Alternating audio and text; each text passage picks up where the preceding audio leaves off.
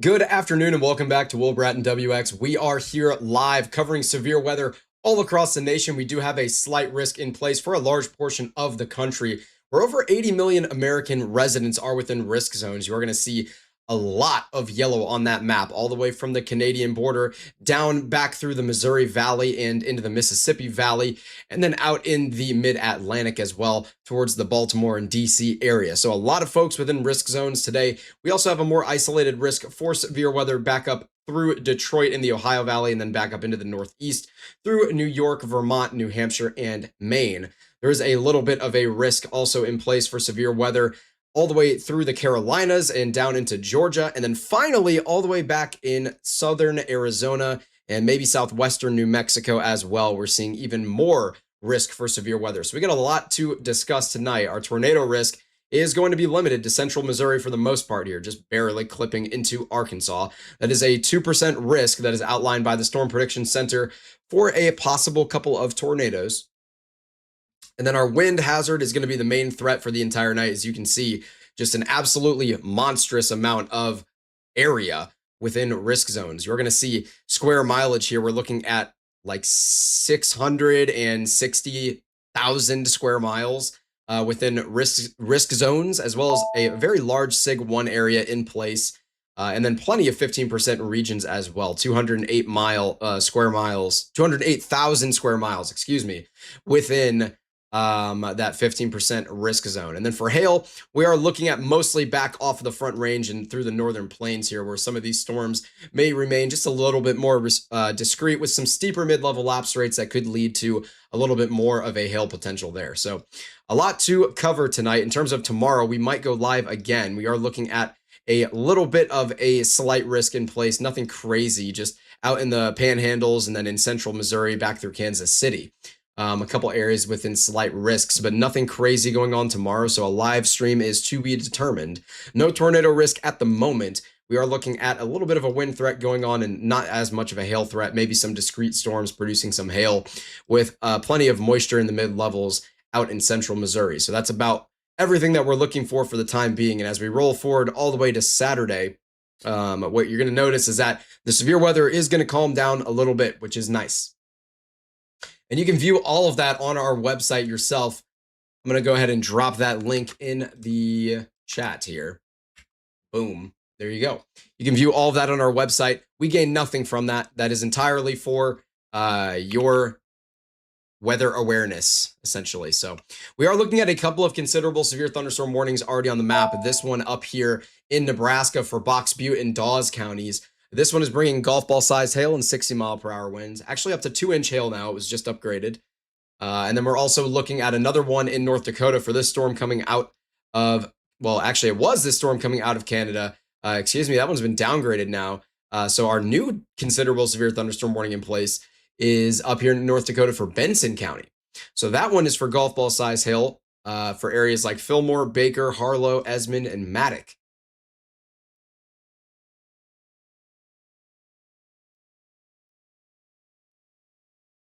So we are set up now and ready to go.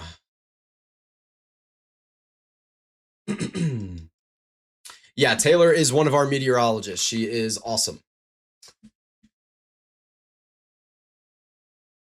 We have Taylor, Lorian, Romeo, Sam, all sorts of folks helping out. Yeah, definitely a stronger storm up here in North Dakota. Definitely could be producing that golf ball sized hail. I will say its hail core is very nicely sheared, and you're going to see some of these silvers coming into play here, really in the top of your updraft. So definitely a pretty strong storm here. Possibly a little bit of a bounded weak echo region, although I'm not so terribly convinced on that. Still a very strong updraft nonetheless. Down in Nebraska, for Box Butte and Dawes counties, we are looking at a stronger storm down here as well. Especially a few scans ago, it was looking more prominent with that hail core. You can go ahead and take a volumetric scan of that one as well. And we're in a little bit of a radar hole, so the lowest level we can really see is about 11,000 feet or 12,000 feet. But we can see the nice little top hat on our hail core here as it's reaching about 30,000 feet with those 60 dBz magenta targets being lofted up. Lots of other storms going on around the map. South Dakota, a handful of semi-discrete cells. We actually just had a confirmed tornado warning pop up just now. What in the world is going on here? Out in Maryland. So we just had a confirmed spin-up tornado for Charles and St. Mary's counties here in Maryland. This was a confirmed waterspout, actually, that was coming onto land. So a confirmed waterspout moving onshore in Maryland.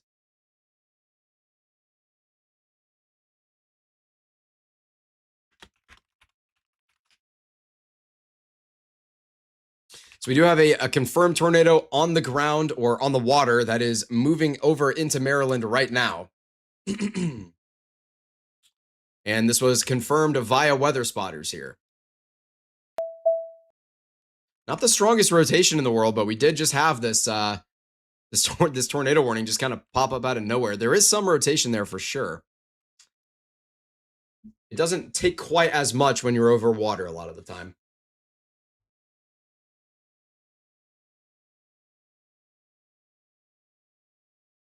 I see Logan, Ben, Taylor, Braden,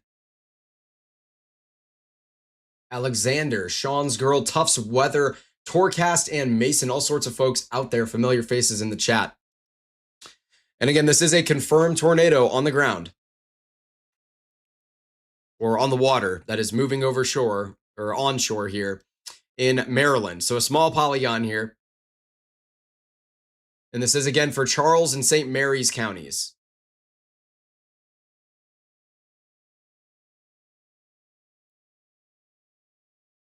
So if you are in the path of this storm, you definitely need to make sure that you're paying very close attention to what's going on as this waterspout is moving right over this little peninsula area here in Maryland. So this could be a damaging waterspout turn tornado here. So you need to take it very seriously. If you're in that area, make sure that you're getting yourself to some sort of a shelter as quickly as possible.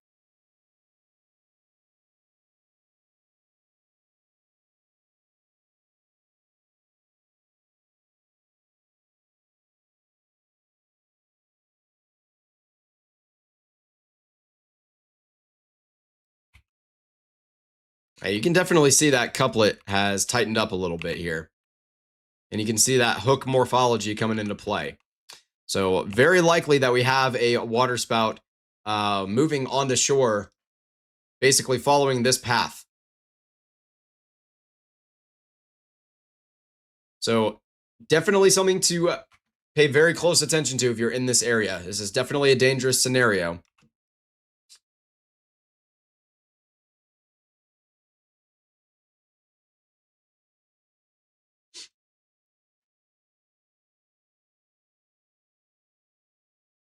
I will say that the entire water region here is tagged with storms that could produce some gusty winds. And I don't think this is tagged like waterspout possible or anything like that. But the northernmost one is. Okay, I see.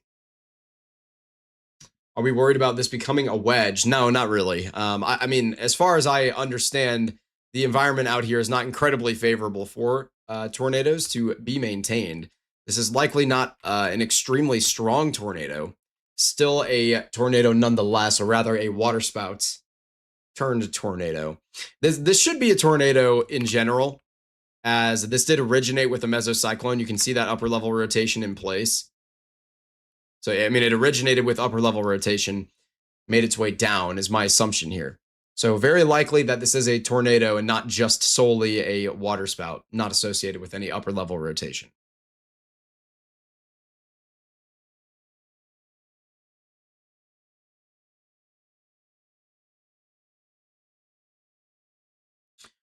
We have a lot of other severe weather all over the place to cover this evening. We're not just going to be looking here in Maryland, but of course, before we get into some of the other active severe weather, we're just going to stay with our confirmed tornado out here in Maryland. It's got 11 minutes remaining on it.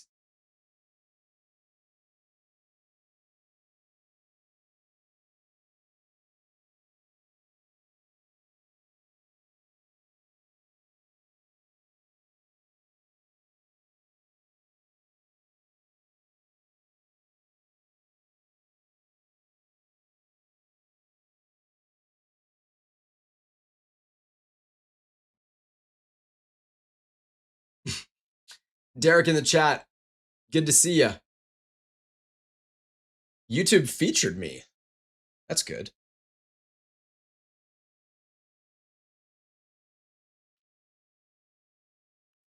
And again, this is a confirmed tornado right now here in Maryland for Charles and St. Mary's counties.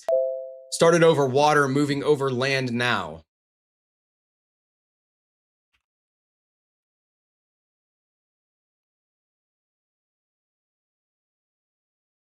Sorry about that.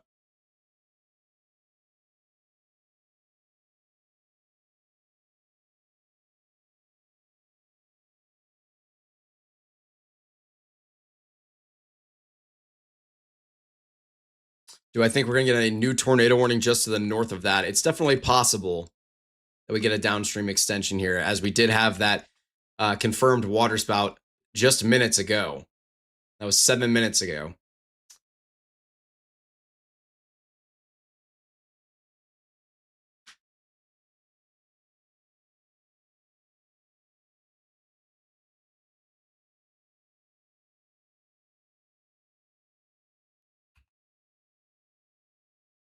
Yeah, definitely still has a little bit of rotation in there. I don't know if the terminal radars can reach this. Not really. From the terminal radar's point of view, now you're getting a little far from it, but not the most impressive.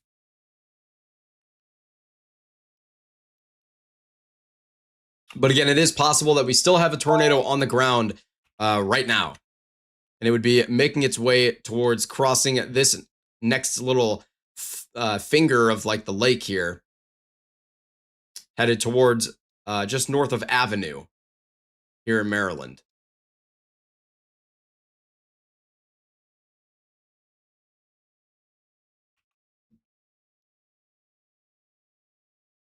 Kaysen, good to see you. Kaysen is one of our newest moderators now in the chat.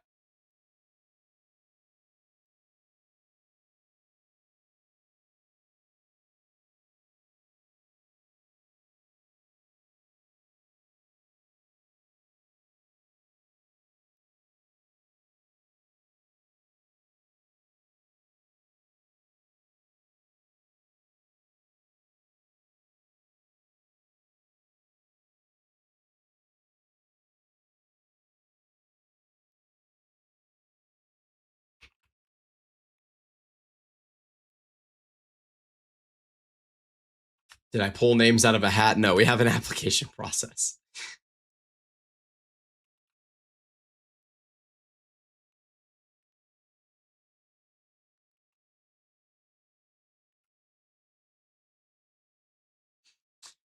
And it is still possible that we have a tornado on the ground here.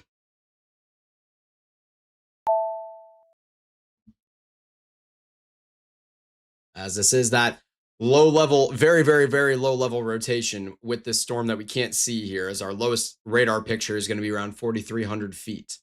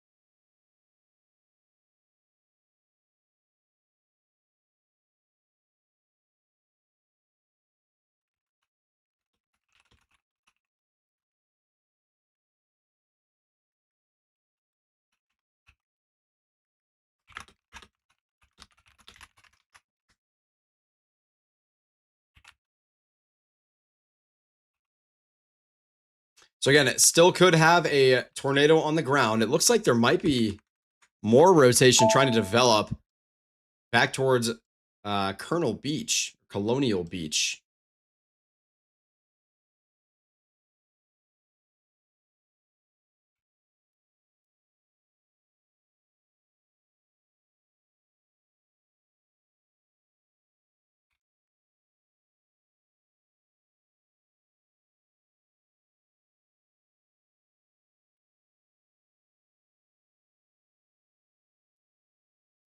So another area of rotation to watch out for. Now, it's possible that a little bit of this is potentially contaminated data, but it doesn't look like it. This does look like there is some rotation going on at the mid-levels here. So definitely one to watch, as we could get another waterspout or a brief tornado near Colonial Beach.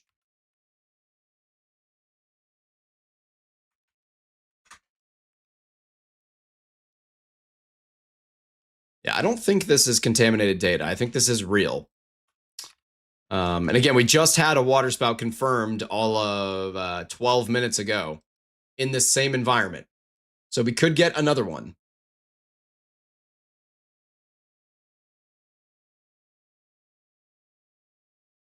So if you are out here in Maryland, again, we are looking at Charles and St. Mary's counties for Maryland here. And perhaps part of this is Virginia? Question mark.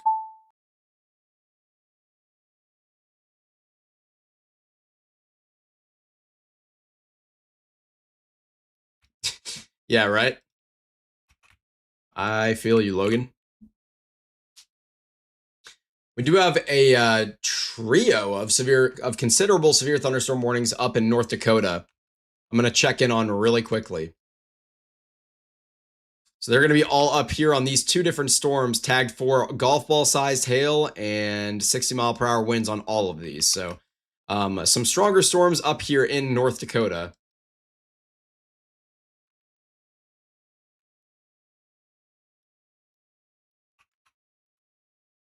Nothing crazy going on with these in terms of any type of tornado risk. And I'm not expecting really there to be much of any tornado risk in North Dakota today. It's more of a hail and wind risk. And our tornado warning was just lifted. So it is gone now. No tornado warning for the moment, but we do still have a severe thunderstorm warning in place. And I will say this storm still looks like it could produce another waterspout here near Colonial Beach.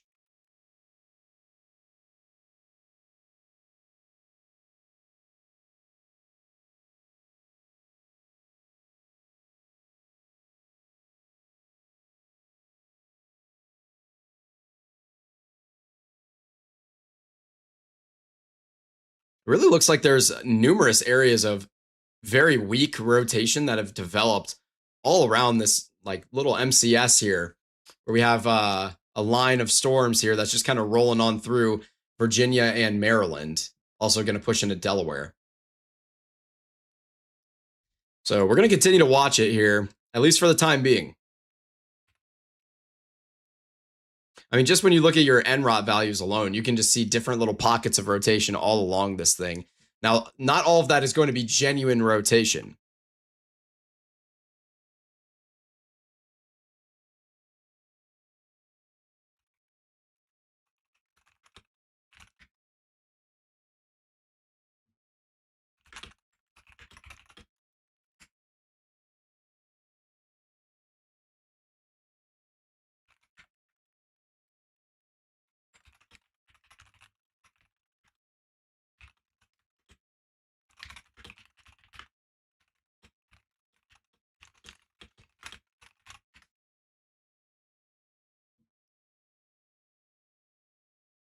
I think anything significant weather-wise will happen in Atlanta or just south of today. Probably not, no.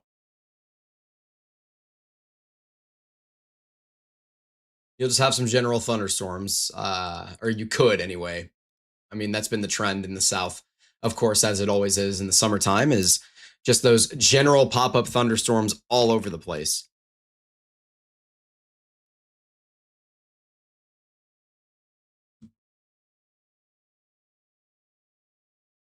I know my overlay still shows a tornado warning. Obviously, we do not have a tornado warning right now.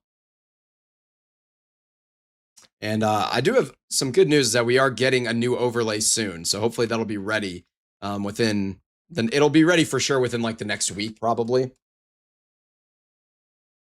So that'll be a really nice improvement for us.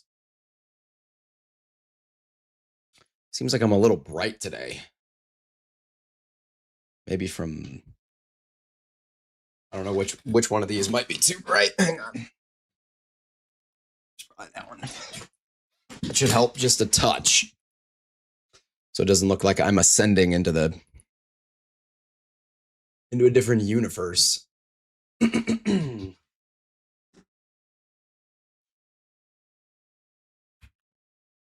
Yeah, we're still going to stay with all of this pretty closely here, especially this one near Colonial Beach. As I mean, this one definitely could produce a water spout as it makes its way over the lake or river.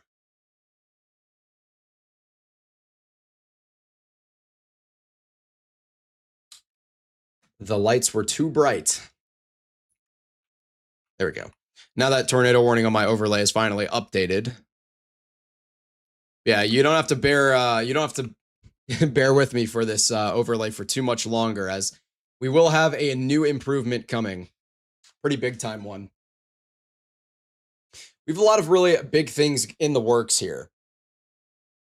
Hopefully coming up over the next few weeks ish.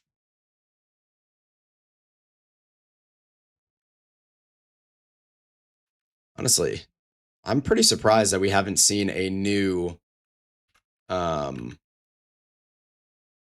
mean, maybe not a tornado warning given the river, but at least like water spout tagged, and this special weather statement is not water spout tagged that it's moving into. I mean, it should be upgraded on that front at the very least. But anyway, still some stronger storms out here into Maryland now. We're going to check in on some other storms around the map. We do have out in southern Missouri, southeastern Missouri, or SEMO as we call it. Near Poplar Bluff, we are looking at a stronger storm out here that does actually have some rotation. Definitely does have a little bit of rotation. So this one is tagged for 60-mile-per-hour winds and some smaller hail.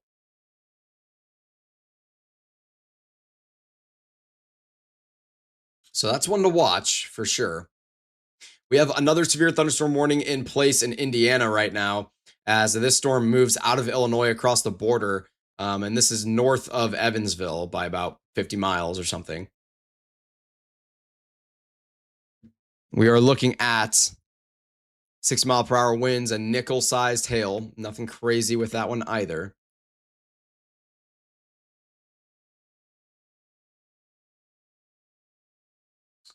And in Nebraska, we did have this storm, which was formerly a considerable severe thunderstorm warning. It is now just a regular severe thunderstorm warning for up to ping pong ball size hail. So pretty much this is the maximum warning that you can get without having it upgraded to considerable. All we can see is the top of that hail core, as we're in a bit of a radar hole.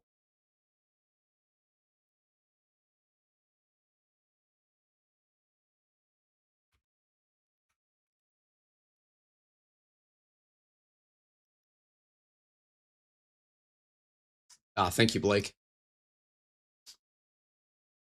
And then in Ohio, for the general Cleveland area, especially just south of the airport, we are looking at a stronger storm blowing through here, bringing up to 60-mile-per-hour winds and some small hail as well.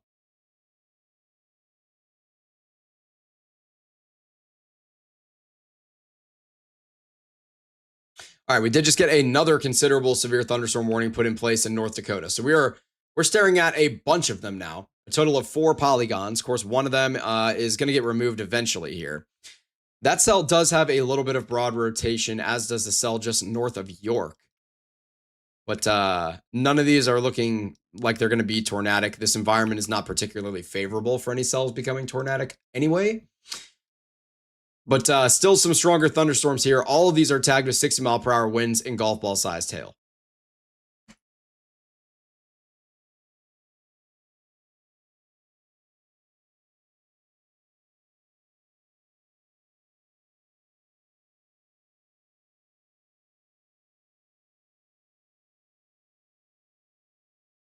Currently within these considerable severe thunderstorm warnings in North Dakota, McHenry, Cavalier, Ramsey, Towner, and Benson counties. Also Pierce County.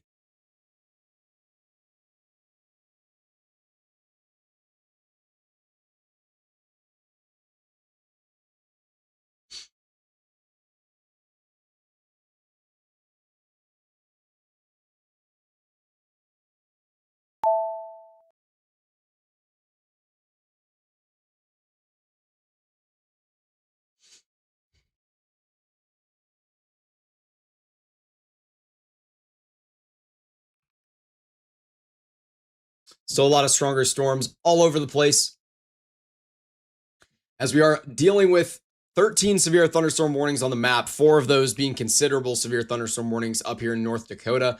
We're also looking at 3 considerable flash flood warnings right now, all up in the Northeast, 2 of them in Delaware and 1 of them in Jersey here. As this area has just gotten tons of rain near Philly, like southwest of Philly and south of New York City near New Brunswick.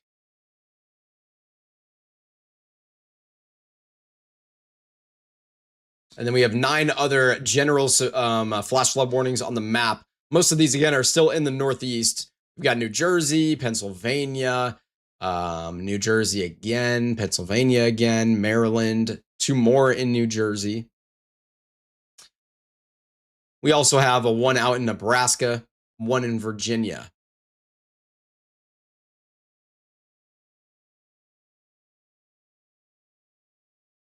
Here's a little bit of a zoom out of all of these flash flood warnings in place.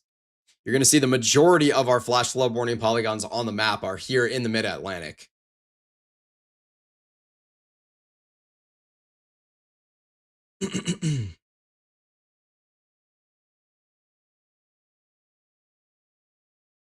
I think the only one on the map that we don't see in this frame is the one in Nebraska for Dawes and Sioux counties.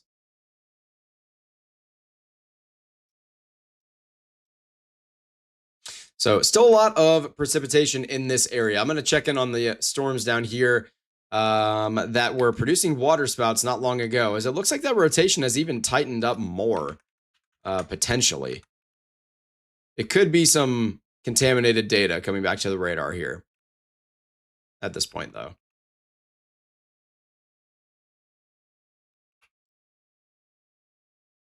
Weather Wisdom, I see you in the chat. Logan saying Philly is where his mom's at. Yeah, definitely want to pay close attention to those flash flood warnings then. So many little areas of possible rotation going on with this larger line of storms that is bowling on through all the way from Delaware through Virginia.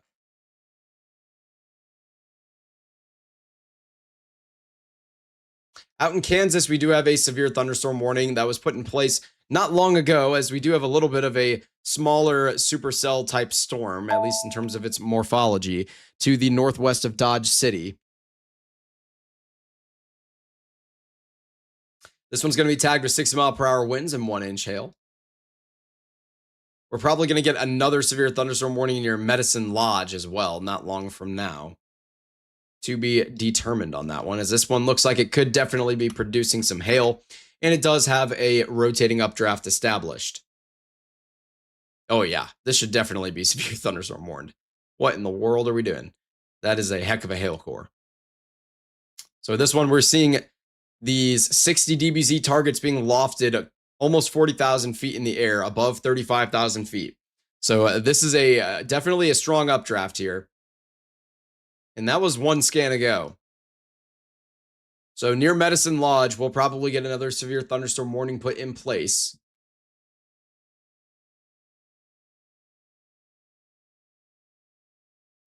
Into SEMO, we are still looking at a severe thunderstorm warning down here near Poplar Bluff. 60-mile-per-hour winds, 1-inch hail on that. And then Knox County, Indiana, still looking at this same one from a few minutes ago as well, bringing some strong gusty winds through areas like Monroe City and Petersburg. Up to 60-mile-per-hour winds with that guy. And then in the Cleveland area, still looking at this stronger storm as well, which could be producing some small hail and definitely some damaging winds just south of the airport here in Cleveland. Areas like Strongsville, North Royalton, Brunswick, probably. That one was actually just lifted. You can see the outflow boundary. We are so close to the radar unit. You can see this outflow boundary with this storm.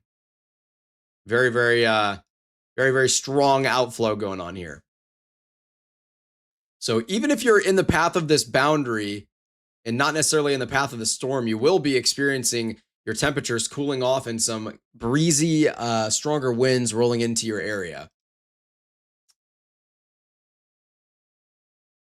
And then we did just get that new severe thunderstorm warning here for Medicine Lodge that I was just talking about. That one is tagged for 1-inch hail and 60-mile-per-hour winds. It really wouldn't shock me at all to see that get upgraded. There is actually a hail spike on this. So we do have a hail spike in place here near Medicine Lodge. So we definitely have confirmed hail, at least being contacted by the radar unit here near Medicine Lodge, as we have a very towering updraft here with some of those silvers getting into there around 25 to 30,000 feet.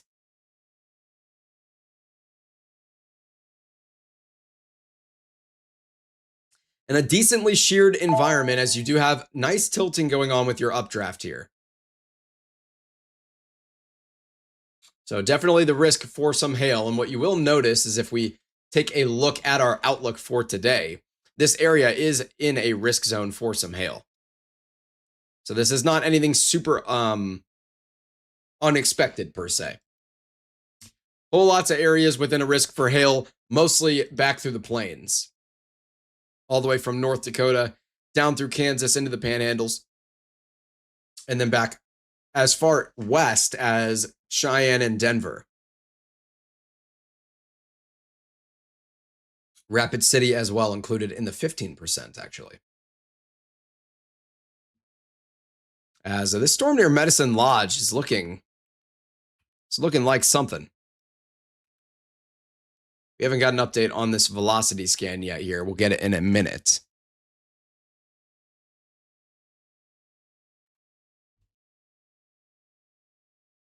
There it is. Now this rotation here is definitely contaminated data.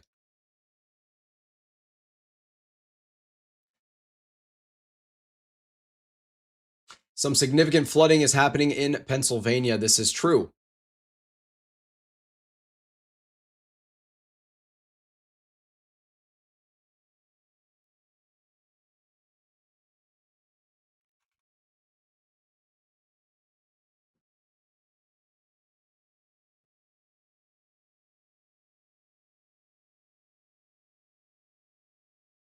Whoa.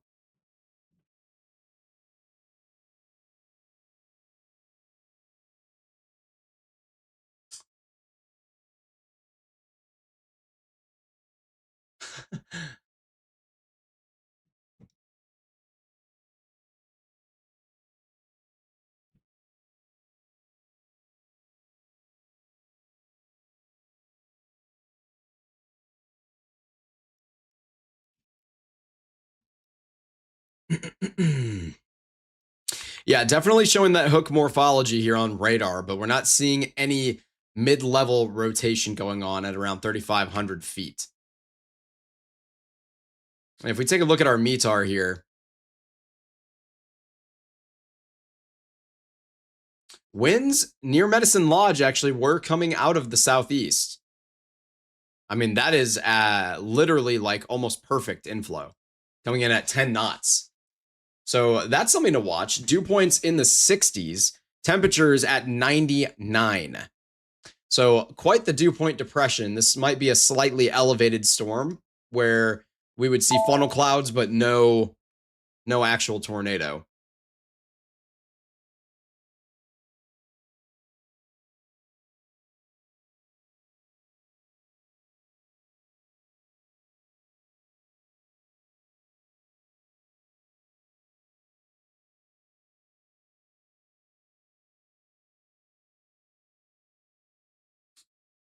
We are looking here near Medicine Lodge, Kansas.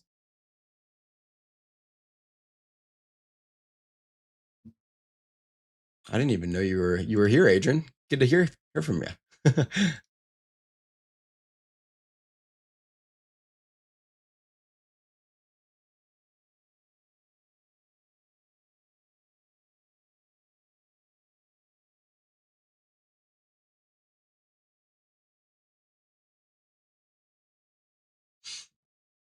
Alrighty.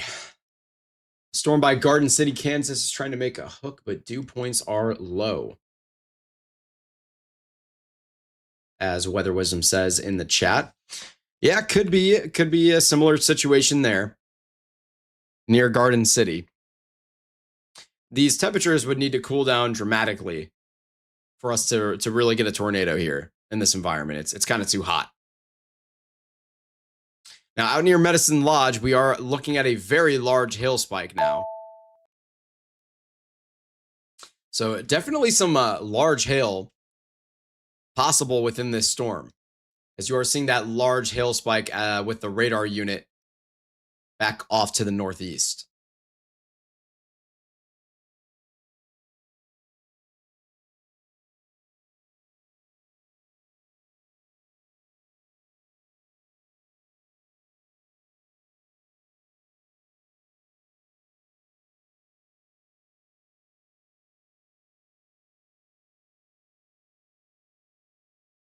Yeah.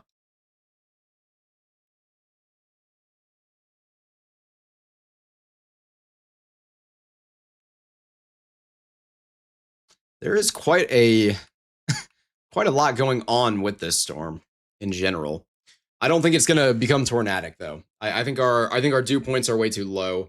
Or not necessarily that our dew points are too low. It's that our dew point depression is too large. It's too hot out, basically. There's moisture, but it's too hot out. All right, let's check in on the Northeast as we do have a large severe thunderstorm warning in New Hampshire for 60-mile-per-hour winds and 1-inch hail. Areas like Lancaster, Whitefield, Gorham, and Berlin in New Hampshire here. So a little bit of a look around the map. We have some of these storms rolling on through areas like Maine, Vermont, and New Hampshire.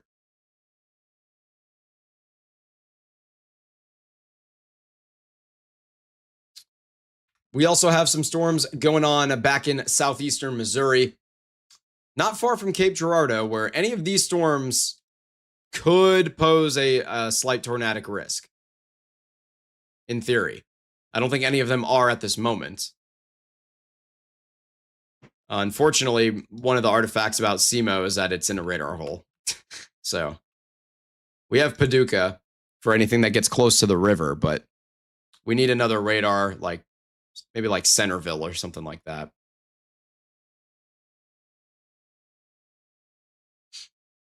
Maybe a little south of there, actually. Something like, I don't know.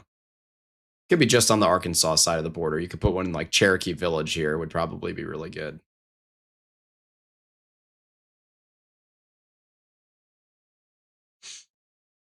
All right, back to our considerable severe thunderstorm warnings in North Dakota. One of them has been lifted, which was a residual one from earlier.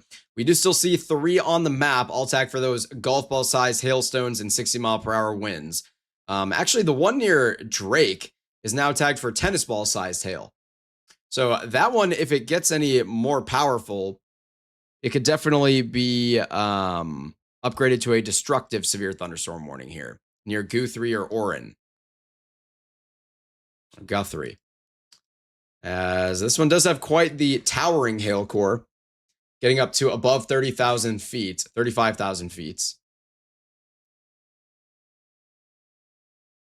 So some very strong storms interacting with various surface boundaries that are kind of draped all over the place here in northern North Dakota. Northern North Dakota, excuse me.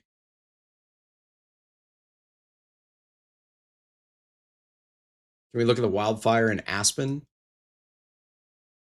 I'm not sure exactly which one Aspen is. I'm going to guess that's the one we've been able to see on radar for a long time. Maybe not.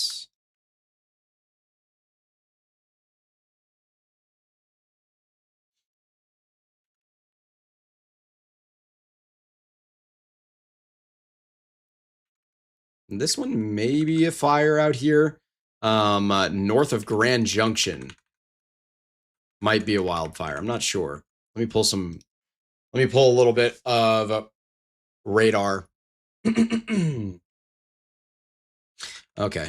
That is not. That is not a fire. Okay. What else could be? I don't know. Definitely some fire out there. as we've seen all over the place, really in the Four Corners. All sorts of fires, especially out in Colorado, man.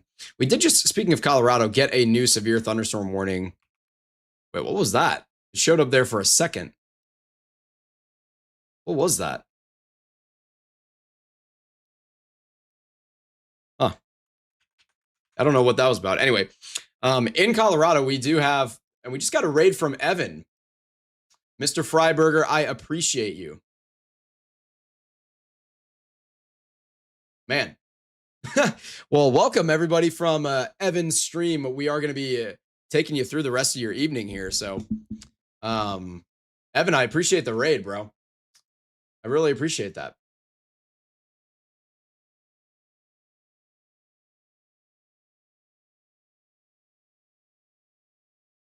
We are looking at a stronger line of storms rolling through eastern Colorado right now. None of this reaching severe thresholds.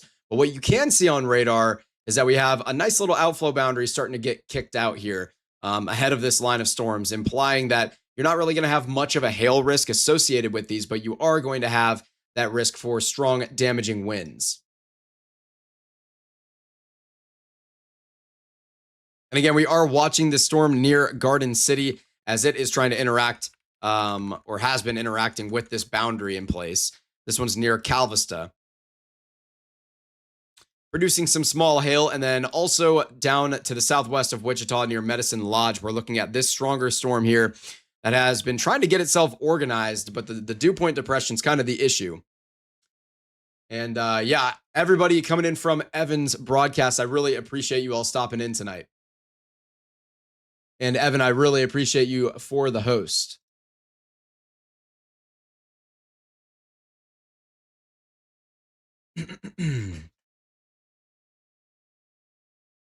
Yeah, out in Medicine Lodge, still a stronger storm here in place where there actually is a little bit of rotation that has developed. Again, this isn't the type of storm that I think is going to produce a tornado. It's more of the type of storm I would expect to produce a couple of funnel clouds. As our dew point depression is very significant, it'll be very, very difficult to lower a mesocyclone all the way to the surface in that environment. Evan saying, keep up the good work. Thank you very much. I really appreciate you, my friend.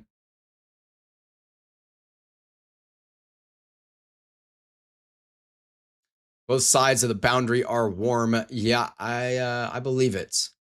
Out in Maryland, by the way, we are still looking at these stronger storms where numerous areas of rotation have popped up, especially out here near St. Mary's. And it looks like the good news is a lot of that rotation has begun to subside. So it appears anyway. Maybe a couple of areas where water spouts are still possible, as we did have a confirmed water spout not long ago.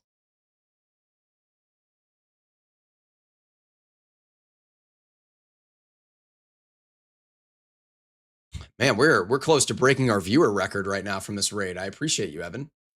We might. We're like 3 viewers away. We've never broken 300 before. We got to like 298 was our peak.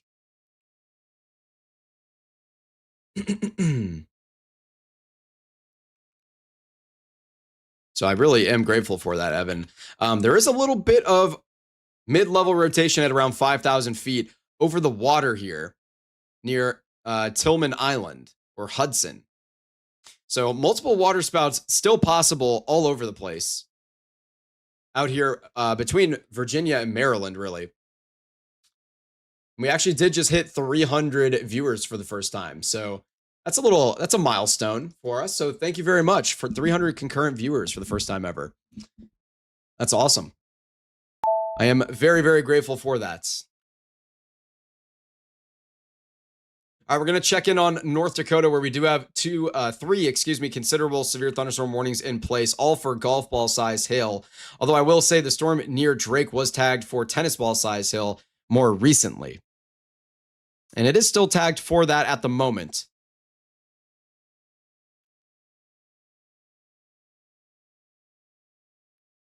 So a lot of stronger storms out here in North Dakota, bringing the heat.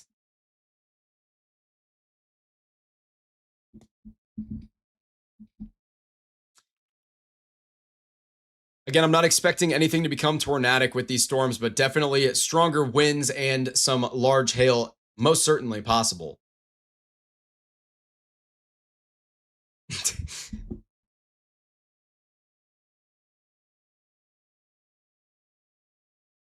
Yeah, Taylor, it won't read it if you put it in like the middle of a sentence.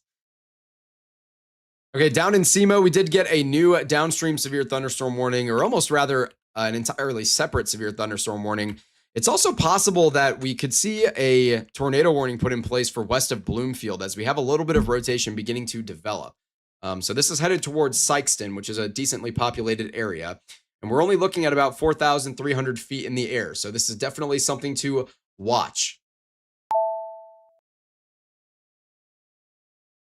So we're gonna stay with this one at least for the moment here, as it definitely looks like we could have a little bit of rotation developing over the last couple of scans here, near Bloomfield and Dexter, headed towards Sykeston eventually.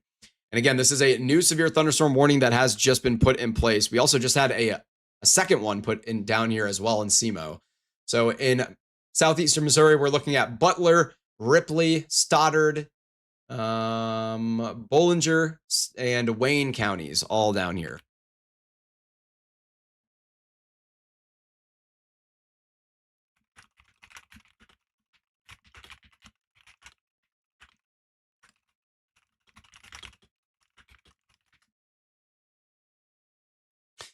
As it looks like we just got the latest velocity scan, and that rotation looks to be potentially increasing. So we could see a tornado warning pop up here near Bloomfield headed towards Sykeston. So something to watch out for.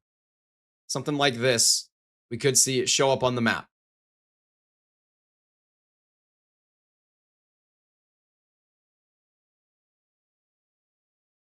The large wildfire is actually in Pueblo. Okay, that's what I thought. Regina and friends crime chat with the $1 super chat. I really appreciate that. That is very, very kind of you. Storm Team 41 saying, how is Evansville, Indiana looking for tonight? Evansville should be generally okay. You could definitely see some stronger storms head your way. Really, you're just looking at a wind risk here in Evansville. So nothing insane out in Evansville, but definitely some stronger storms possible. Maybe a little bit of a windbag scenario, but I am focused a little bit more to the south of Evansville in terms of that possible windbag from some of the things I was looking at earlier this afternoon. That was a weird sound. There's like a ceiling issue going on here with my Yeti. It was like making a weird sound and I was drinking out of it.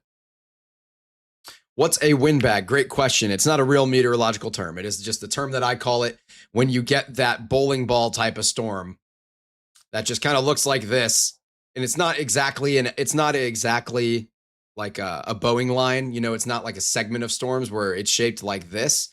It's more of just like a ball of storms that's shaped more like this, where the strongest winds are kind of just bowling on through. I don't know. I just kind of call it a bowling ball or a windbag type of event. It's not really a meteorological term.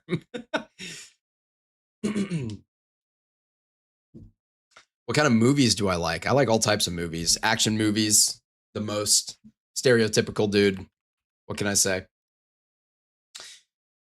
Still watching this storm out here in southeastern Missouri, where we could see that rotation intensify and lead to a tornado warning as it heads towards Sykeston. Chris, tapping in, watching from Central Virginia. It is good to hear from you.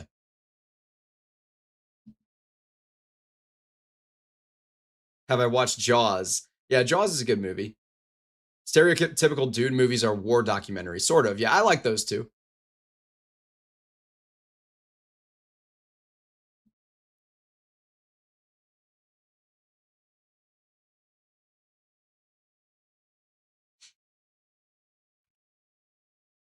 It looks like that rotation has possibly subsided a little bit, and we might be looking at a little bit of just contaminated data at this point.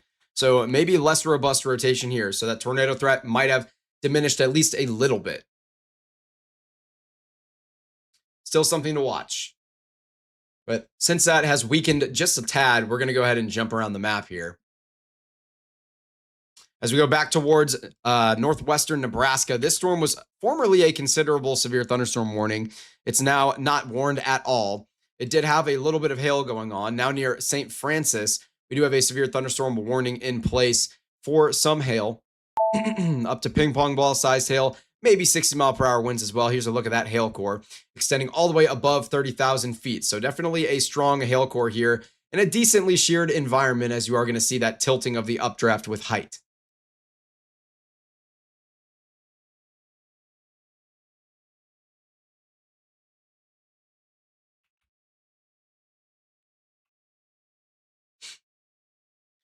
North of Cheyenne in Wyoming, we're also looking at a stronger small cell out here that could be producing some smaller hail and 60-mile-per-hour winds as well. So something to watch for. And okay, they did put a new severe thunderstorm warning in place for that cell in northwestern Nebraska near Hemingford. I was curious why they lifted that. Still tagged with ping pong ball size hail, 60-mile-per-hour winds there as well. Northeastern Colorado, we're still looking at a storm near Sterling that is kind of starting to blow out that direction, bringing those 60-mile-per-hour winds. Not much of a hail risk there. And then down in Kansas, east of Garden City, this storm interacting with a boundary out in place near Calvista, as that one is definitely producing a little bit of small hail at the very least here. The updraft doesn't look quite as intense, nor does it look quite as tilted. So this one may not last quite as long here.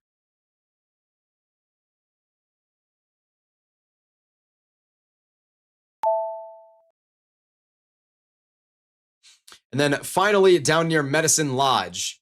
This was the storm we've been watching for the longest, as it does have a little bit of rotation going on just west of Medicine Lodge. But again, I wouldn't expect this to become tornadic. This is more of a funnel cloud producer than a tornado producer, because when I turn on METAR here, what you're going to notice is that our dew points are 71 degrees. Although I will say the latest METAR run under this storm maybe it impresses me a little more, as that dew point has just shot up from 63 to 71.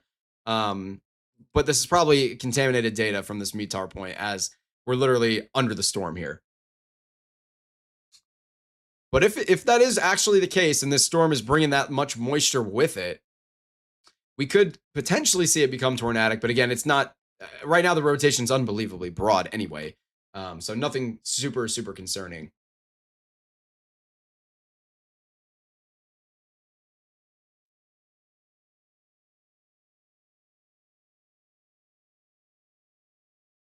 All right, what do we got going on in the chat?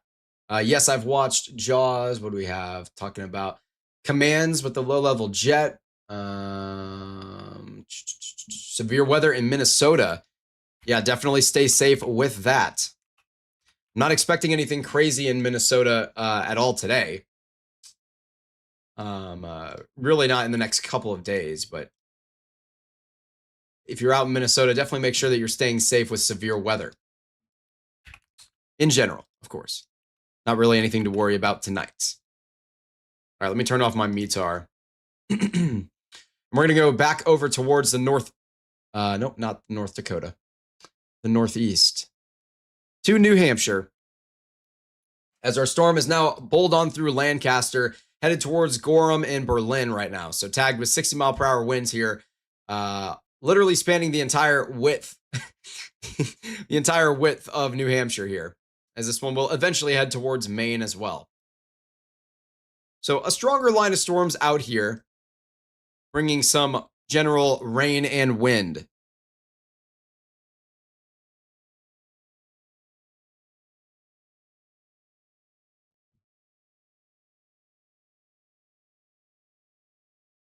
Tomorrow might be a sneaky good live stream day. Yeah, we're definitely considering broadcasting tomorrow. I've been live. I think I've been live every day this week so far. We may as well make it official and go for Friday as well. We did just get a considerable severe thunderstorm warning in the Oklahoma Panhandle. So this one's going to be tagged with 70-mile-per-hour winds here, interestingly. And this was radar indicated. We are seeing definitely a hail spike for the cell in Turpin. And yeah, I would assume we're looking at soundings here, which is part of the reason that we're seeing these storms tagged for that 70-mile-per-hour wind. But if you're in Beaver or Texas counties out in Oklahoma, definitely make sure that you're paying close attention to these cells that are out near Turpin, Hardesty, Adams. These aren't really moving much. Maybe moving just slightly towards the northeast. As I'm looking now, we broadcasted yesterday. We broadcasted the 9th, the 8th, the 7th. Okay, we were not live on the 6th or the 5th, actually. I don't think. So we did have a couple days off. But yeah. I see Michelle in the chat. Good to see you this evening.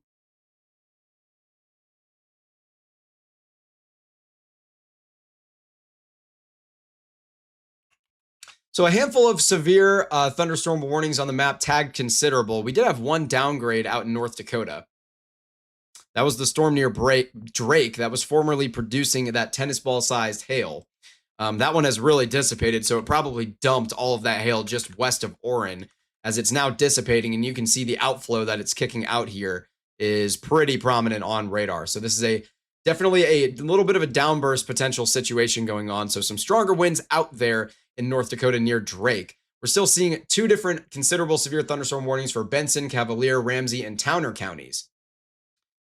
And those are going to be bringing the risk for that golf ball sized hail. 60-mile-per-hour winds as well, of course. All of these storms are going to be able to bring 60-mile-per-hour winds at the surface here. You're seeing a lot of mesoscale interactions here with all of these different boundaries that are in place scattered throughout North Dakota.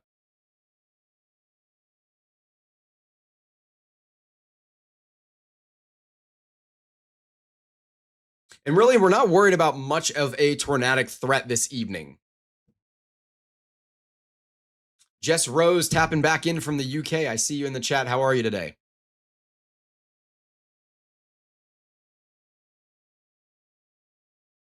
As a lot of our storms today will inevitably become outflow dominant and really struggle to produce anything tornadic. Near Montrose, we do have a stronger storm here that is tagged with 60-mile-per-hour winds. We do have a tornado possible tag somewhere on the map. I would guess maybe it's out here in Maryland. I guess not. Okay. Still looking at a bunch of stronger storms out here in Maryland, though, and Virginia. Really, all of these storms, all the way from New Jersey down through Delaware, Maryland, and Virginia, could be producing some generally heavy precipitation and stronger gusty winds that could reach severe thresholds. Out in Illinois, we are looking at north of Bloomington. Another severe thunderstorm warning has been put in place. This one is tagged with 60-mile-per-hour winds and 1-inch hail. Anything can happen in July. Very fair. It's Missouri that has a tornado possible warning, I'm hearing. Interesting. So out here in SEMO, I wonder if it's that cell that was headed towards Sykeston that we were worried about before. I guess it would potentially be this one. Yep. Okay, fair enough. So we do have a tornado possible tag here on the cell that's headed towards Sykeston.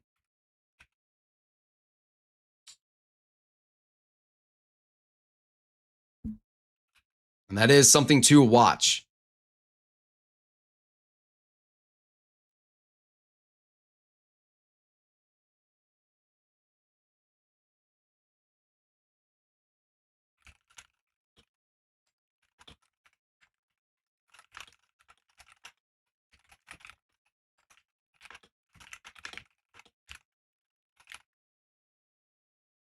When is the peak of the severe weather today?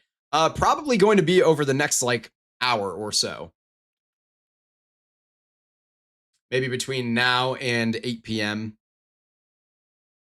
It's 6:10 p.m. for me now, for context. So over the next hour to hour and a half. That's my expectation anyway. Again, we do still have this considerable severe thunderstorm warning in the Oklahoma Panhandle for Beaver and Texas counties. Areas like Hardesty, Adams, Baker, Turpin, Flores. What are we going to track for the rest of the summer? Definitely could be seeing a lot of windbag events, maybe some hurricanes eventually. I will say our storm near Garden City has been downgraded from severe thresholds, but our storm near Medicine Lodge still kicking. As that one definitely still intrigues me. Not seeing any type of rotation with it. Let's take a look at its hail core. Okay. Oh, excuse me. This one's definitely weakened just a little bit, which is good.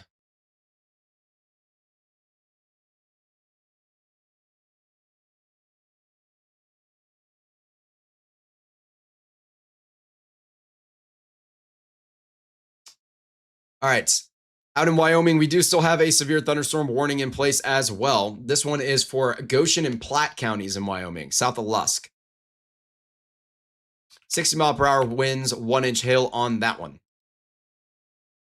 Northeastern Colorado, we're looking at Sterling here as a stronger storm is continuing to roll on through, bringing just wind, really. 60-mile-per-hour winds with that one.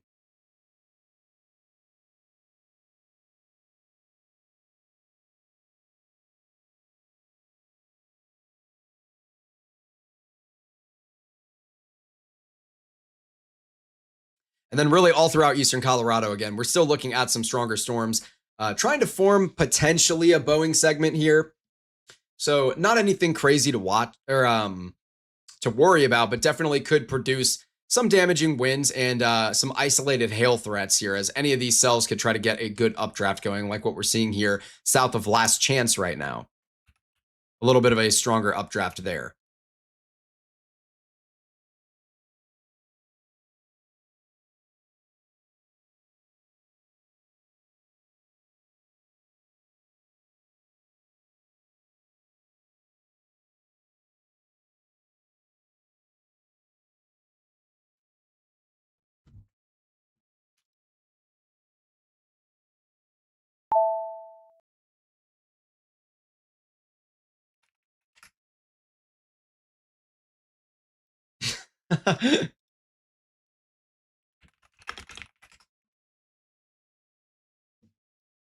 Last Chance is a bit of an odd name for a city. There's a lot of strange cities in the US and counties.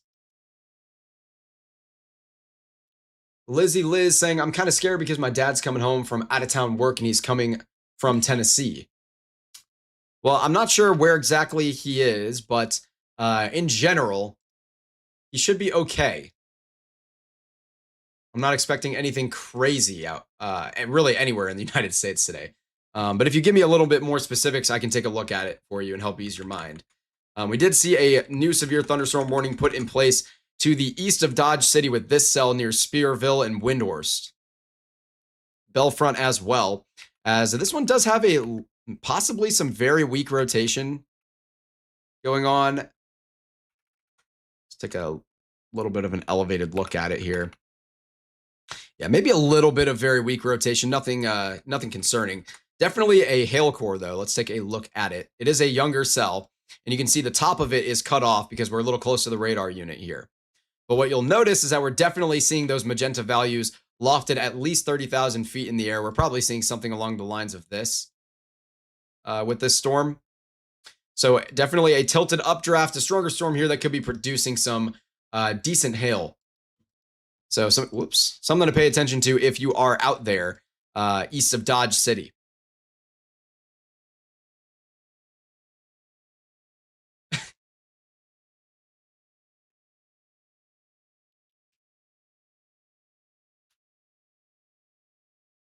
All right, down near Medicine Lodge, our storm from earlier still kicking. Let's take a look at its hail core and see how it's progressing. Yeah, definitely has weakened a considerable amount, but still could be producing some small hail. It is tagged for up to $half sized hail at this point. All right, back into Missouri, specifically SEMO near Sikeston. Still looking at this tornado possible tagged storm, I believe, unless that tag may have been lifted, actually, because it really doesn't need it anymore. And it was lifted. Okay, so no longer a tornado possible tag, which is good.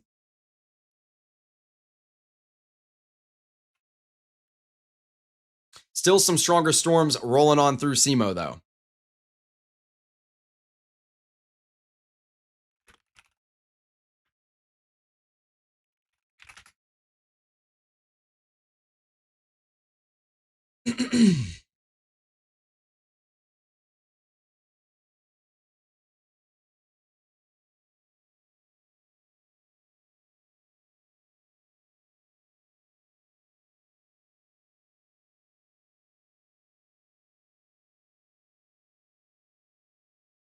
All right.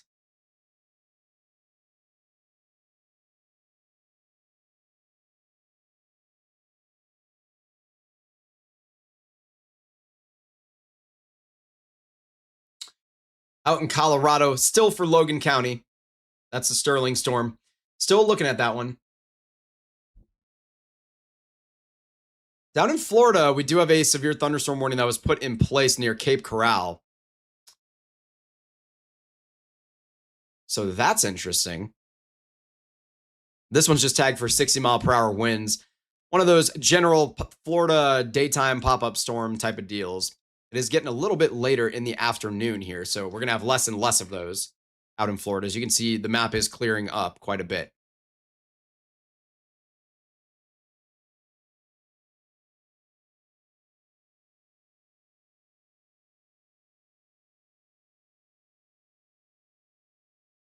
And I did want to quickly point out that our considerable severe thunderstorm warnings in North Dakota have been dropping like flies, but this one near Munich is really looking strong. This is quite the powerful tilted updraft over here. We're only getting to about 30,000 feet in the air, but what you will see is some of these silvers and magentas suspended quite far into the atmosphere.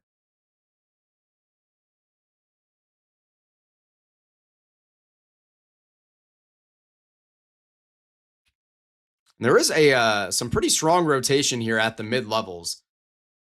Unfortunately, we don't have a good picture on this. The lowest image we can get is about 6,800 feet or so, but definitely has some good rotation to it. I don't know what our dew points are looking like here in North Dakota. I'm not expecting any type of a tornadic threat. You can't entirely rule it out. See if I can get METAR to load. I'll give it a couple of seconds here. I'll try another radar site. See if it'll load for me. There we go. Sometimes that helps. Actually, the dew points and the temperatures here are actually decently conducive. Heck of a hail spike, by the way, coming out from the radar here for the storm near Munich. So this is definitely one to watch.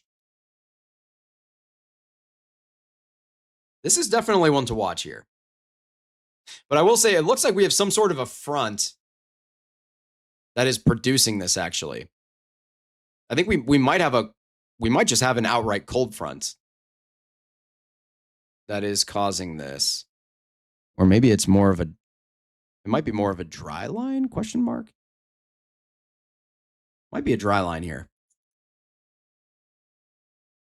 Up in North Dakota. Regardless, though, this is still the dew points around this storm are not incredibly, or the dew point depressions are not incredibly high. So we could definitely see this storm potentially become tornadic. So we're just going to want to watch it closely near Ulsan and Munich out here in North Dakota. And either way, it's still definitely producing some strong hail. Could be up to that golf ball size. That is what it is tagged with. I think it could potentially even be larger. Yeah, okay, it's actually been upgraded now to tennis ball sized. So up to tennis ball sized hail with this one. That's probably the most concerning storm on the map right now. Down in Beaver and Texas counties in Oklahoma, still could be seeing up to 70-mile-per-hour wind gusts, according to this severe thunderstorm warning, which has 40 minutes remaining on it.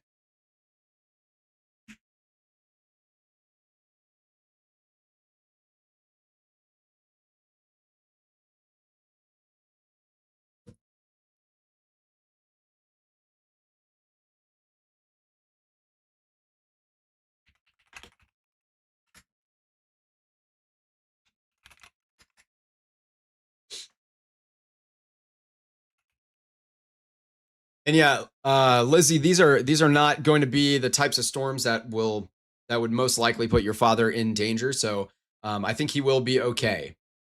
And I would think that he's probably paying attention to the weather as you got to do when you're on the road sometimes.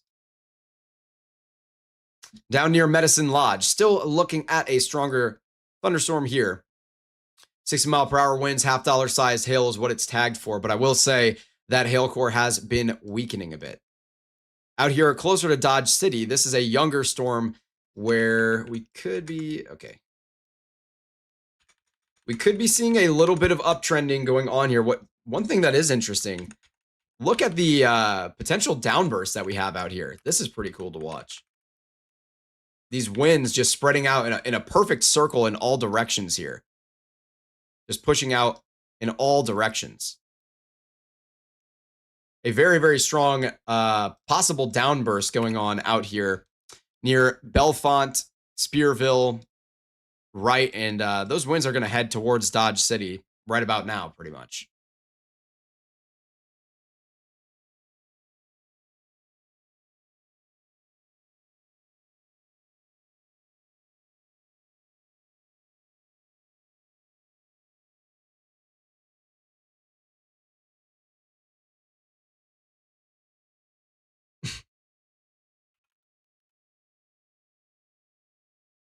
Definitely looks like a downbursting scenario here to the northeast of Dodge City.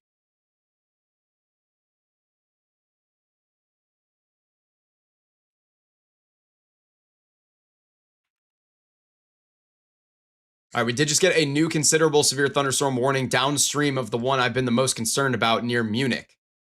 This is out here in North Dakota. So now these severe thunderstorm warnings are going to include Cavalier and Ramsey counties still. So no new counties included with this, but we are going downstream towards Edmore. And this one has been maintained with 60-mile-per-hour winds and tennis ball-sized hail.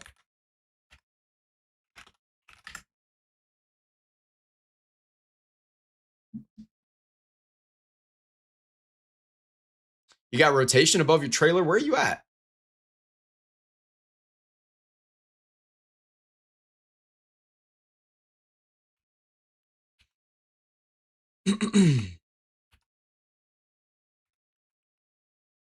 Maybe out here near Bell City, in theory.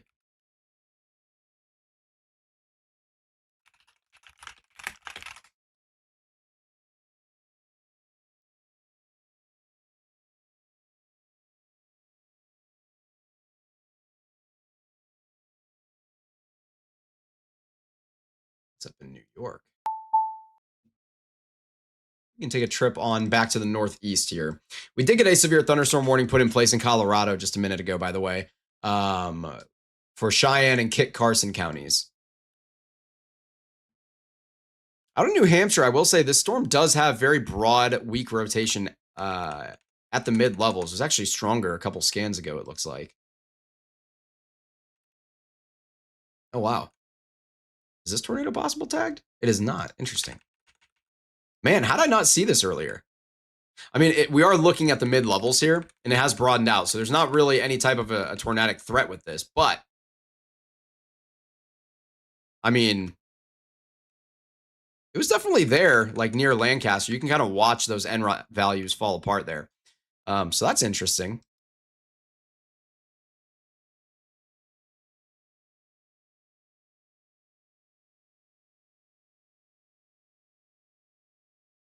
All right, we're going to check in on Colorado.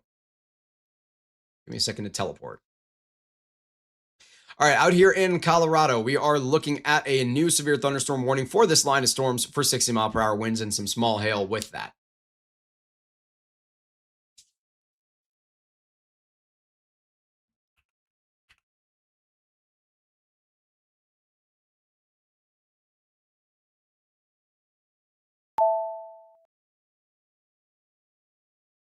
Out throughout Nebraska, we do have a couple of flash flood warnings in place in northwestern Nebraska. We're also looking at a couple of severe thunderstorm warnings in place throughout the Sand Hills. One of them near Hemingford. That's the cell that's been warned for quite a while. It was considerable severe thunderstorm warned a little while back as well. And this one's looking at $half size hail, 60-mile-per-hour winds. The one that is west of the highway and southwest of Valentine, we are looking at 60-mile-per-hour winds and ping pong ball size hail on that one. It does look like there's a bit of a hail core in place here. Yeah, definitely returning some of those heavier targets at the mid levels too. So easily could be producing that ping pong ball sized hail. Into South Dakota, near St. Francis and Spring Creek, we are looking at a stronger storm up there as well. It's in a radar hole, but definitely a stronger storm up there that could be producing up to $half sized hail, according to its tag from the National Weather Service. In southern North Dakota, we do have a handful of other storms producing small hail and damaging winds. Ping pong ball size hail possible with both of these storms in southern North Dakota. And then we did just get our older considerable severe thunderstorm warning lifted. So now we just have the one in place here in North Dakota for Cavalier and Ramsey counties. Our severe thunderstorm warning in Beaver and Texas counties in the Oklahoma Panhandle has also been reduced to just a general severe thunderstorm warning. So this is our only considerable severe thunderstorm warning on the map, tagged for tennis ball sized hail and 60-mile-per-hour winds as of right this second.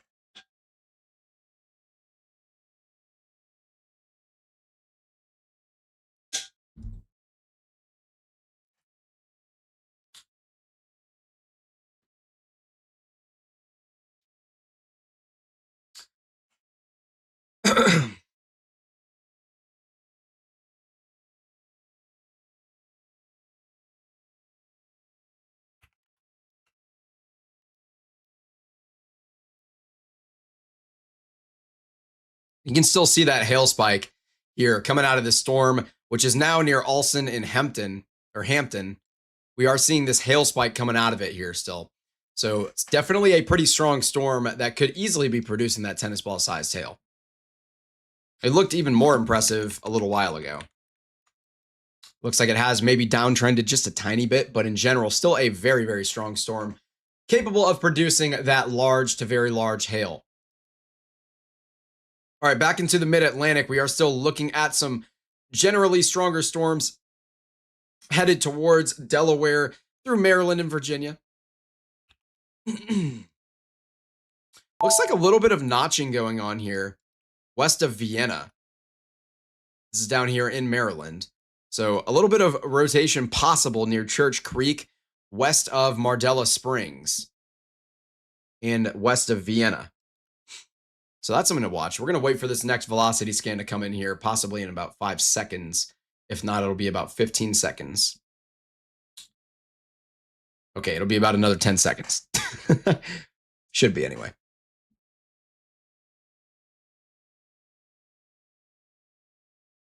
Okay, that rotation has weakened a little bit on the latest scan, which is good. But still a little bit of rotation present west of Mardella Springs, headed right towards really the Maryland and Delaware border.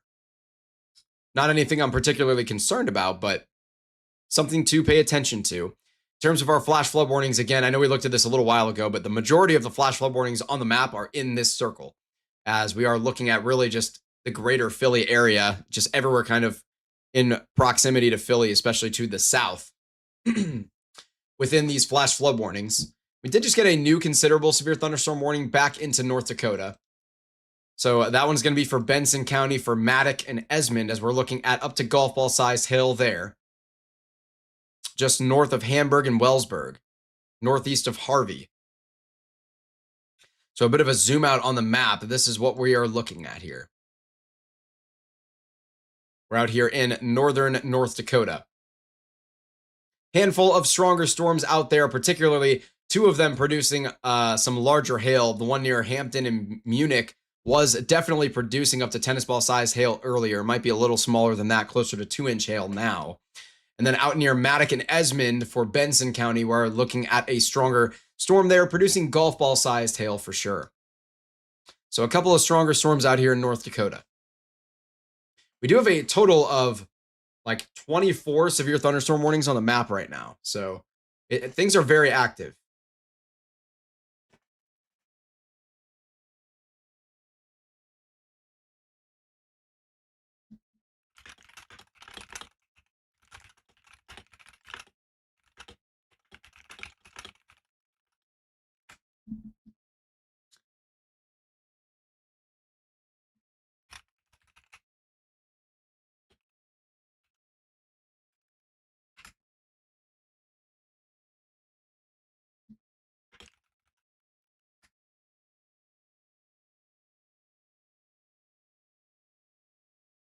And I look closer to Salisbury.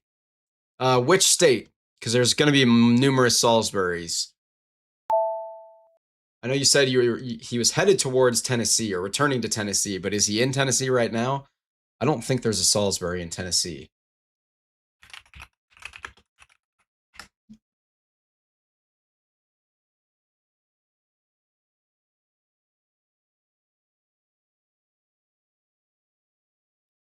We did hit 1.4K subscribers, so that's really exciting. I appreciate that. We are very close to 1.5K, which is the next milestone. North Carolina. Okay.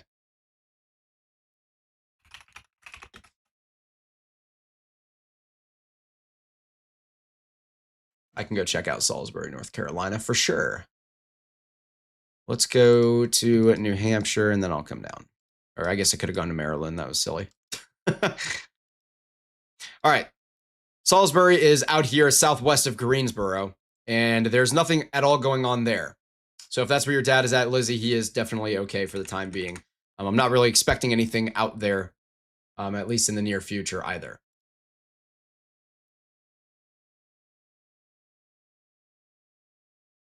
Oh, he was coming home from Tennessee. I see.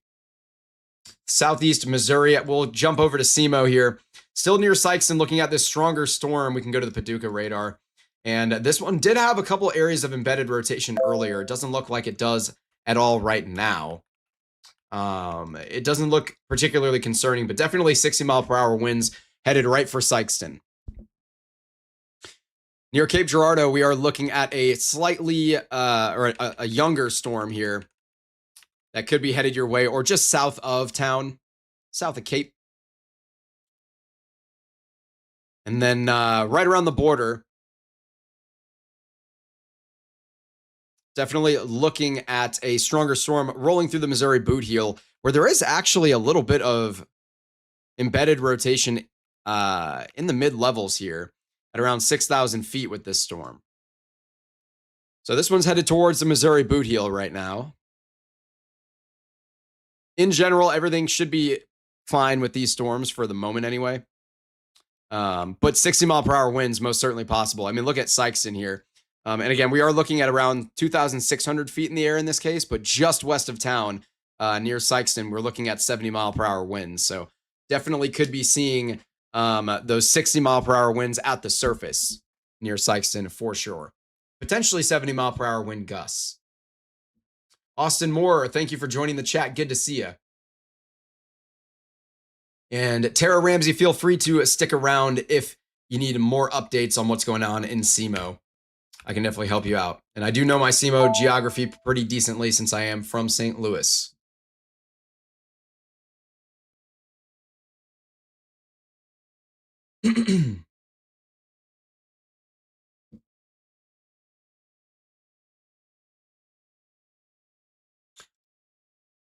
All right.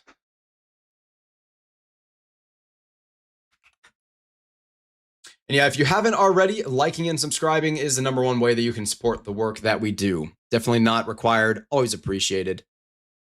We are getting close to the next milestone of 1,500 subscribers. We might get there tonight, you never know. All right, still a flash flood warning in place north of Evansville, areas like Winslow, Petersburg, Hazleton. This one is for Gibson and Pike counties. In Delaware, we have a pair of considerable okay, this is actually through Delaware, Jersey, and Pennsylvania, it looks like. We are seeing a couple of considerable flash flood warnings in place. Newcastle, Chester, Delaware, Gloucester, Salem counties, all within these considerable flash flood warnings.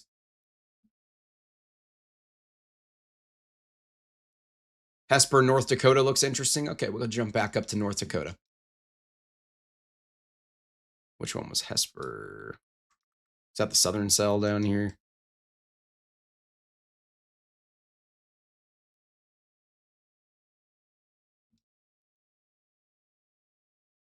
Okay, I guess I'm blind. I just don't see Hesper, but a lot of these cells up in North Dakota are looking pretty strong. I mean, this one over here near Hamden has definitely been producing some large to very large hail. So, oh, it's near Matic. Okay. Yeah, that storm is definitely stronger. A little bit of mid-level rotation as well. And that mid-level rotation has been significantly uptrending over recent scans here. So that's one to watch. It is tagged for golf ball sized hail. And it looks like it does have decent inflow going into it.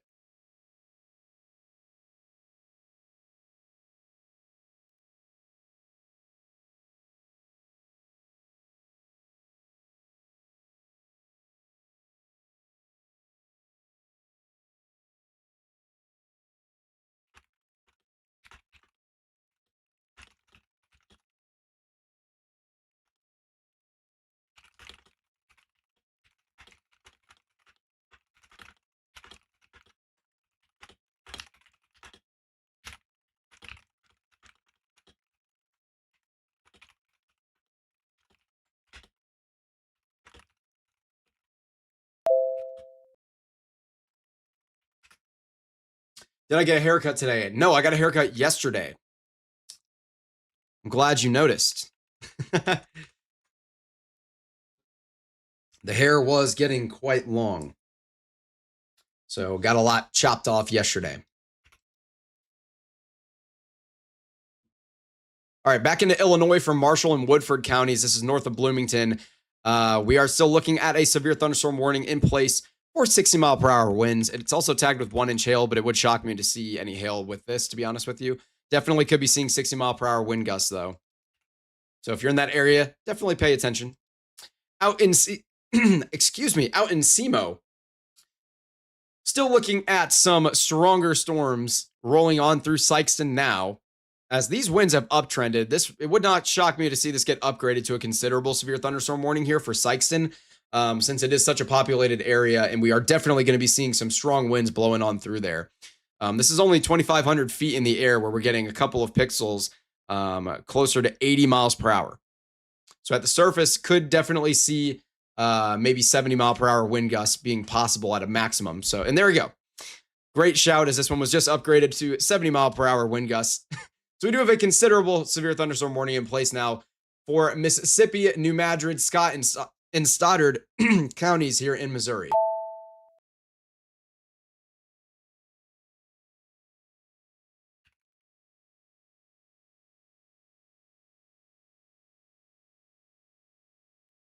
I'm a wizard. Still some stronger storms down here for other areas in Missouri and clipping Arkansas. As we are looking at, what do we got for these ones? Can't tell which counties these are. Butler, maybe?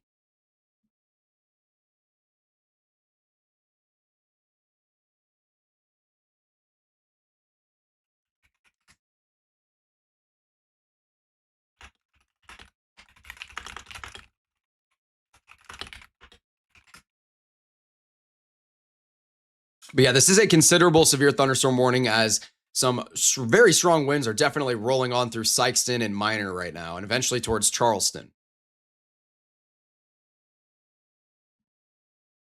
So we're going to stay with this one for the moment, just because it is a populated area experiencing these winds right now. What about Western Kentucky? Just some stronger storms out here in Western Kentucky. Nothing severe as of right this moment. But a lot of pop-up storms all over the place here in Kentucky. You'll see a handful out near Paducah, and then a couple more scattered storms out near Elizabethtown, Bowling Green, and Louisville.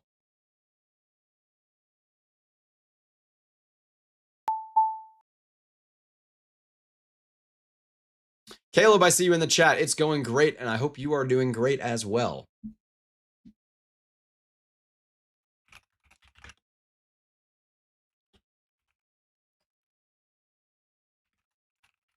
We did just get another considerable severe thunderstorm warning, or rather, this was just the previous one that was upgraded to a considerable severe thunderstorm warning here for Stoddard County in Missouri. So, just an upgrade there. That one's going to expire shortly, though, as the downstream one has another 20 minutes remaining on it, as these winds are now blowing on through areas like Sikeston and Minor as we speak.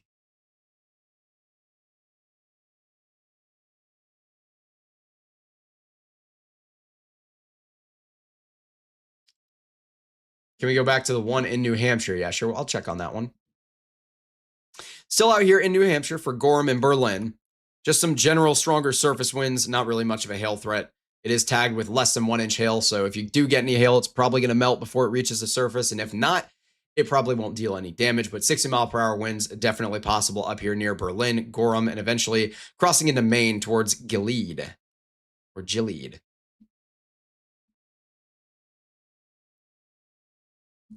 I do want to say with the storm near Sikeston, for the most part right now, though, as it is a considerable severe thunderstorm warning rolling through a populated area with 70-mile-per-hour winds. So we're going to stay with this one at least for a second here.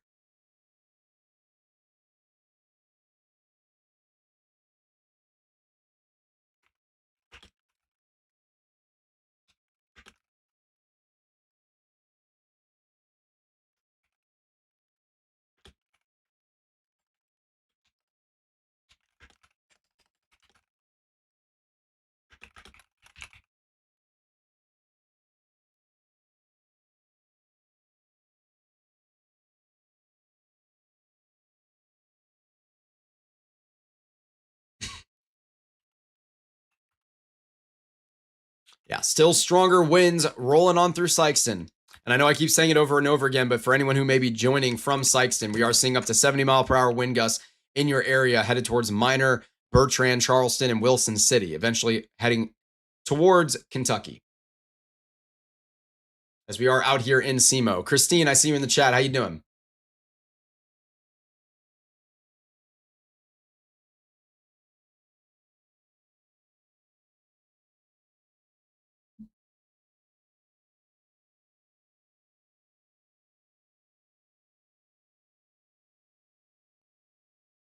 All right, we're going to check in really quickly on the storms in North Dakota that are not really in the most populated areas, but are producing some larger hail, up to golf ball size hail near Maddock and up to tennis ball sized hail out near Hamden.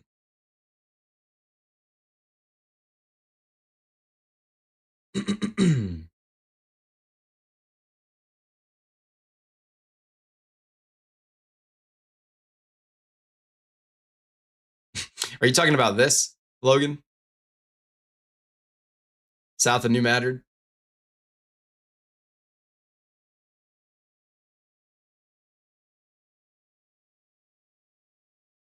Yeah, it is a strange little area there.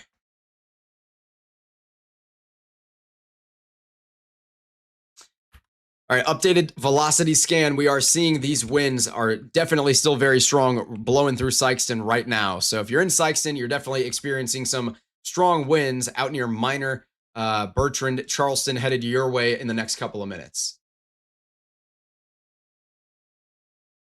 I have no idea why that plot of land belongs to Kentucky here. I don't think there's really anything there. The Mississippi has a lot of meandering that it does. We did just get a new downstream considerable severe thunderstorm warning for this same storm that's rolling through Sikeston.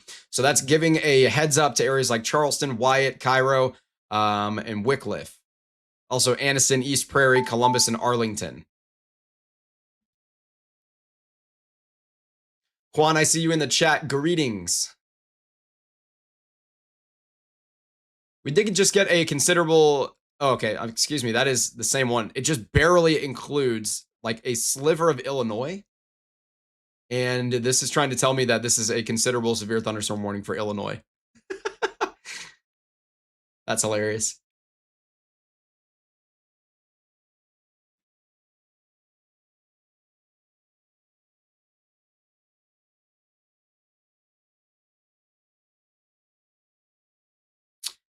Yeah, a pair of considerable severe thunderstorm warnings, or rather a trio of them. One of them is about to expire in 30 seconds, but we're still watching up to 70-mile-per-hour wind gusts bowling on through Sikeston, Bertrand, Charleston, and Wyatt.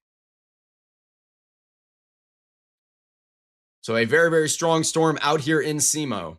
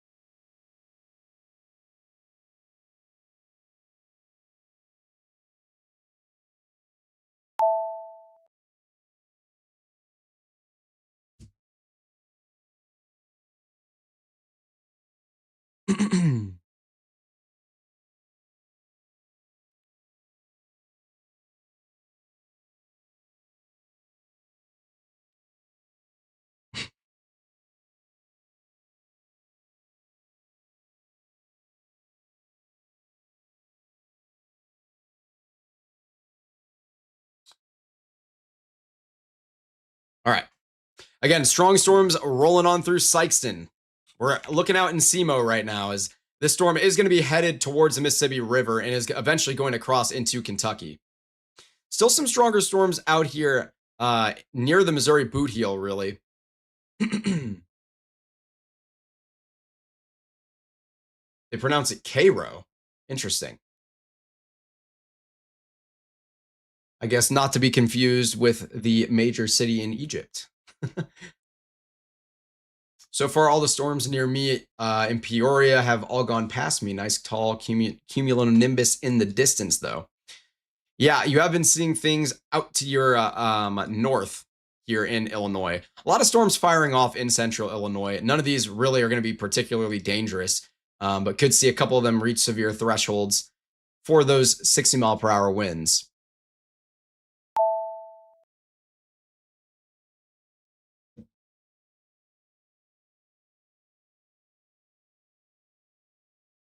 All right, out here in North Dakota, our storm near Hamden has been downgraded to ping pong ball sized hail. No longer considerable tagged. Our storm near Matic, still considerable tag for golf ball sized hail for the time being.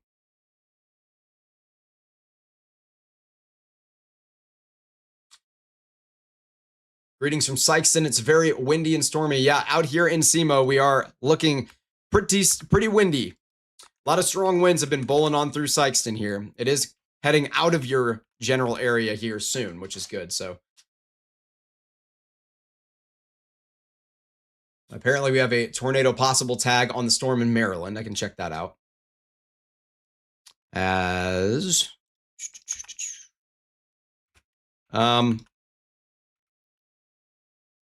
yeah, I guess on the back end of this storm to the west of Salisbury, it's not really speaking to me.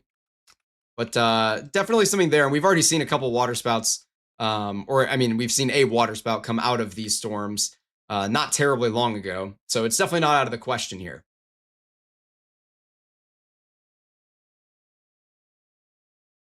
And Juan, I really appreciate the kind words from Illinois. I appreciate that a lot. Still looking at these storms rolling on through Sykeston here. And it looks like we actually have uptrended on the most recent scan here. Definitely could easily be seeing those 70-mile-per-hour wind gusts. Maybe they upgrade this at some point to a destructive severe thunderstorm, as if these winds uptrend on the next scan, it's definitely going to be concerning to potentially reach 80-mile-per-hour winds. I don't think we've had anything observed. Yeah, it doesn't look like we've had anything observed with these in terms of those winds. Nothing has been measured. But some very, very strong winds bowling on through Sykeston and towards the Mississippi, headed eastward towards areas like Charleston. We're down here in SEMO, for reference, south of Cape Girardeau.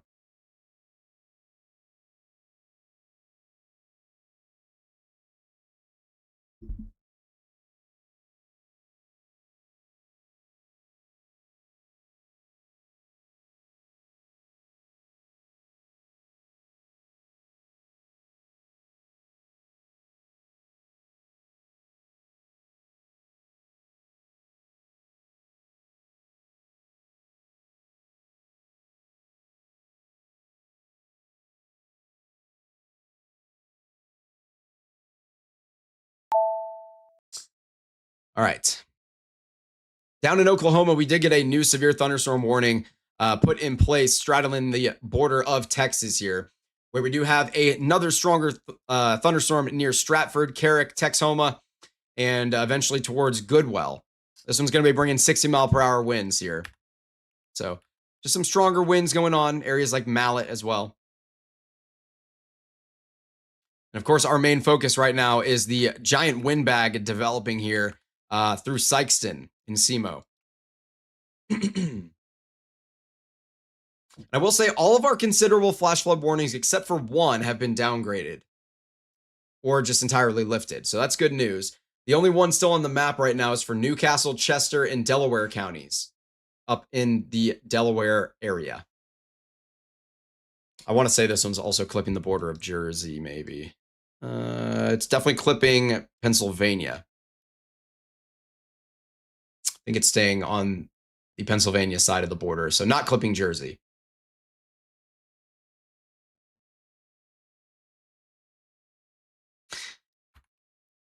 Now, it looks like our windbag out here in Sikeston is definitely kicking off enough outflow to launch off some more storms out ahead of it.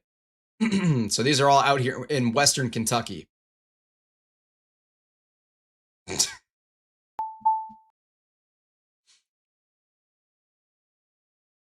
Chapman, that made me laugh.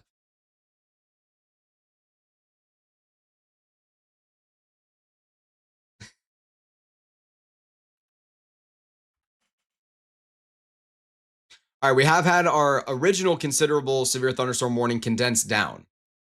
So this is just barely including the east side of Sikeston, headed off towards Minor, Bertrand, Charleston, Wilson City, Wyatt, eventually towards Wickliffe. Nancy, good to see you this evening. I hope you're well. But yeah, these winds have really uptrended even a little bit more. We could potentially see this tagged for destructive 80-mile-per-hour wind gusts. Potentially.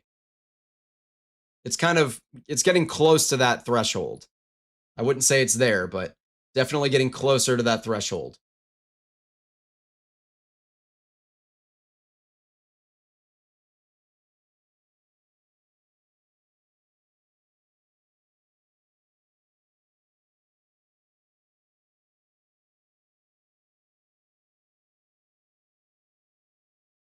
All right.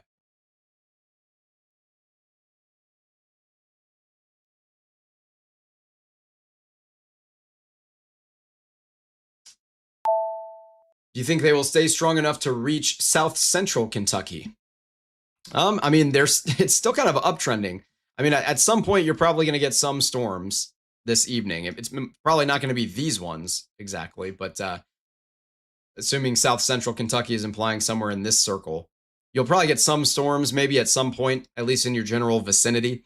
You do see a lot of scattered storms firing off in central Kentucky, southern Louisiana, or southern Indiana as well, and then back into Tennessee near Jackson, Tennessee.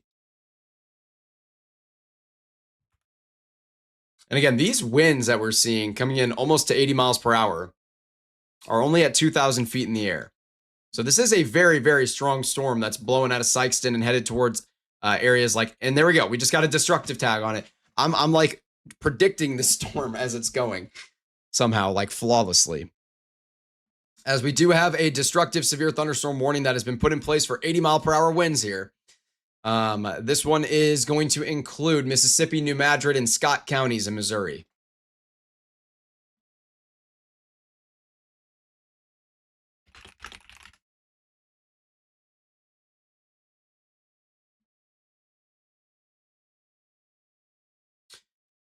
So this is definitely a stronger storm here rolling through Charleston, Anniston, Bertrand, and Wyatt. Again, this one's just exiting the Sikeston and Minor area right now, headed east. And this is a destructive storm.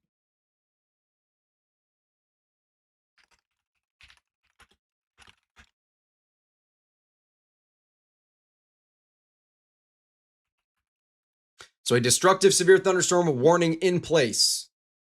And we're out here in SEMO, just east of Sikeston.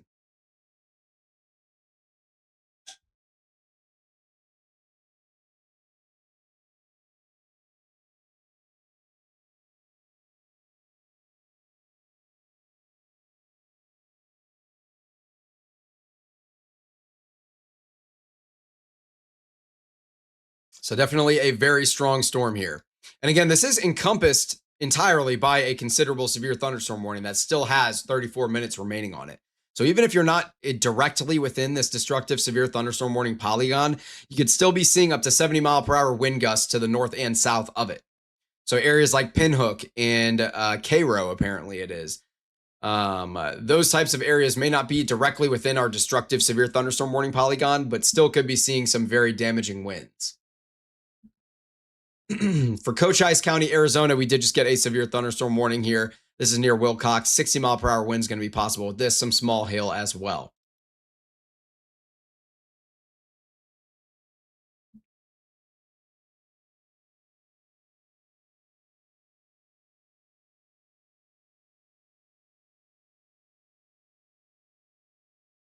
So again, this is a destructive severe thunderstorm producing up to 80-mile-per-hour wind gusts, rolling on through areas like Bertrand, Charleston, Wyatt, and Anniston here in southeastern Missouri. Do we think there's any tornado risk in Arizona? I do not. No. They don't have the surface moisture really for that.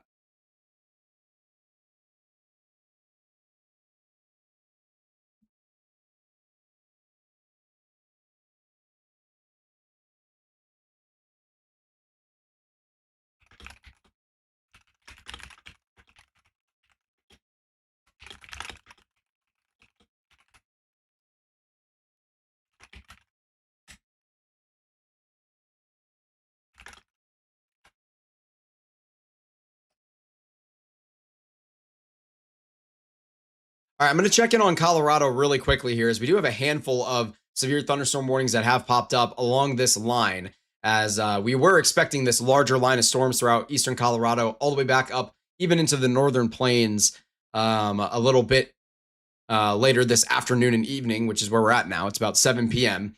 or 6 p.m. Mountain Time for them.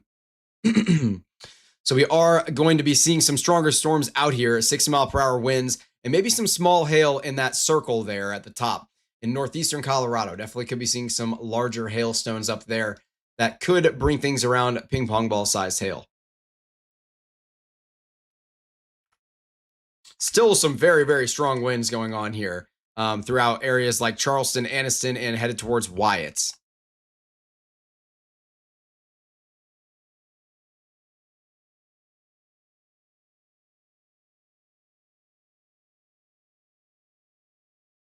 You're feeling some pressure change in Cape Girardeau right now. It's definitely possible. There is a little bit of a storm headed your way. And if you're in the inflow region for that storm, as the winds speed up into the storm away from you, your localized pressure will go down.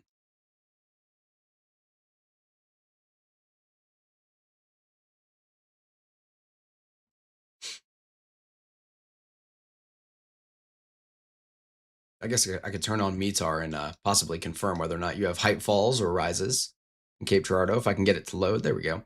So near Scott City, it looks like we are seeing.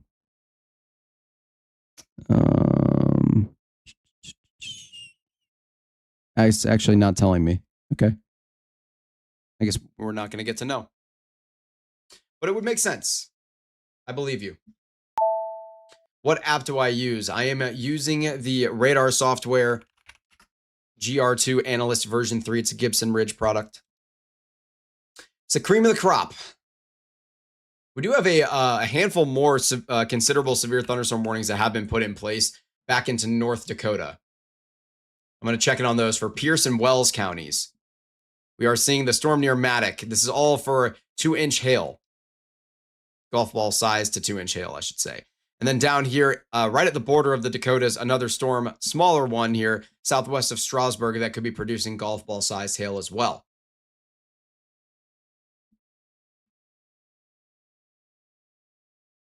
All right, Kaysen, have a great rest of your night.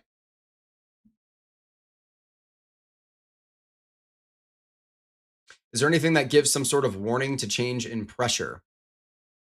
It kind of depends on a lot of different things. I mean, there's a lot of meteorology behind a ton of different scenarios that could lead to your pressure decreasing at the local scale. Like, for example, something as significant as a hurricane. Or you could also have things on the micro scale or the meso scale that cause your local pressure to decrease a little bit.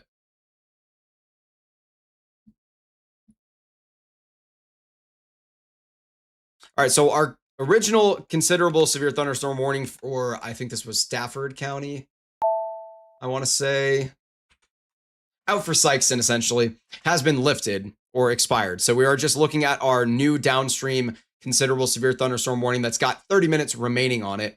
And then also the destructive severe thunderstorm warning in place, rolling towards Charleston, Wyatt, and Anniston right now. Springfield, Missouri, yeah, I can check in.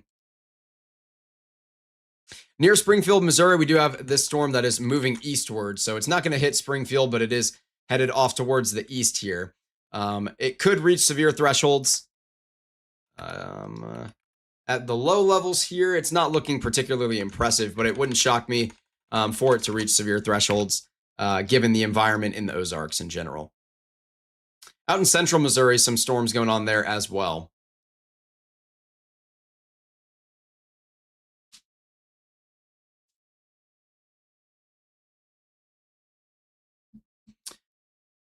Yeah, this has been the only destructive severe thunderstorm warning, at least while I've been live over the last 2 hours. Will we ever cover Mexico? Most likely not. I'm not bilingual, and I don't think it makes a lot of sense to cover Mexico in English. But we will cover Canada eventually.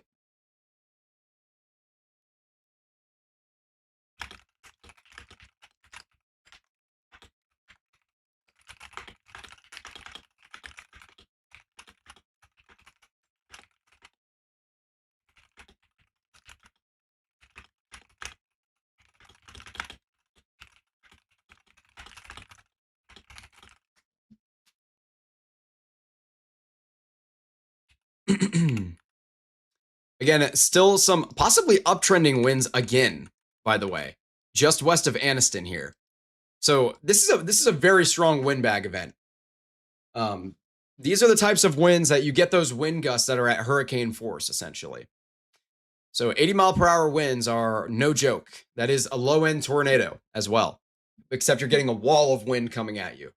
So this is a very, very, very strong storm here near Anniston. And they've even possibly uptrended a little more in a localized area just west of Anniston here. So potentially up to 90 miles per hour here at around 1,500 feet in the air. So this is a very, very strong storm. Yeah, like Logan said in the chat, this is kind of one of those where you got to treat it like it's a tornado warning.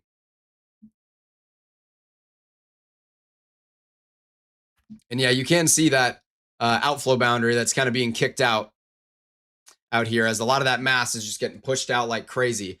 So if you're out ahead of this storm, you're going to get that breeze coming in with those, gusty winds, some colder air, and then all of a sudden you're going to get smacked with a crazy wall of wind as this thing comes your way.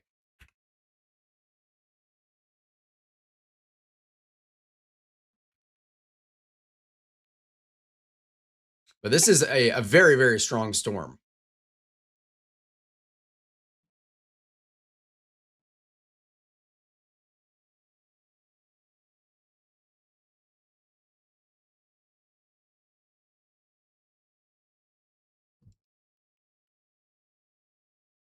Yeah.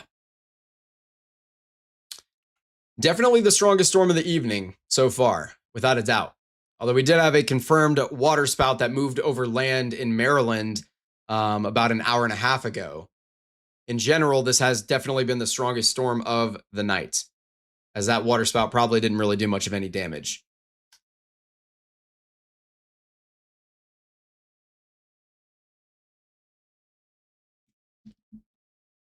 But a very, very strong storm here, tagged for a destructive severe thunderstorm warning for Mississippi, New Madrid, and Scott counties out here in SEMO, southeastern Missouri here. Up to 80-mile-per-hour wind gusts with that polygon. We're also seeing up to 70-mile-per-hour wind gusts surrounding it. We did just get a new tornado warning for St. Clair, Missouri. So this one came out of nowhere, as we have a little bit of a mini supercell near Lowry City. That's got a little rotation here, possibly a funnel cloud reported, maybe. Doesn't look like it. So this is just a radar indicated one where you've got that hook going on. So we do have a destructive severe thunderstorm warning and a tornado warning.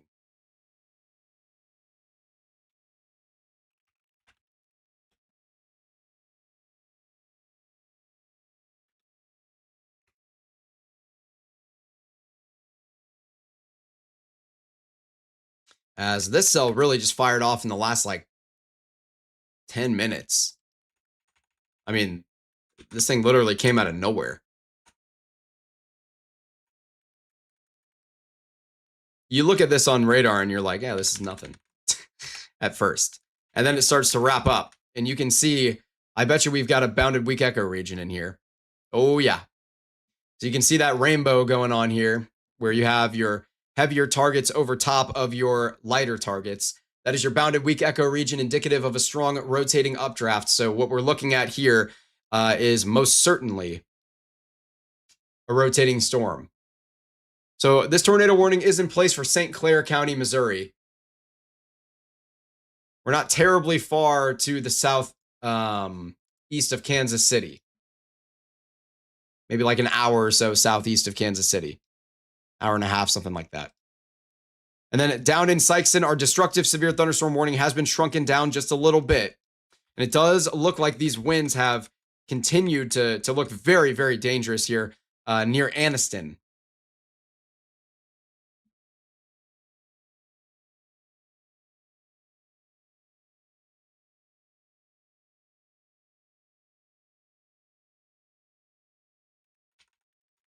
We did just get a new storm that is trying to basically, it's like a mini windbag, this one here, as we do have some very strong winds south of Eddyville. So this is tagged for 60-mile-per-hour winds. It wouldn't shock me if these continue to uptrend over the next scan or maybe 2 scans, that this would become a considerable severe thunderstorm warning. So there's a lot going on right now, so bear with me. We're going to be jumping all over the place. Again, this is a destructive severe thunderstorm warning for Mississippi County, Missouri. And we also have a tornado warning for St. Clair County, Missouri, where there is a little bit of rotation going on. I will say 1 scan ago, it looked a little better than it does now.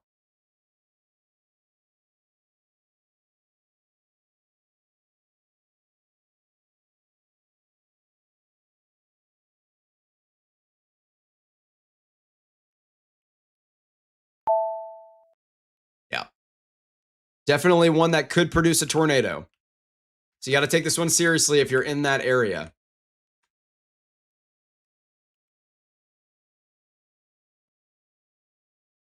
So if you're in St. Clair County, you definitely need to be getting yourself to the interior-most room of a sturdy structure, a storm shelter or basement if you have one. If you don't, get in the bathtub, put a mattress over yourself.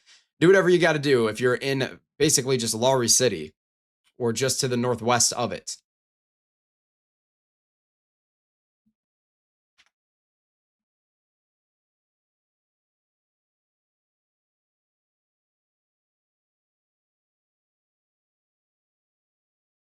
Yeah, Mississippi County, Missouri. Yep.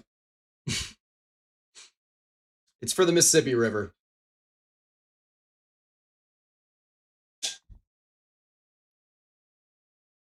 Wait till you learn about Iowa County, Wisconsin. Those states border each other.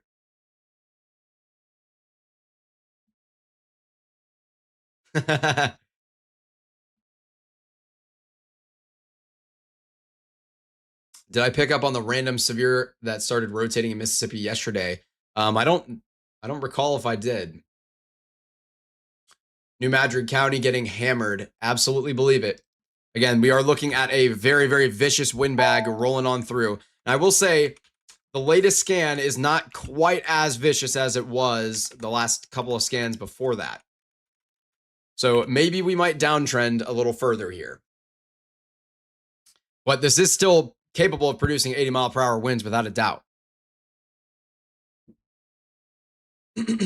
As this one is rolling through Anniston, Wyatt, Wilson City, Charleston. It's headed towards the Mississippi River here. So a very, very strong storm. Where you're seeing these blues, by the way, that is where you're getting into those 60-knot winds. And that is 70 miles per hour. And these are being sustained at around 1,500 feet. So your wind gusts could be, or are going to be naturally higher than that. And of course, that's still at 15,000 feet. So then you have to subtract a lot because of turbulence as you get down to the surface and friction. But in general, could easily be producing 80-mile-per-hour winds here near Anniston.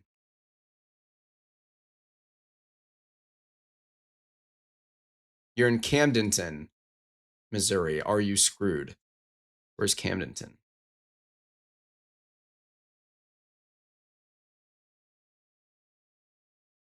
Whoa, didn't mean to do that.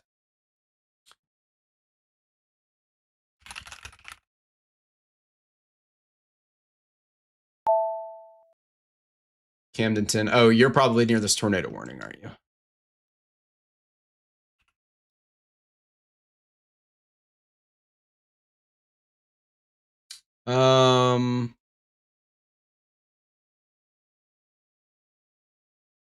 You should be okay.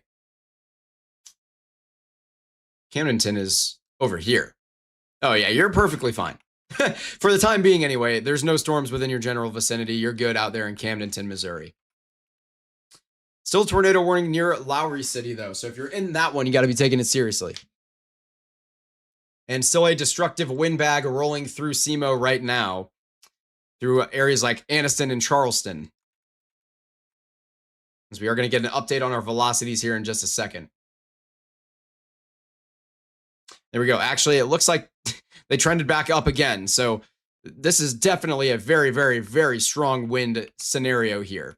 Could be easily seeing 80-mile-per-hour winds, potentially even above 80-mile-per-hour winds with this storm.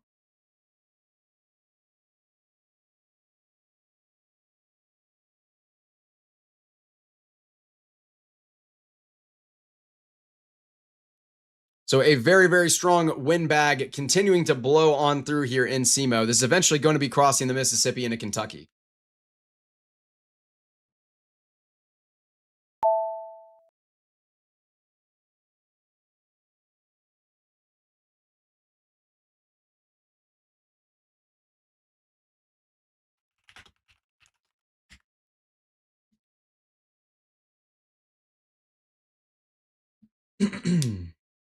We did get an upgrade to a considerable severe thunderstorm warning out in Colorado, so I'm going to talk about that really quick.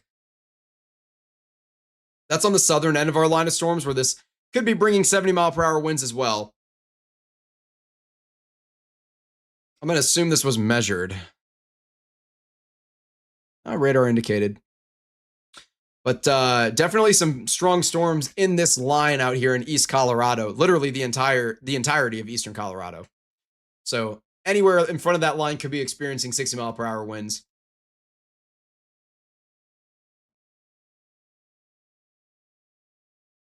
And then back to our tornado warning out in Lowry City.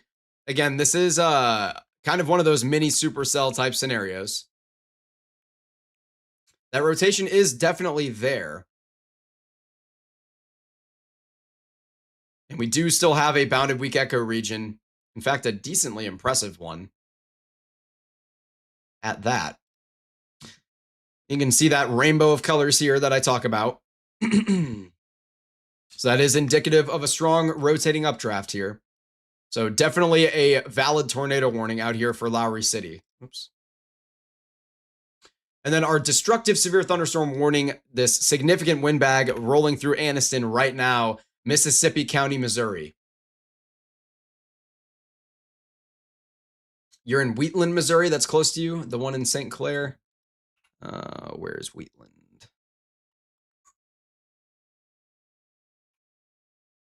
I'm not sure where exactly Wheatland is. I'll find it.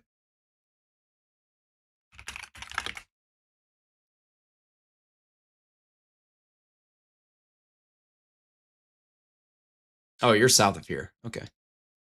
Where are you at? I think.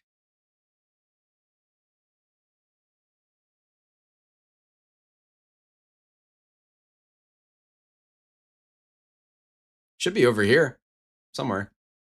I think I'm blind.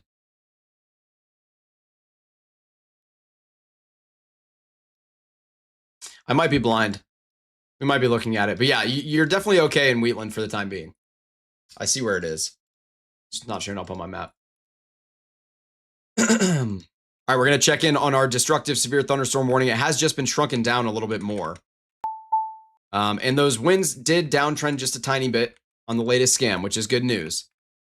But again, this is a very, very vicious wind bag here as these winds are now just starting to bowl over the Mississippi. They're pretty much crossing the Mississippi River more or less right now as we speak.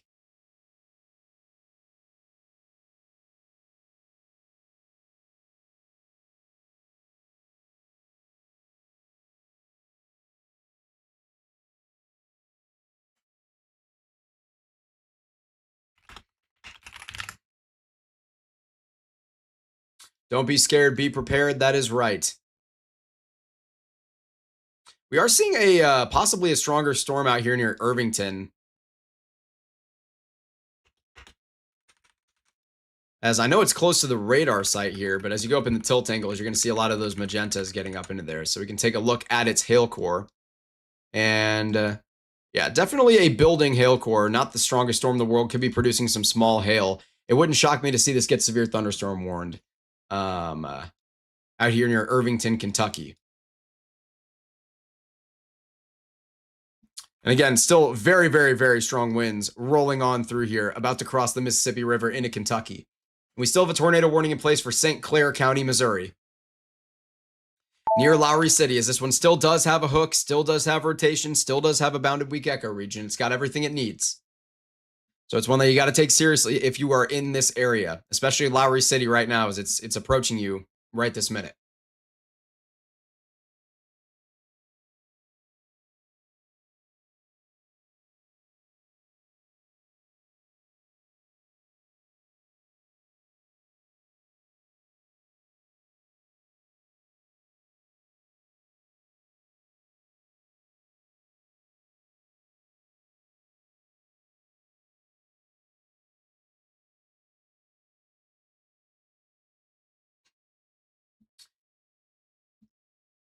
Keep your phone charged and a go bag. Yeah, that is always good advice when severe weather is headed your way.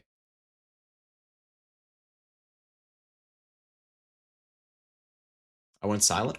What happened?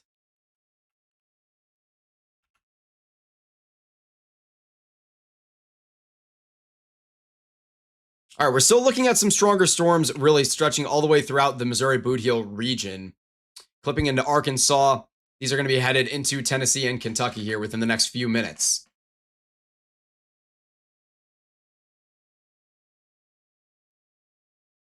And again, this is a destructive severe thunderstorm warning, but I will say it has weakened, so it's probably going to be lifted here within just a couple of minutes. Easily could still be producing 70-mile-per-hour wind gusts, though, as it is now crossing the Mississippi into Kentucky. So still a considerable severe thunderstorm warning for sure that is going to remain in place for a little while. It has 11 minutes remaining on it, and we could see a new one put downstream. We did just get a confirmed tornado in North Dakota, though. So we're going to jump on up to here, as this one came out of left field, where we do have quite the rotation that just showed up here out of nowhere. This was a confirmed tornado. Broadcast media confirmed this tornado. So we do have a confirmed tornado on the ground right now in North Dakota. This came out of nowhere. Now, we saw this rotation in the mesocyclone back when it was in Drake. We talked about it back when it was in Drake, but I had mentioned I didn't really expect it to become tornadic, but we looked at those dew points, and some of those dew point depressions were pretty low. So it is surprising to me that we've seen this become tornadic, but it's definitely not like impossible or anything. But it does have very, very strong mid-level rotation, as you can see here. And this is a confirmed tornado on the ground near Fessenden. This is for Wells County, North Dakota. So if you're out there, you definitely need to be taking this one very seriously. You got to get yourself to a basement immediately. And there's a bunch of considerable severe thunderstorm warnings in place up here as well for golf ball sized hail, up to tennis ball sized hail, actually, for the storms that are associated with this tornado warning. So there's a lot going on around the map right now, as we do have a multiple tornado warnings in place. And we do have a destructive severe thunderstorm warning out here in Missouri that will get lifted soon for this wind bag that is crossing into Kentucky. And then St. Clair County, Missouri, we only have 24 minutes remaining on this tornado warning, which is still a decent amount of time. As you can see, that RFD was like trying to form with this storm. You can literally see the RFD. That's pretty cool. You don't see that all the time. So the more this inflow gets pinched off here, if this RFD is able to take more of this type of shape, something like this, that would be the most likely scenario for us to see a tornado with this storm. But it definitely has a strong rotating updraft here near Lowry City. And then into North Dakota for Wells County, we are still looking at a tornado confirmed on the ground by local broadcast media.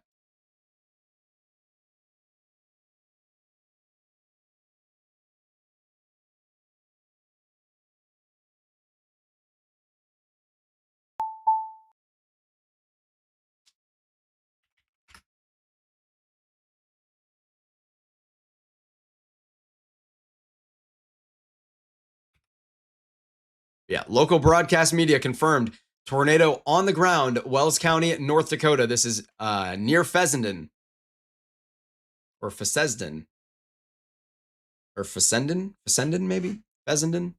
I don't know. The message is still the same. You need to be in a basement storm shelter, interior-most room on the lowest floor of a sturdy structure if you're within the path of this storm for Wells County, North Dakota. For a little bit of a reference point, Minot is pretty far to the northwest of this. Bismarck, pretty far to the southwest. Fargo, pretty far to the southeast.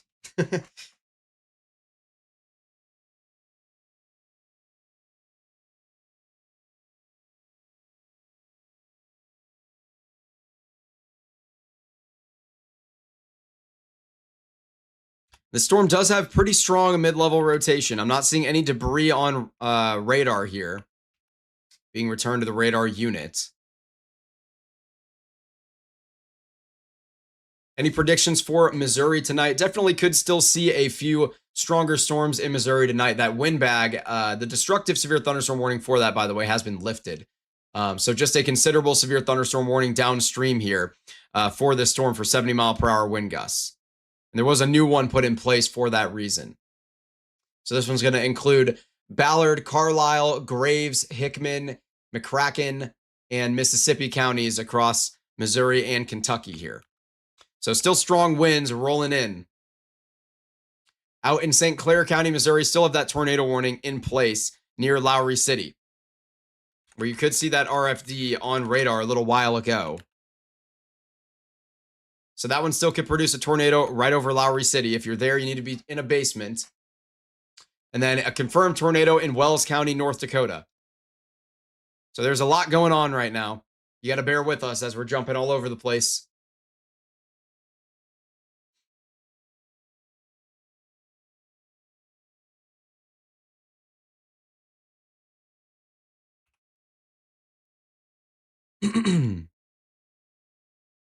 And again, all around the map, we're also looking. Okay, it looks like this rotation may have fallen off an absolute cliff here, as it's kind of cycled down. It looks like we had maybe a new updraft just took over entirely. So possibly a new updraft has just taken over with a meso handoff, literally just south of town for Fessenden.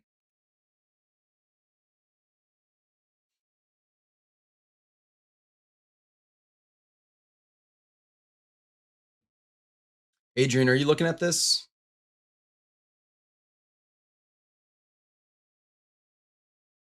Are you looking at this confirmed tornado in North Dakota right now? Okay. No, you're good, dude. I was just curious. It looks like there's a little bit of a meso handoff going on with it. Shoes on and a helmet if you have one. Yeah, that's good advice too. Whatever you can do to put as much between you and a tornado and / or debris from a tornado as possible, that is the best thing you can do.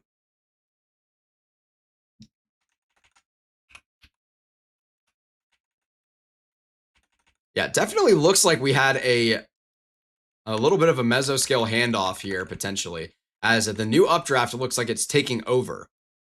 So this tornado warning might need to be changed here in terms of its shape and exact location. Still could have a tornado on the ground lingering, though, to the northeast of Fessenden. Or Fessenden.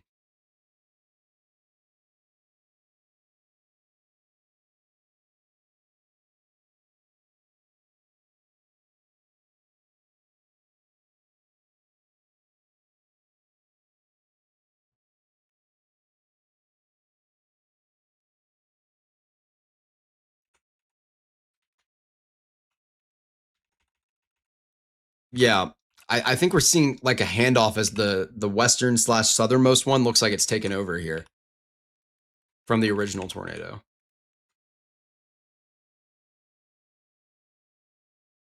Interesting.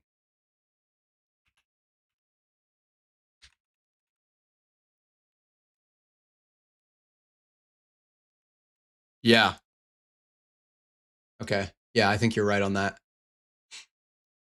So it does look like we have possibly two separate, entirely separate updrafts here, although it does look like the rotation from the original one has completely fallen apart. So that original tornado warning is probably going to be downgraded here soon from a confirmed tornado. But there was new rotation trying to form with this other updraft here. And you can see this on Echotops, as Adrian was just pointing out to me. We have two different separate updrafts here going on. And it looks like the newer one on the left-hand side of your screen, right near town, near Fessenden, is definitely the stronger one. Although it looks like all the rotation has really started to fizzle out here on the latest scan. But to be determined, we're going to continue to watch it closely. I am going to check in on the tornado warning down in St. Clair, Missouri for Lowry City, as it has been condensed just a little bit. And it doesn't look quite as impressive as it did. I'm going to check and see if we still have that bounded weak echo region going on. Doesn't look like maybe, it looks like maybe we don't have quite as much of a bounded weak echo region going on here. Maybe a little bit. But the storm does look like it has weakened a little bit, which is good news. But still could produce a tornado near Lowry City at any point. So you got to be paying close attention to that. Down in SEMO and now rolling into Kentucky, we're still watching this wind bag producing 70-mile-per-hour winds as it's bowling on through Arlington, crossing the Mississippi River here. But these winds have dramatically downtrended from what they were before. I can pull a few more frames back. You can see some of these bright and even deeper blues we're getting into the mix here back near Anniston when this was a destructive severe thunderstorm. Looks to me like 70-mile-per-hour winds would be the peak. Maybe get downgraded to just a general severe thunderstorm warning with 60-mile-per-hour winds not long from now.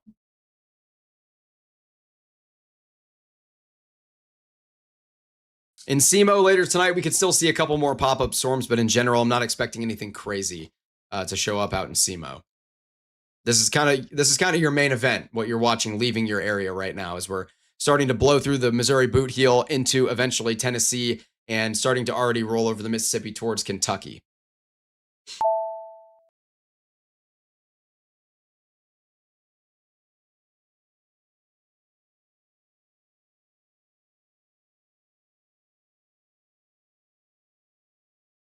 And yeah, we do have 16 minutes remaining on the tornado warning near Lowry City. I would not be surprised at all to see this one lifted, at least for the time being, as it has weakened quite a bit. I don't know if there have been any reports of a funnel cloud or anything like that with this. So I got to turn on reports, but there's not going to be a lot of people chasing today and submitting reports given how quiet of a day it is in general. Out in North Dakota, still looking at this confirmed tornado warning that likely does not have a tornado on the ground anymore, but it's still possible. So don't come out of your basement if you're in one. You got to be taking this one very seriously. Holy boundaries, by the way, north of this. And we have just been downgraded from a confirmed tornado warning. So no longer confirmed tornado on the ground in North Dakota for Wells County.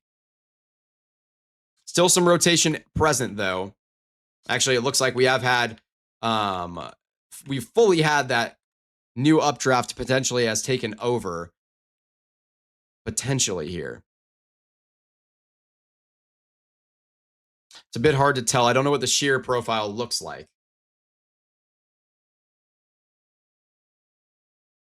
Are those northern storms in Missouri going to come through St. Louis? We could definitely see some storms roll through St. Louis later this evening. I'm not expecting anything crazy.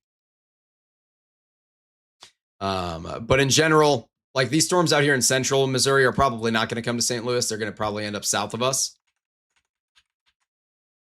And I say us because I am from St. Louis and live in St. Louis.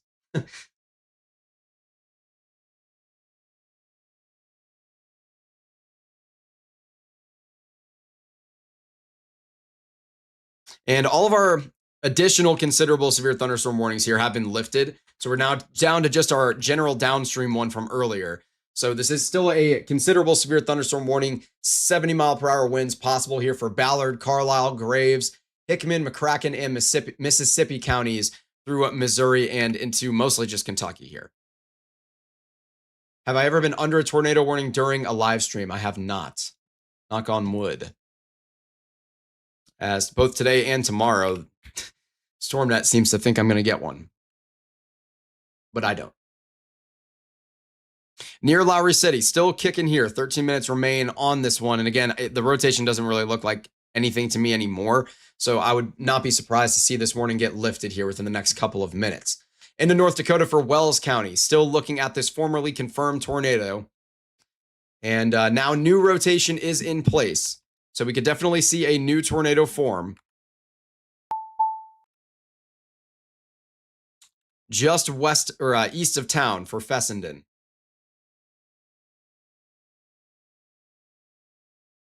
Have I seen a tornado? Yes, I do also storm chase. I have seen a handful.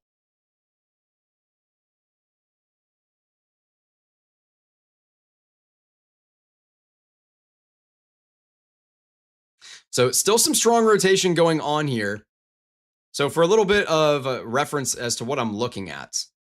When I'm looking at our storm relative velocity here, so this is just basically if the storm was frozen in time, what would the winds be like within the storm? So it subtracts the storm motion from it. These greens are coming towards the radar unit and the reds are going away from the radar unit. So as a result, what you see is this counterclockwise rotation here associated with this storm. And we're looking at this at around 5,000 feet in the air. So we're looking at the mid levels. And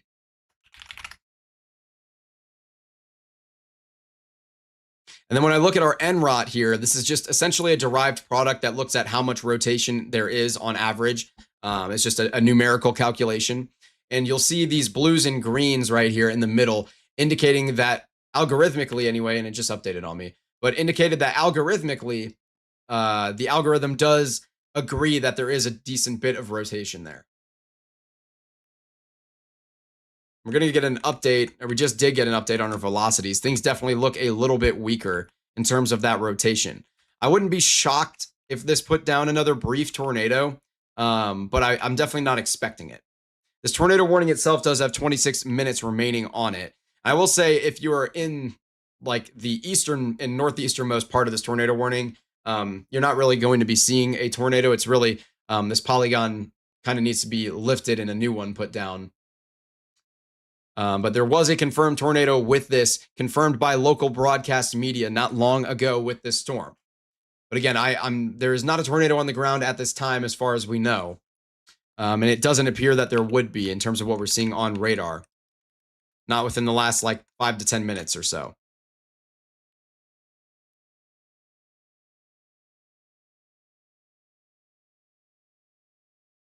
You saw a tornado during Hurricane Irma in North Florida, and you don't want to see one unless you're in a safe spot. Yeah, I don't blame you.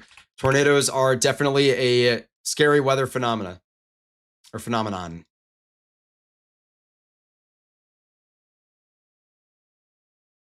There was one, so you're wrong. I just said like 3 times that there was one. There is not a tornado currently. And yes, there was a tornado. You are absolutely correct. There was not any type of a CC drop that would indicate debris being lofted into the atmosphere with this one.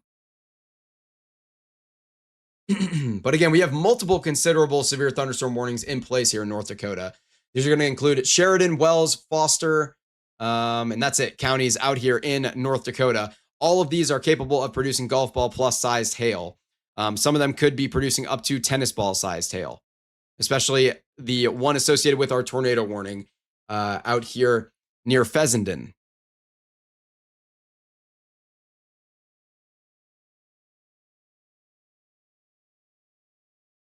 That is very nice. Tufts weather. It is always very interesting to see that rotation in the clouds. It's awe-inspiring, to say the least. Now, it looks like we could have a little bit of recycling going on with our rotation down here west of Cathay. Or Cathay? Cathay? I don't know. Yeah, St. Louis has not gotten that much severe weather lately. And I was sitting there like, man, a good storm hasn't hit me in so long. And then we lost power for 8 hours on the 4th of July. So.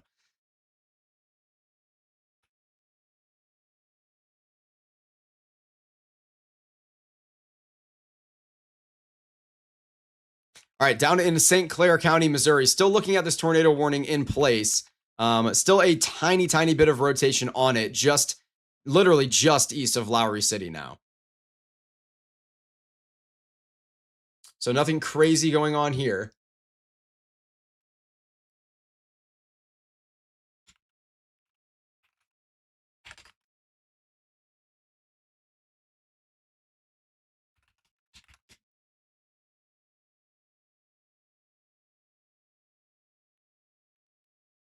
I will say the latest scan actually did uptrend a tiny bit here. So still tornado warning in place. 8 minutes remain on it. This hasn't been the most impressive looking cell, but it definitely could spit out a tornado. If it did, it would probably be pretty low precipitation. And like I mentioned before, we did get a downgrade on our considerable severe thunderstorm warning here as things roll into Kentucky. So that's good news. That windbag event has pretty much subsided for the time being. We are still watching some stronger storms blowing on through Kentucky, Arkansas, and Tennessee here.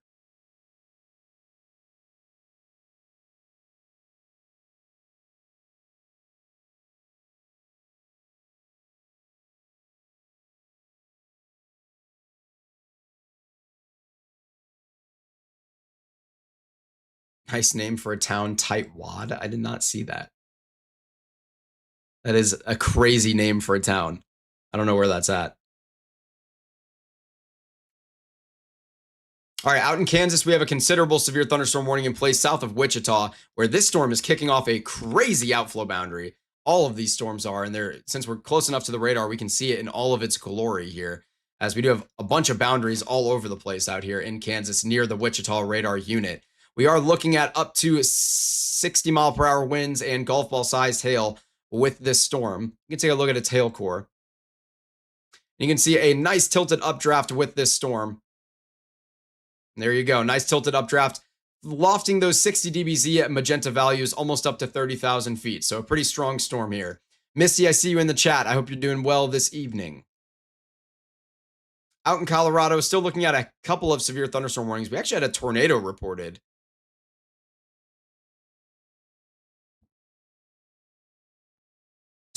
About tornadoes down simultaneously. Looks like 2 of them on the ground for approximately 12 minutes was the report anyway.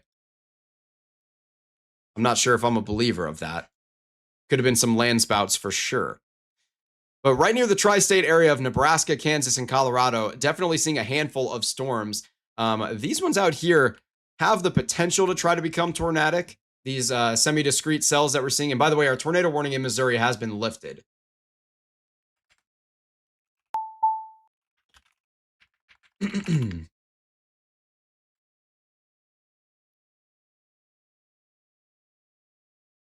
Any of these cells out here along the Kansas and Nebraska border could definitely become tornadic, or at least have the potential to, but I'm not expecting it by any stretch. We do have some rotation going on, and a nice RFD is established with this storm here.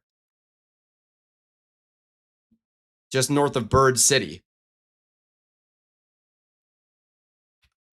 Maybe a little bit of rotation in there. It's nothing insanely impressive. But again, a considerable severe thunderstorm warning for a handful of places in Colorado, tagged with those 70-mile-per-hour wind gusts. So literally like the entirety of eastern Colorado. Jefferson City, take a look. All right, out in Jeff City, possibly, unfortunately, central Missouri is a giant radar hole.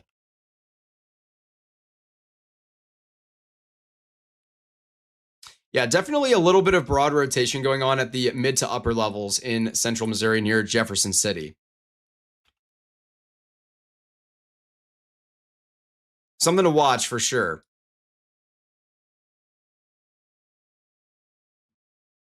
All right, we're going to check in on our tornado warning out here in Wells County, North Dakota, as it doesn't look like there's really much of a tornadic threat there anymore, for the most part. Definitely still some weak rotation at the mid levels near Cathay. My thoughts about Western Kentucky, those storms were very, very strong earlier, bringing up to 80-mile-per-hour wind gusts, but they have weakened a little bit. Most likely not going to be looking at anything beyond 60-mile-per-hour wind gusts with those storms. But a lot of precipitation, so flash flooding still possible in Western Kentucky.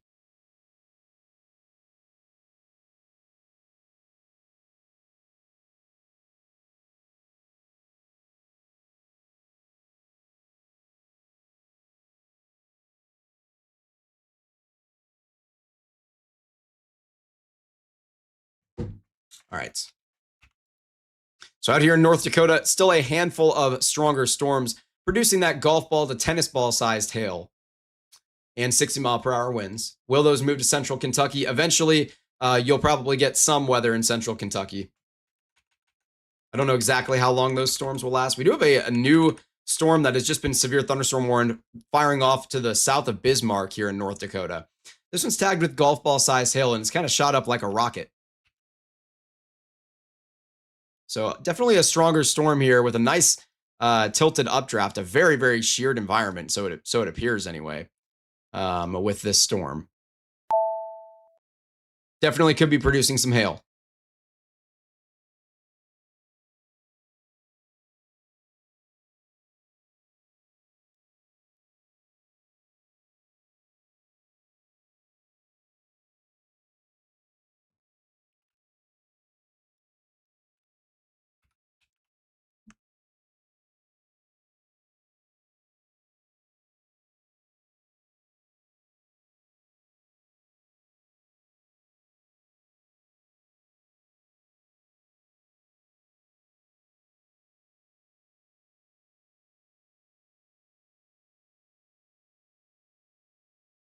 All right. Sorry about that.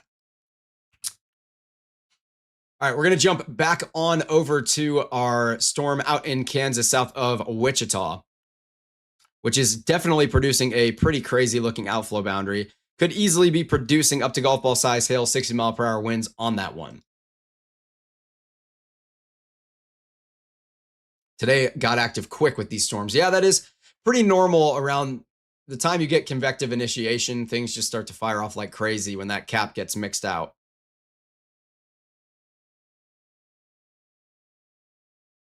Plenty of storms rolling on through here throughout Kentucky. And about the central Kentucky question, you'll definitely see the possibility for some more pop-up storms, but again, nothing crazy, especially Western Kentucky, though. You'll be looking at some of these stronger storms out near Paducah, maybe eventually towards Bowling Green.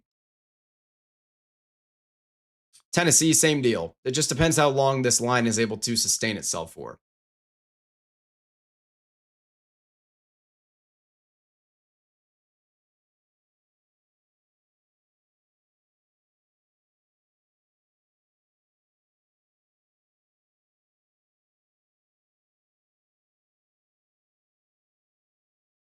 All right, out in Colorado, still some stronger storms along our line, all the way from the Nebraska Panhandle and almost through the entire state of Colorado, north to south. So a very, very long line of storms here, producing up to 60-mile-per-hour winds all across it, and maybe up to 70 miles per hour at some parts near the tri-state region of Nebraska, Kansas, and Colorado, and then down here near Scott City and Garden City, as eventually these storms cross into Kansas. Excuse me. We did just get a new tornado warning in Kentucky. I completely missed this. So a new tornado warning in Kentucky here. No wonder I missed it. It just showed up literally in the last 2 minutes. As we did just have some localized rotation near Wingos just come up kind of out of nowhere here. So definitely some inflow coming into this storm. And you can see that hook starting to notch out a little bit here. We got inflow coming into this storm.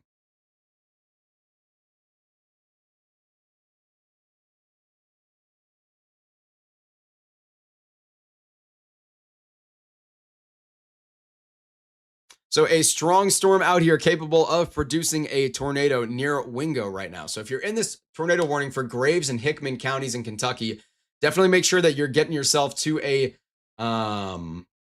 storm shelter or some sort of a sturdy structure. Get to the lowest floor of that sturdy structure. Put yourself in the interior-most room. Get in a bathtub. Do whatever you got to do. As this storm is capable of producing a spin-up tornado west of Wingo, to the southwest of Mayfield here.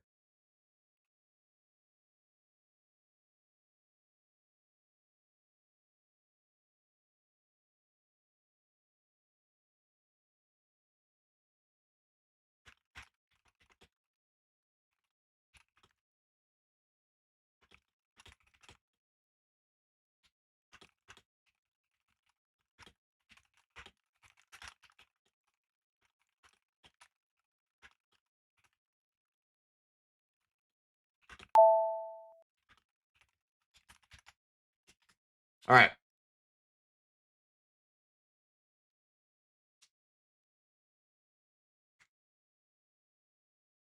So still looking at a storm capable of producing a tornado here near Wingo.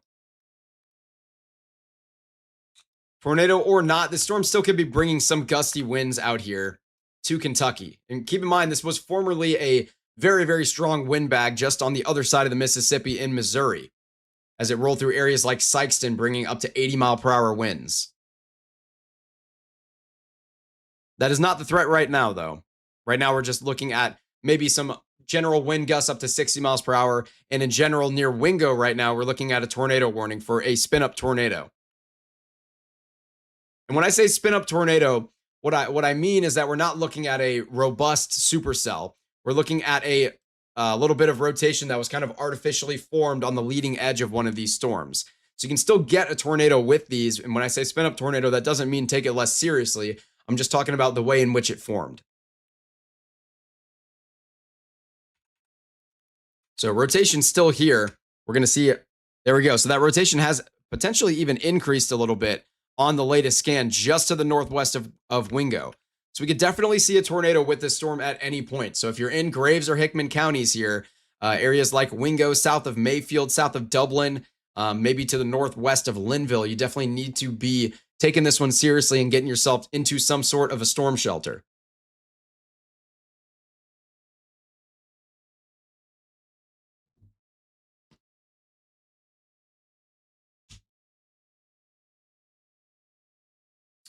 Jumping back to our tornado warning for Wells County in North Dakota, it does have 11 minutes remaining on it, and it has been allowed to continue and confirmed to continue as of 2 minutes ago. I will say it is kind of in a radar hole, so that's not a bad decision. But that rotation doesn't look impressive to me at all. I would be very surprised to see this put out another tornado, but it is definitely possible. And then again, near Wingo, that is the primary concern right now, as we do have one of these spin-up tornadoes on the leading edge of this storm, just south of Dublin, just near Wingo, southwest of Mayfield. And we're sitting here in Graves and Hickman counties in Kentucky. Does the storm near Lowry, Missouri look like it's dissipating? I'll check in.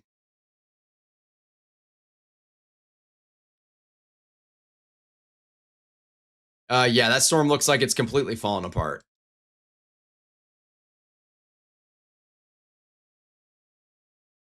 Yeah, that storm is definitely completely fallen apart.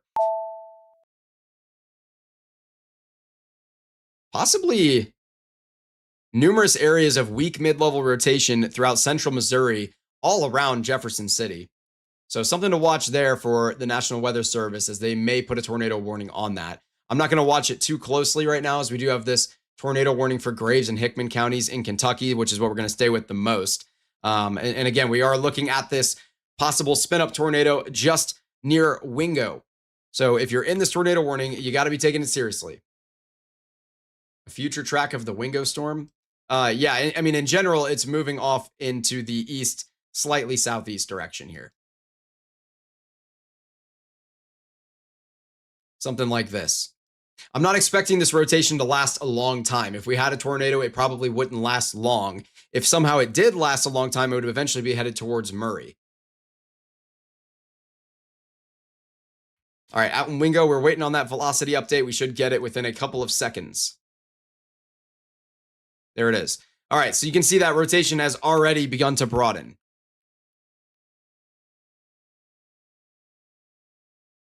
So rotation already has broadened a bit. Although I will say we are due south of the radar unit. So these grays that you're seeing here are not really indicative of weak wind. The problem is that the radar beam is coming to the south and those winds are moving perfectly perpendicular. So you're running into an issue there where the radar just can't measure those winds since we are literally perfectly due south and those winds are basically going due west and east. So this is definitely a concerning storm here still, even though on radar it might not look as impressive. And that tornado warning has been maintained as of right now. They shrunk it down just a little bit to cut out just a sliver. G-Paw saying reports of a building roof tore off and settling in the courthouse parking lot. Wow. In the Wingo area. So definitely could have a tornado on the ground near Wingo. As a fellow Missourian, I appreciate you. You are welcome. I appreciate you tuning in. The number one thing that you guys can do to support us is just like and subscribe. And of course, watch the content. Watch our coverage.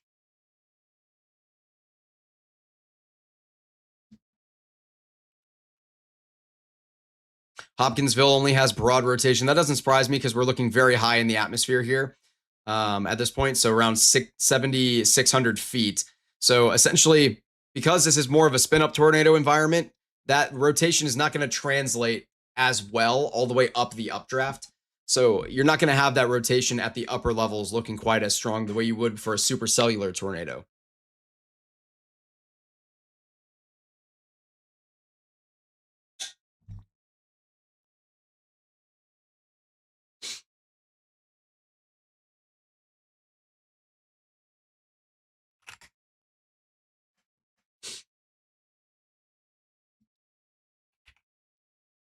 And all of these severe thunderstorm warnings with this line of storms have been lifted, by the way. So generally just some stronger thunderstorms that could be producing, or that are producing a lot of lightning, I should say. Here's that lightning map, and that looks pretty insane. I'll see if I can do this one. Should look a little nicer. There we go. Tons of lightning with this. Definitely some strong gusty winds throughout here and a lot of rain.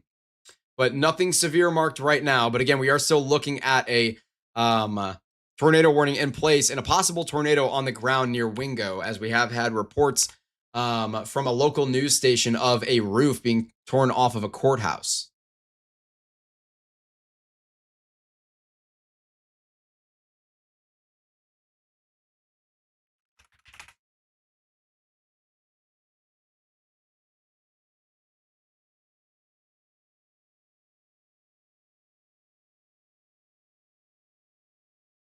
Near Owensboro, you do have a stronger storm still in place.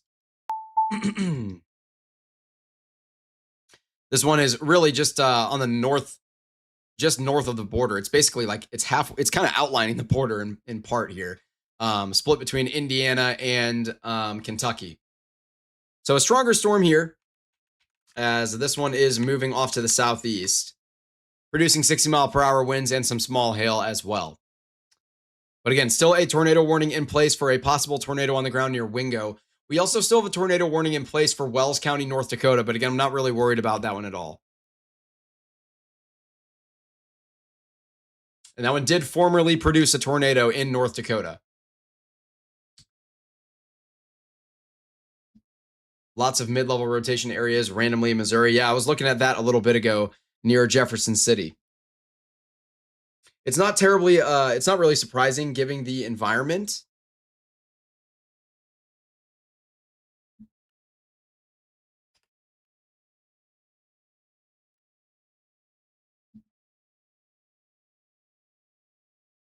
And again, the reason that this radar presentation doesn't all of a sudden look like a really tight couplet and why you have this gray area is because the radar beam or the radar unit is due north of here, which means the beam is being shot due south.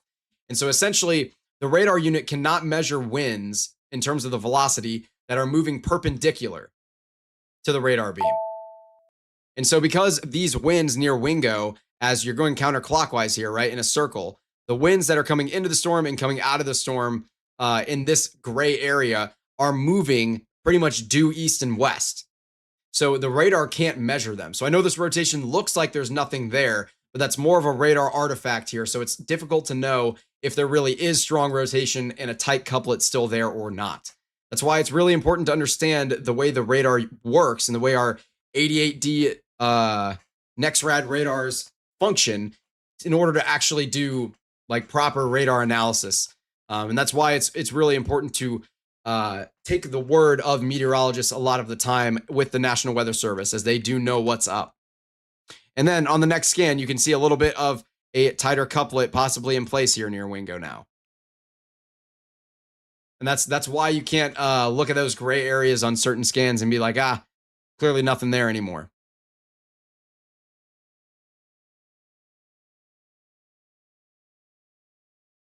Where is this at now? This is near Wingo here in Western Kentucky. GPaw Official with the $5 super chat saying, thanks for helping out local areas, local news tribe, but they just don't inform well enough. Keep it up. Well, thank you very much. The one thing I'll say, and I'm unbelievably grateful, by the way, for the $5. I really appreciate that. The one thing I'll say is cut your local folks a little slack. They do their best. They have their flaws for sure. Some of them do, but they do their best. And always make sure that you trust your local National Weather Service office. That is the number one source. Always trust your local National Weather Service office before you trust me or your local meteorologist or anybody else for that matter. I really appreciate the super chat there. New here from North Texas. I liked and subscribed. Thanks for what you do. You're welcome. Thank you for tuning in and subscribing. Liking and subscribing is the number one thing you can do to support us, so I really appreciate it. Good family friend Kathy Wolf saying, I trust you, Will. Well, thank you, Kathy.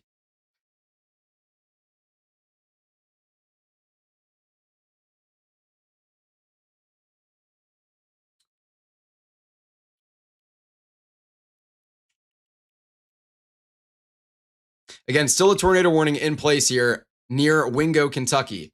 And this is for Graves County, Kentucky. Legacy Adventure says, gotta head out. Have a great night. Well, thank you very much for tuning in and have a great rest of your night.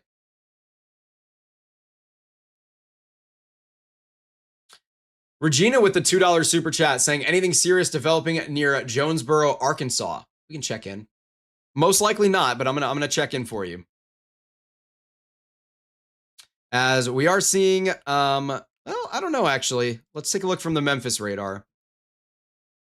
Maybe a little bit of a stronger storm here near Gainesville or Oak Grove Heights. This is to your north. I'm not really expecting anything to impact Jonesboro at all. Most likely you won't get anything really. You might see some distant lightning off to your north, especially as you can see to your north and northeast, plenty of lightning going on. But in general, you should be okay as these storms are continuing to move off to the southeast. Most likely will not impact you there in Jonesboro, Arkansas. Thank you so much for the $2 super chat. I really appreciate that.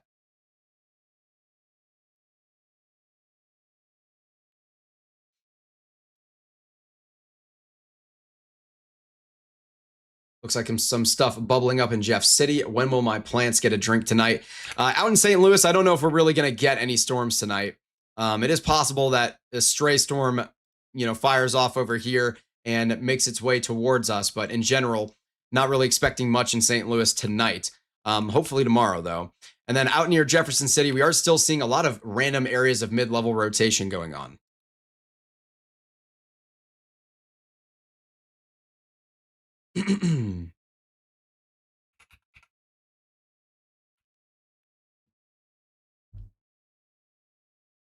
Austin, I see you in the chat. If anyone in this chat, by the way, happens to live in the Myrtle Beach area, you got to be tuning into Austin Carroll with his local news station. I forget the letters of his news station. I'm sure he can provide that for us in the chat. He does a phenomenal job out there. Good friend of ours. You're just north of Jonesboro, actually, Brooklyn, but always ask Jonesboro for reference. That's fair enough. Where is Brooklyn? Okay. So yeah, still same thing. It's probably going to stay just to your north. You might get some rain showers. I'm not expecting anything crazy though for you. So I think you will be okay. It's still possible that you get a little bit of a cell that fires up over your head, but nothing crazy. Now, our tornado warning near Wingo has now been lifted. So our only tornado warning on the map is for Eddy County, North Dakota. Is this a new tornado warning, by the way? Okay, this is an entirely new tornado warning. I missed this somehow. As we do have a new tornado warning here, Eddy County. This was near Brantford. And it looks, I don't know exactly where this came from, but there definitely is a mid-level rotation going on. And my goodness, Cubs fans, unfortunately, I'm a Cardinals fan, but thank you so much for the $20 super chat. That means so much. It says, you're awesome. Just found you. Appreciate you looking at all areas. Absolutely. We are doing a nationwide coverage here.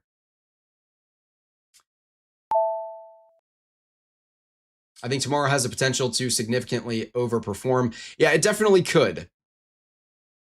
Cubs fan, thank you so much for that super chat, by the way. That is really incredible, and that means a lot to us. Yeah, an entire 63 residents out here in this tornado warning polygon. But it is important for anyone who is in that area. They could tune into this broadcast, so it's important for us to cover it. Again, our number one goal is providing the best weather coverage possible. No Cardinals. Nah. I'm a St. Louisan for life.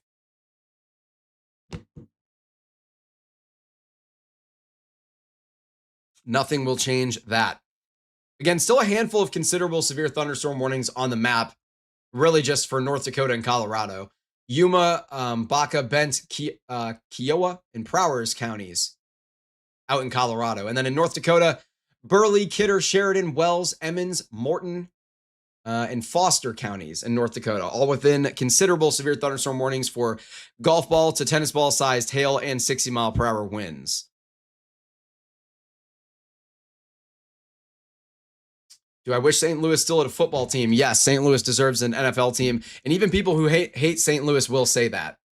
It is, the people who hate St. Louis want us to have a football team so they can beat us. Anyone will say that St. Louis fans deserve a football team. That's not just me being biased and being local. Again, there is still decent rotation going on near Brantford. But it's all mid-level. We're in a radar hole here looking at around 6,000 feet in the air.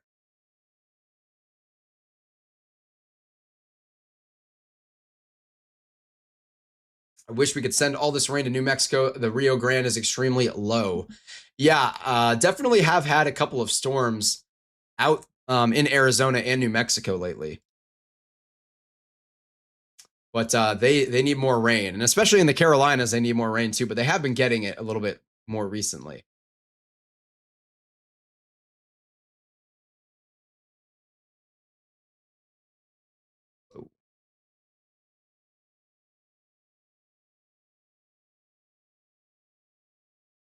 St. Louis is pouring from a Cubs fan. I mean, that's fair. That's fair enough, man. I get it. If you're from Chicago, you're a Cubs fan. I get it. The Bears.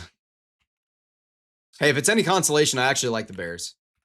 I'm not a Bears fan, but I like them, I'm not a fan of any NFL team, to be honest with you. I don't. The NFL, I'm like, it's okay right now. The NBA is unwatchable, and that's a hill that I'll die on. The NBA is unbelievably terrible and unwatchable. That's just my opinion. Tons of talent in the NBA. The talent is not the issue. Like, the players aren't the problem. It's just the way the league is. There's just no defense being played. It's just a giant shootout. It's just not fun to watch.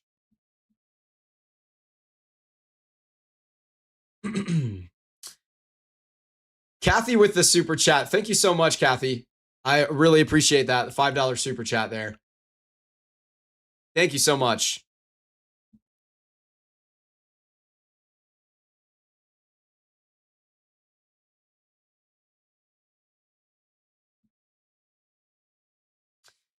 Janet from St. Louis saying, where are our storms? They were predicting them earlier today from First Alert for weather. Love Steve Templeton. Yes, shout out Steve Templeton. But yeah, we haven't really gotten any storms in St. Louis, and we're probably not going to. We still could see a pop-up storm a little later on this evening as we look from the St. Louis radar here. Out in Troy, maybe a little bit of cumulus starting to bubble up where we could get a couple pop-up storms that maybe impact the greater St. Louis area. But we haven't really seen many storms that far to the east. Everything's been kind of concentrated in central Missouri and then down into SEMO. And that was kind of my expectation too. But in meteorology, sometimes you get them right, sometimes you get them wrong. Got to do the best that you can. Dude 1105, I see you in the chat. How you doing tonight? Honestly, I like MLB period, but I'm a big Cubs fan. That's fair, man. I like the MLB too. Baseball is not my favorite sport, but I do like the MLB a lot, and I like that they're always making changes to try and make the game better. I think the pitch clock, a lot of folks don't like it, but I actually think it's really good for the game as the sport has been declining, and keeping it more active helps with that. It does look like we might have a little bit of a hail core, maybe, probably not actually. To the northeast of Owensboro, could be producing some small hail. I'm not really worried about hail with that though. It's more of a wind threat out there. Nick Pettit saying, hello, found your stream from Evan Freiberger. Well, thank you for tuning in. I really appreciate that. Definitely make sure if you like what we do to like and subscribe. Number one thing you can do to support us as we are closing in rapidly on 1,500 subscribers, which is the next milestone for us. All right, we're going to go back to our tornado warning out here for Eddy County in North Dakota for at least a minute here.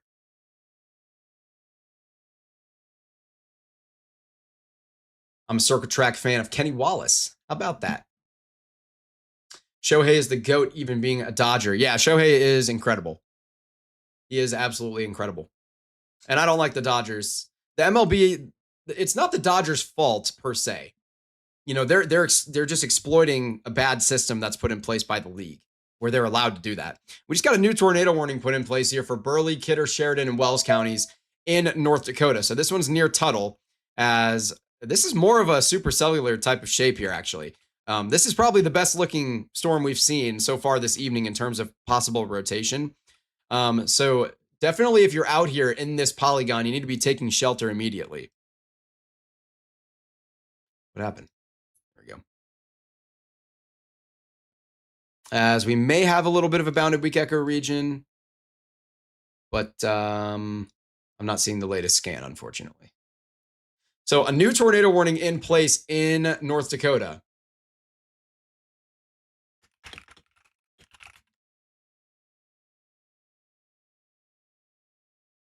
We're under a severe thunderstorm watch here in Houston, Missouri. Do you think we will get anything overnight? It's definitely, hang on. It's definitely possible for Houston, Missouri, that you'll get a couple of stronger storms overnight. The storms to your north near Jefferson City might eventually make their way towards you. In general, they're moving mostly to the east, but you definitely could see some storms pop up in your area. Oregon Jet saying, a weather bro that actually knows sports. I subscribe. Best of luck. Yankees, Jets, and Ducks. Nice. How about that? That's a kind of a wide spread. I mean, you're literally both corners of the country there with the Yankees, Jets, and then the I'm assuming that's for Oregon, obviously, because your name's Oregon. So the Oregon Ducks, not the Anaheim Ducks in the NHL. I'm also a big hockey fan, by the way. Big time hockey guy. Lorian, one of our meteorologists here, says, my favorite player went to the Dodgers from the Cubs and I couldn't follow him. I couldn't betray my morals like that. Understandable. And I fully respect that.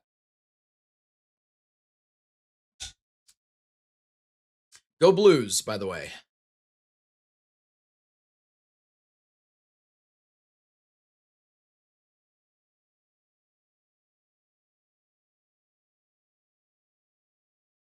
Florida is still under extreme drought and water shortages, I'm seeing. In Owensboro, they had baseball-sized hail last year. Wow. We've seen a lot of large hail, really, this year in general. Still tracking 2 tornado warnings out here in North Dakota.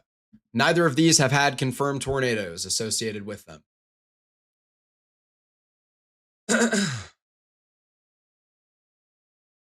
Yeah, I can hear you, Adrian.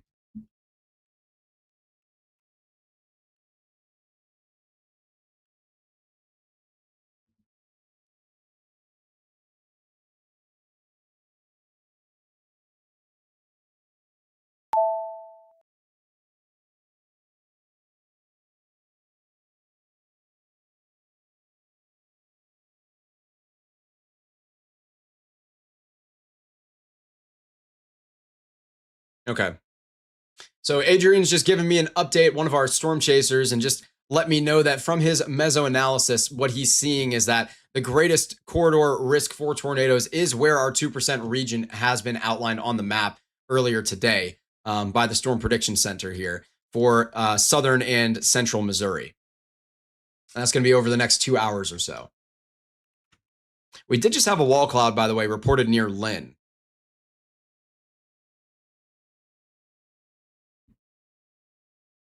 Reported by Joshua Johnson. And that was about 5 minutes ago. I don't know if this storm is tornado possible tagged. I don't think it is. Pittsburgh Penguins for me in hockey. Yeah, the Penguins, I feel bad for Pittsburgh fans just because you're nearing the end of you're at the end of a great era with Sid. And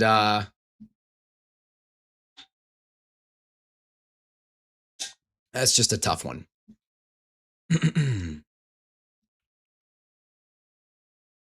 Got to enter a little bit of a rebuild out there in Pittsburgh. I'm not a baseball guy, even though I have thousands of cards from my childhood from the 80s to 90s I've been going through lately. Wow.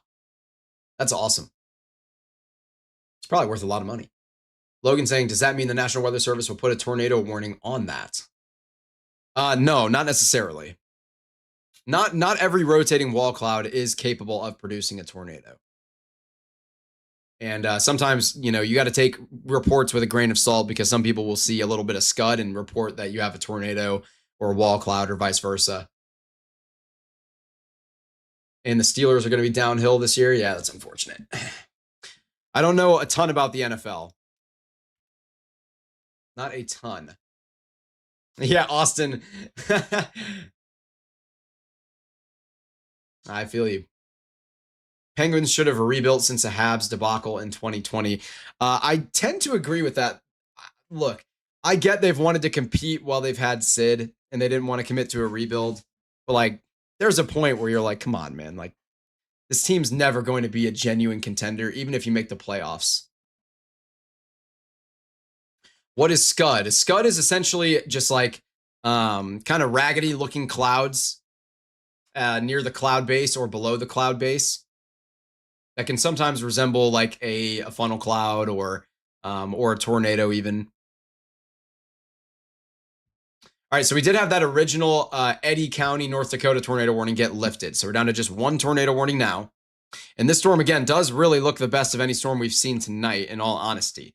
Now, you will notice that this inflow notch here I'm about to draw out is a little bit wide. But if that inflow notch is able to tighten up, it'll definitely pose the greatest risk of putting out a tornado at that point.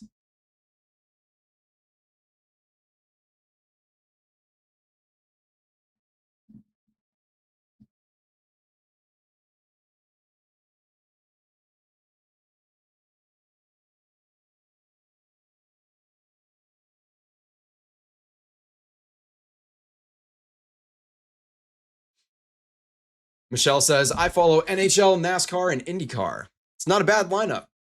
I'm a big time NHL guy, big time soccer guy. And then I dabble with the Cardinals.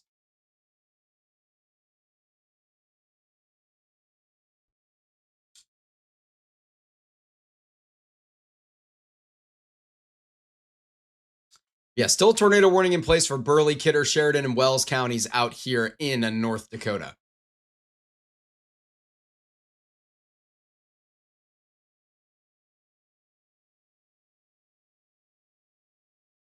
We're getting some of these warnings around the map are starting to get cleaned up as well, as we are entering the golden hour, essentially, where things are going to begin to calm down a little bit, most likely. Now, we could still see a lot of action throughout central and southern Missouri, and still some more storms out here in North Dakota that pose a threat. Plus, we're not going to forget about the giant squall line that's rolling into Kansas and the Nebraska Panhandle now, out of eastern Colorado.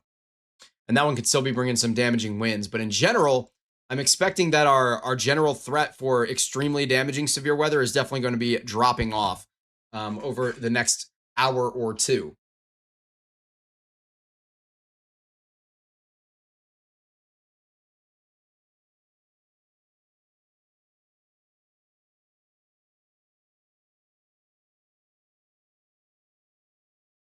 For those of you heading out for the night, thank you so much for tuning in. Stay safe. Make sure you have multiple ways to receive alerts if you're in an area that might get severe weather. And if you haven't already, like and subscribe. It's the number one thing you can do to help us out. We are inching closer and closer to 1.5 thousand subscribers by the minute here. We're like less than 40 away. It would be really incredible if we hit that milestone tonight.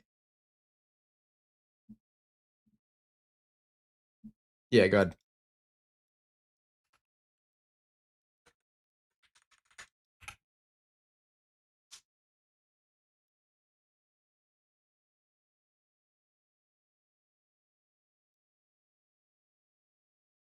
Yeah.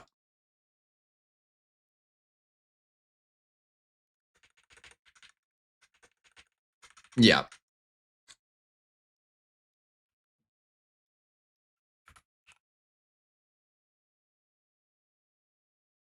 Yeah, I agree. Adrian was just telling me that the environment's decently favorable, but the lack of shear in the environment is causing things to grow a little upscale. And you're going to notice that to the southwest of our tornado warned cell, we're seeing storm training happen along this boundary right now. And you can see the boundary on the map because we're close enough to the radar unit, where storms are just going to continue to fire off and train off towards the southwest. So you're just going to see more storms popping up throughout this circle here. And so that's really going to limit our tornado threat in North Dakota. But we do have a period here for the next maybe 15 to 20, maybe 30 minutes where we could still see a tornado or two, especially with the storm that's currently tornado warned. That's probably the last one that's going to have the chance to do it here in North Dakota. And then after that, we're just going to be looking at upscale grown storms that are just a giant line of storms here in North Dakota, producing some damaging winds, maybe some small hail or an embedded weak brief tornado, but not really much in terms of a significant tornado threat as we go into the later evening hours.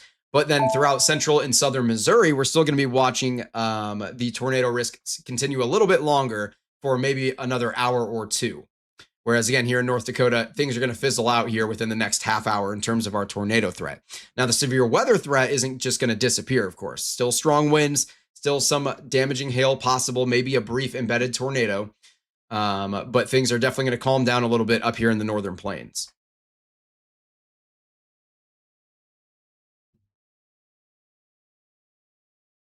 I see a lot of baseball card and just sports cards chat going on in the chat right now. I don't know anything about that stuff. Nothing at all.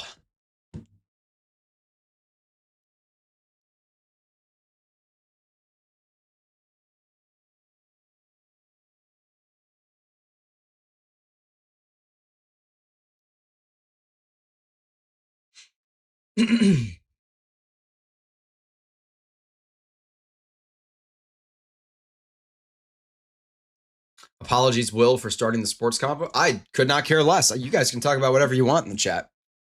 You don't have to stay on topic for meteorology necessarily, especially not in a moment like this where there isn't anything like, if we were having a widespread like tornado outbreak, I would definitely want people to stay more on topic so we can make sure we get good communication out. As we do have rotation looking like it's intensifying a bit just north of Wing here in North Dakota. So still a risk with this storm.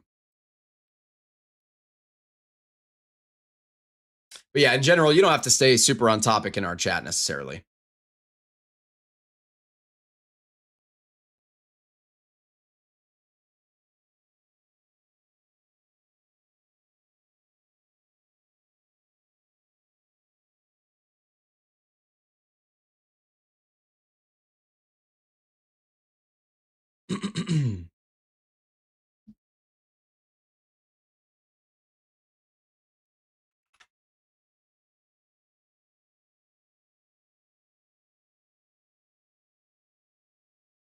Yeah, the fact that we might hit 1.5K tonight is kind of crazy.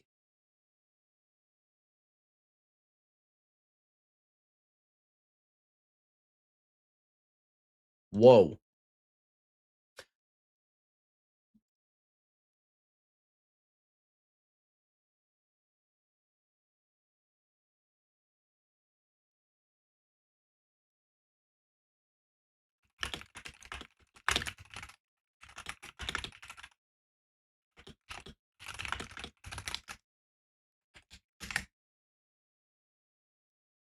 Let's hear some of your dad jokes.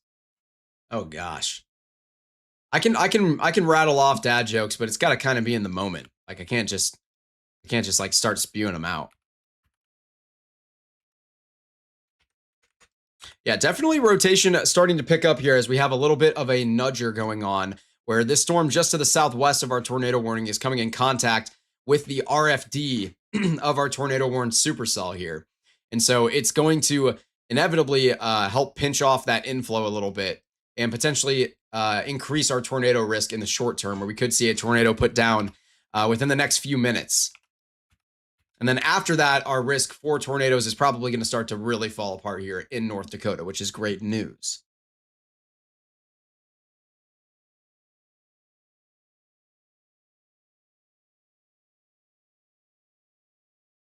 While we have a quick second, I do have a really beautiful photo I can show you from storm chaser Alan with Midwest Weather. Alan Geiger. He was out storm chasing for us yesterday, had some absolutely stunning views for us yesterday. As this is a really beautiful photo. You can just see a couple of different precipitation shafts. Really beautiful photo.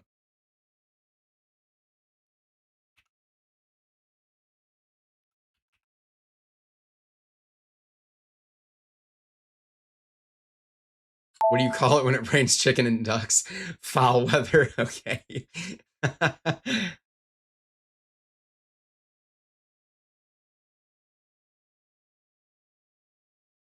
What's a tornado's favorite game? Twister. Do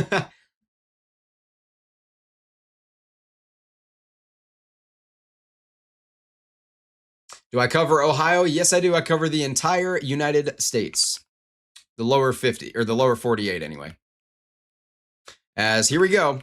We might get this the moment of truth here where our rotation might try to wrap up or I mean our RFD might try to wrap up a little bit, occlude that inflow and pinch it off like putting your thumb over a garden hose. That mass has to go somewhere with that inflow. And as the corridor for that mass to move through gets smaller, those winds have to speed up as a result.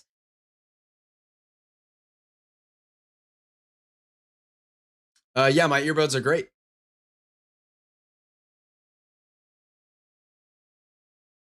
I don't really cover Alaska and Hawaii as we don't really have radar units there as of right this second anyway.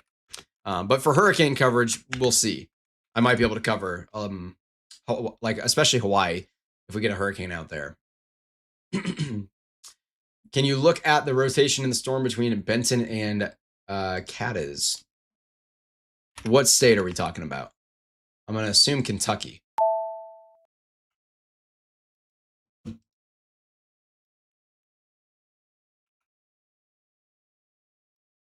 Where are we?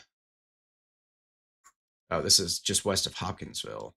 Ah, there's Cadiz. Where's Benton? There we go. Here. Oh, okay. Yeah. Definitely a little bit of rotation present here. Kind of come out of nowhere. This is near Canton. As this maybe like a little mini supercell that's fired off ahead of the line off the outflow boundary here. So definitely something to watch.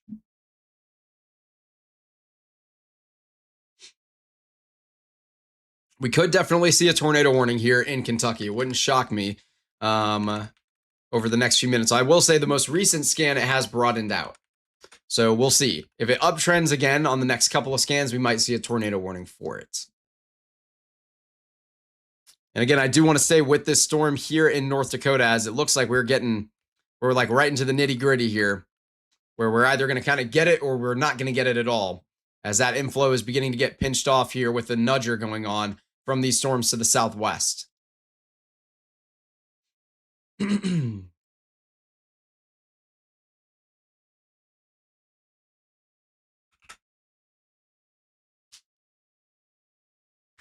All right, and this tornado warning for North Dakota has been condensed to just only include Burleigh and Kidder counties now.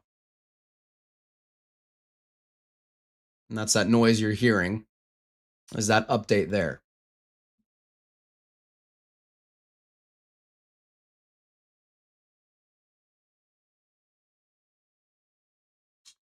Is there a CC drop on the storm in North Dakota? No, I don't believe so, no.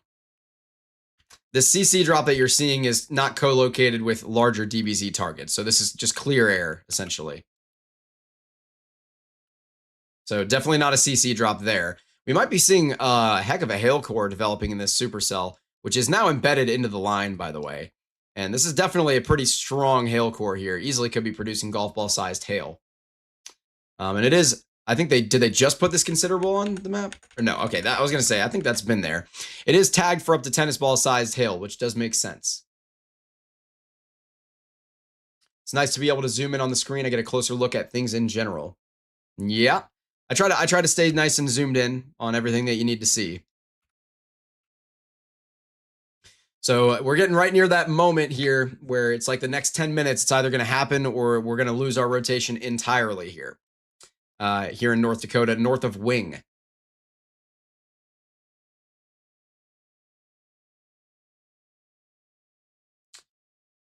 Looking back towards Kansas and eastern Colorado as all of these storms are continuing to roll on through.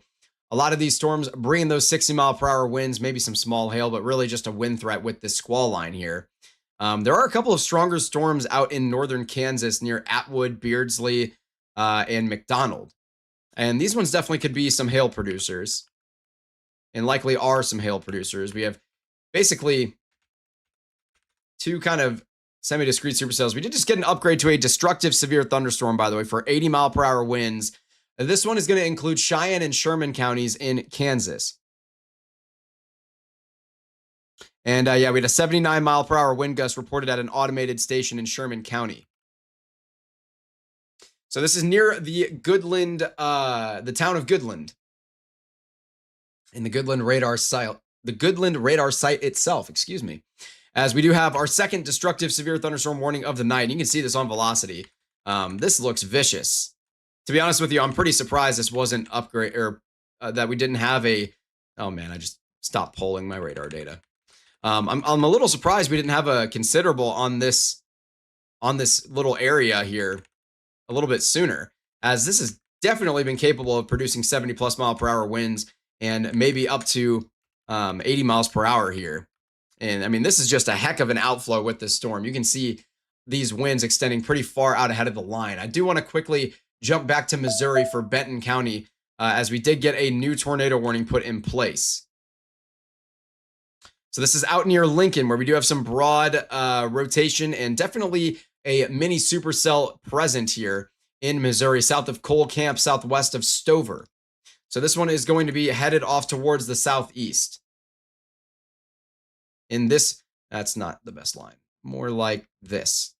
Eventually towards Gravois Mill. Gravois Mills out there. I don't want to say Gravois. Check out the storms in front of that squall line out west. I think that's what I was just looking at. There's no storms in Ohio. Is that enough for a tornado warning? Well, that storm is a little dangling bit. What did I miss? Next. It could get its inflow cut down until the merger is complete with that cell to the south.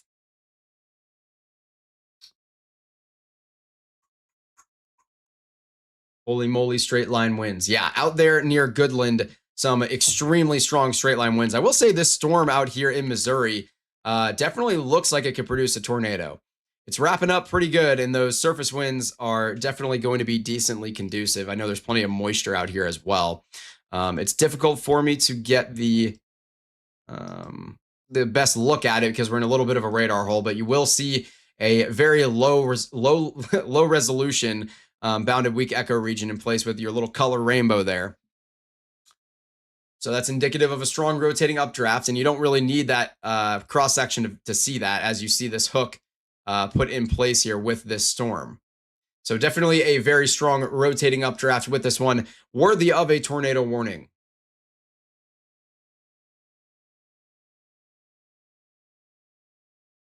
All right, we're going to check in on our tornado warning in North Dakota, as that inflow is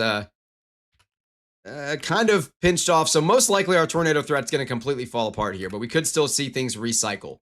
But most likely we're not going to have much of a tornado threat with this storm. So we had our do or die moment here with this storm, and it looks like it did not do. We do have some stronger storms back near Bismarck to the southeast of it. Could be producing some gusty winds and larger hail. Some of these could get upgraded to considerable severe thunderstorm warnings for golf ball sized hail. Definitely possible.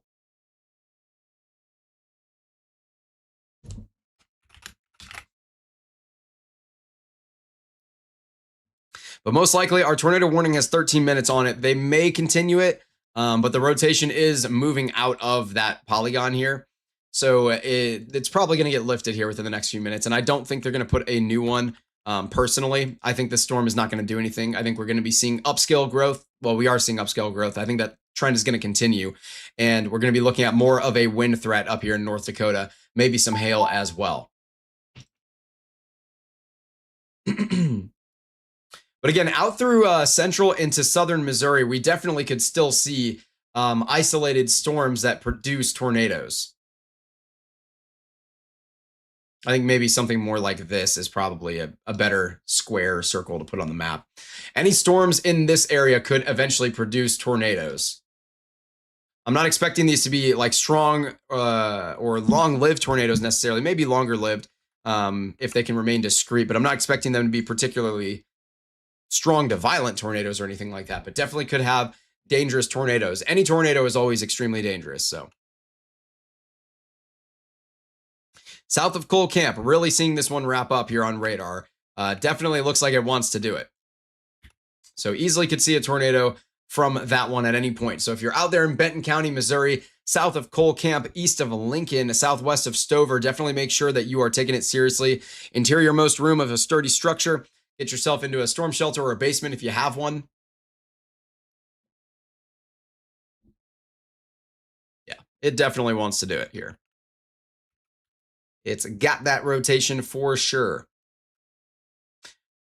Near Gravois Mill definitely has a little bit of rotation there as well.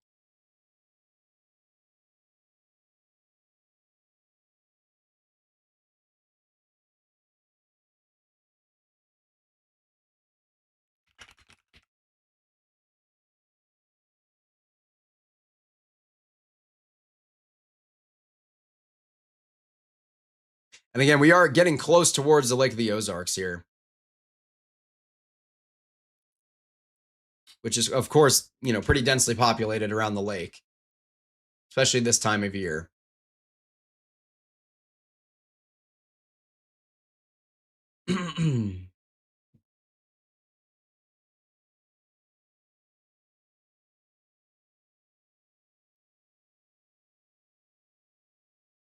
And again, we do still have this destructive severe thunderstorm warning in Kansas for Cheyenne and Sherman counties, where we have had a measured 79-mile-per-hour wind gust.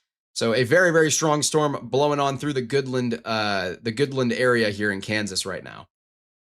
Could easily be seeing, though, and we did get an upgrade, by the way, what I was talking about before. This is a considerable severe thunderstorm warning now.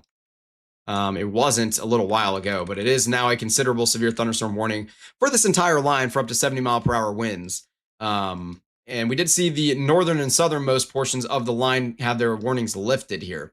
So we're more so just looking along the central region of our line of storms as it's going to roll on through Kansas and southern Nebraska, bringing those 60-mile-per-hour winds, maybe even towards 70 or 80-mile-per-hour winds. Out near Atwood and McDonald, still have some stronger storms prefrontal there. Could be producing some hail with those. You're living in Jefferson City. You are scared. You don't need to be in Jefferson City. You should be okay. One more storm headed your way, but nothing crazy with that one as of right this second.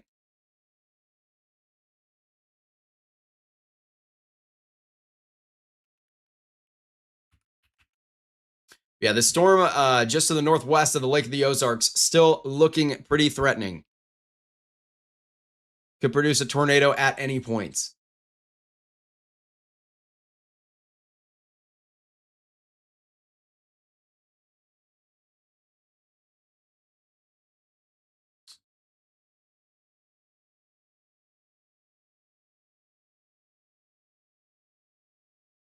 Just saying the sky is yellow. Should I be worried? Sorry if I'm being annoying. It's yellow and almost hazy and dusty. No, you're definitely okay. And you're not being annoying. Any questions? No, there's no such thing as a bad question here with weather. But you will be okay out in Jefferson City.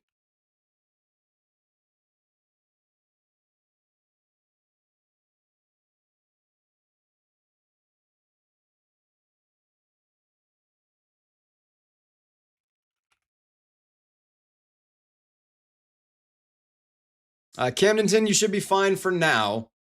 But you definitely could have some storms headed your way over the next hour or two. Really like the next hour and a half ish, where some stronger storms are still going to be possible in the general vicinity of the Lake of the Ozarks.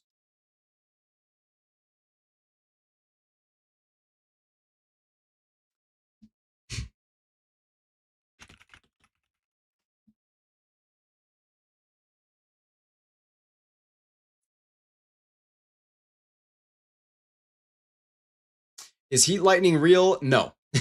Heat lightning is not real. Heat lightning is just lightning that you can't actually see because it's all the way over the horizon. So you just see flashes on the horizon, but you're not seeing the actual lightning bolt itself or hearing any thunder. And people call that heat lightning, but it is in fact not a real thing technically. It is not some like special type of lightning or different weather phenomena or anything like that.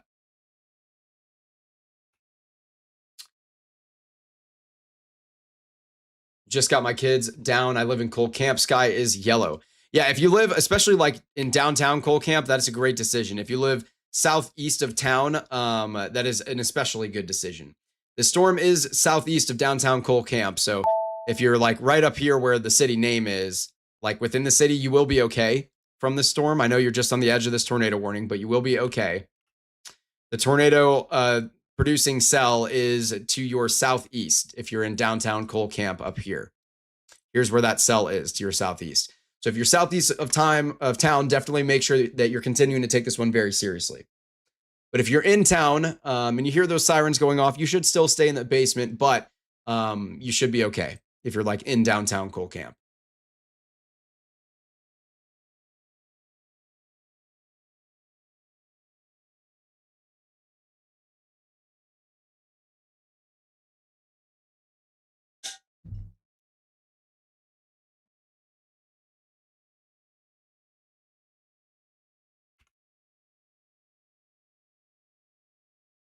Ooh. We might have a new area of rotation developing near St. Elizabeth, as that definitely looks to be uptrending a little bit here.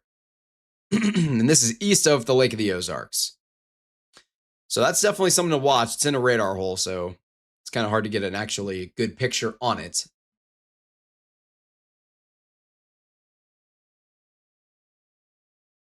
There's a second one north of Lori. Where's Lori?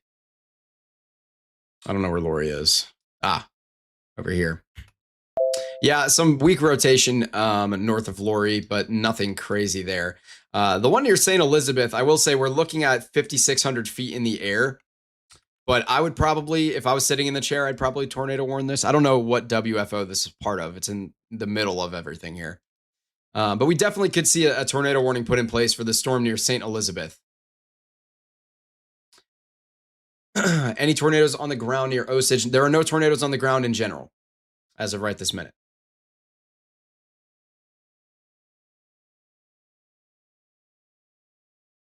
We do have a tornado. We do have a tornado warning for Benton County, Missouri, though. We still have one going on in North Dakota as well, but I'm not really worried about that one. I'm surprised it's on the map, to be honest with you. As that rotation has completely fallen apart. There's nothing there. That warning does not need to be there.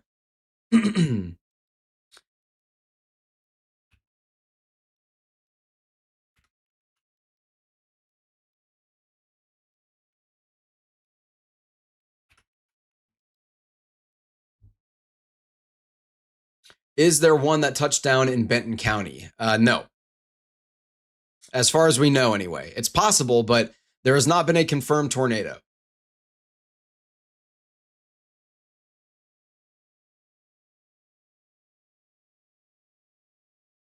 How do you know how fast the storm is moving? You can kind of click on the warnings, and the National Weather Service will they're automatically tagged, and you can see like this one. It says it's moving southeast at 13 knots, which is 15 miles per hour. It says it in the warnings as well, moving southeast at 15 miles per hour. You can also just measure it yourself by like for me in this program, I can just place a marker and do my storm motion from there. You can do storm motion from the marker, and then I can place a storm track here, and you can see over 15-minute intervals where the storm is headed. So in general, this one in 15 minutes will be here, and 15 minutes here, and 15 minutes here from the starting point, which is over here. So there's a lot of different ways you can go about it. Oh, I missed one. Oops. 45 minutes. So this one would be 15. This would be 30.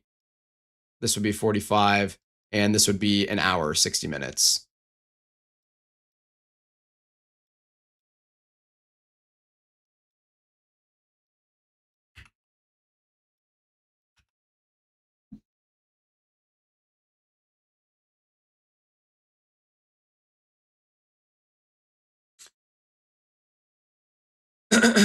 Do I think those cells in central Missouri will stay discrete through St. Louis or go linear? Yeah, we are getting some more cumulus beginning to develop to the west of St. Louis. I don't exactly expect that we're going to really get many storms in St. Louis. We definitely could see some of these storms sustain themselves and roll through St. Louis. Anything that we do get is probably going to be pretty clustered or upscale. It's probably not going to be discrete, maybe semi-discrete type of stuff, but yeah, this little supercell out here is not giving up. You are absolutely right. It's the little engine that could.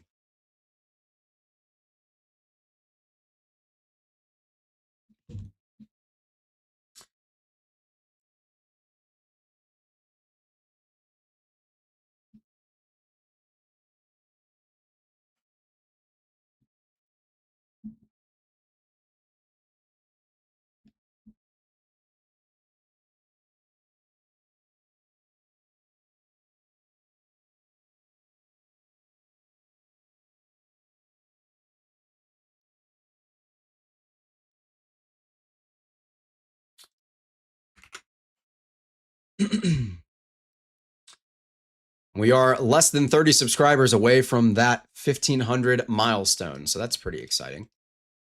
We also passed 200 likes on this broadcast, which is really awesome. So I'm really grateful for all of the support, guys.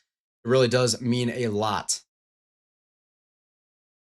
I'm going to check in really quickly on our destructive severe thunderstorm warning out in Kansas for Cheyenne and Sherman counties, as we are still watching some very, very powerful winds blowing through the Goodland area. I will say they have downtrended just a little bit. Still could be seeing up to 80 mile per hour gusts there for this storm. But I would imagine that destructive severe thunderstorm warning is one, going to get shrunken down here not long from now. They're going to cut off the back end of it. But two, it might get downgraded to a considerable severe thunderstorm warning for 70 mile per hour winds within the next 10 minutes or so.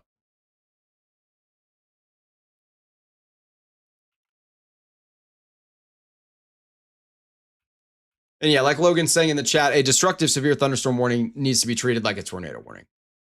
It's really, really dangerous. 80 mile per hour winds are weak tornado force, hurricane force winds. Very, very dangerous stuff. Sean saying, so proud to see the growth of this channel. Happy to be helping out as well. You're killing it. Well, thank you so much, my friend. Happy to have you on in the moderation team.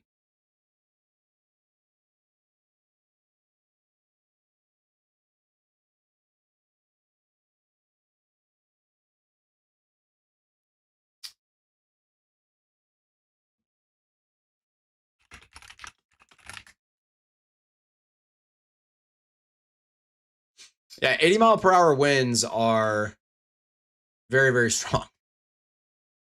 I think a lot of people don't take severe weather seriously enough in terms of anything that isn't a tornado sometimes. People will not think about flash flooding. They'll just turn their nose to it. Obviously lightning is something that people don't consider sometimes, but it's more random and less of like a severe weather phenomena, more of a random thing that we can't really predict as well. And straight line wind damage also not taken very seriously a lot of the time.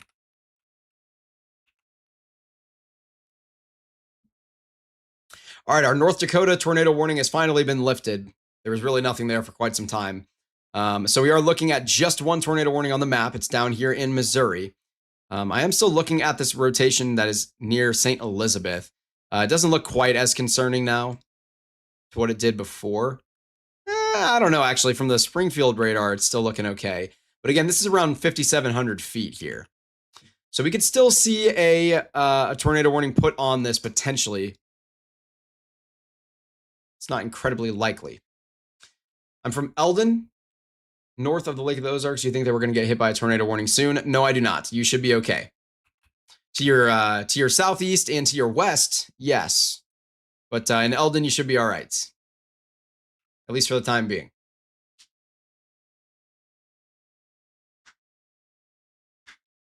We do have a new considerable severe thunderstorm warning in Kentucky, by the way, for the same wind bag from earlier, which is now producing some stronger winds yet again.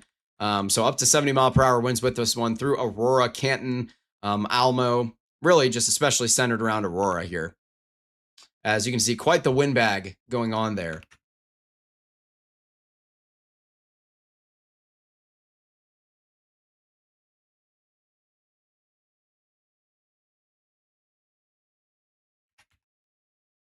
As it looks like our rotation has finally broadened out just a little bit here, west of Gravois Mills, as we are kind of headed right towards the Lake of the Ozarks. This supercell has just been rotating for a while, has not put down a tornado as far as we know, but it is possible that it did. Yeah, in general for Eldon, by the way, again, this storm is kind of headed that ish area towards the Lake of the Ozarks, but you should stay north of it. You should be okay. Thank you, liked and subbed. Well, thank you. I really appreciate that. Is Cole Camp in the clear? Yes, absolutely. You're no longer within the tornado warning polygon at all. And this storm has been to your south for a little while now. Now, again, if you're southeast of town by 10 to 15 miles or so, you still need to be taking it seriously as there's still rotation there. Do you see a tornado threat for Kentucky tonight? It's possible we see a spin-up tornado in Kentucky, but I'm not really that worried about Kentucky for this evening. My man, thank you so much. I appreciate it. Man, thank you for being here. We appreciate you. Stay safe out there in Cole Camp and have a great rest of your night. Yeah, rotation definitely downtrending a little bit west of Gravois Mill, but I will say, morphology-wise, it still looks pretty solid here. Still a little bit of a bounded weak echo region going on. Whoa. Do that.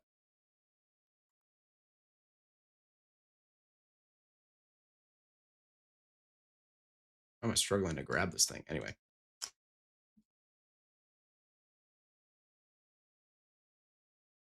Got a sub from me. Well, thank you very much. I appreciate that. We're getting really close to that 1,500 subscriber mark. So I really do appreciate it. We are like 20 away.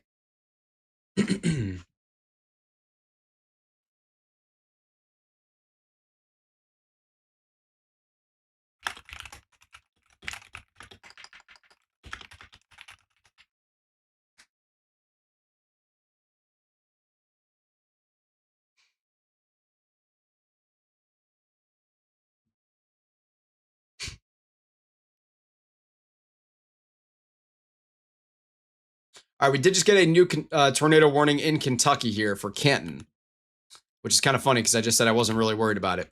As we did get a little bit of spin-up rotation that just popped up just west of Canton. So if our friend Just Here 120 is still here and you happen to be in that area, definitely watch out for this one. It doesn't look like particularly concerning to me, but it definitely could put down a spin-up tornado for sure to the west of Canton, basically between Aurora and Canton here, kind of crossing the highway. So this is what, whoa, outstanding circle. This is what we're looking at here, that area of rotation, which has just shifted a little bit. So kind of headed right towards Canton. Yeah, that timing's pretty brutal. But it is what it is. Again, I'm not really worried about much of a tornado threat anywhere in Kentucky in general.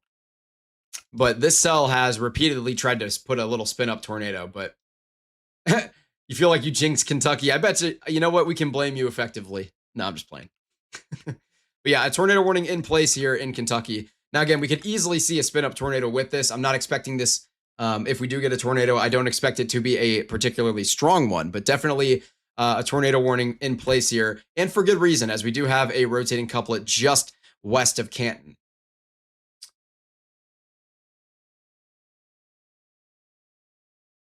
So here's your rotating couplet, and there's Canton. Now, this storm is going to continue off in that direction towards the east-southeast.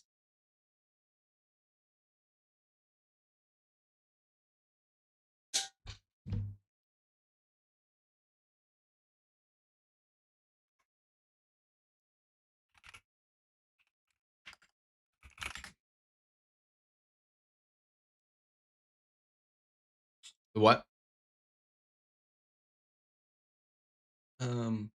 Oh no. Weather Wisdom, tomorrow is your birthday. Well, happy early birthday. Happy birthday from the whole team here at WillBrattonWx. I was actually just notified of your message because I skimmed over it, missed it somehow. So the entire team here would like to wish you a happy birthday.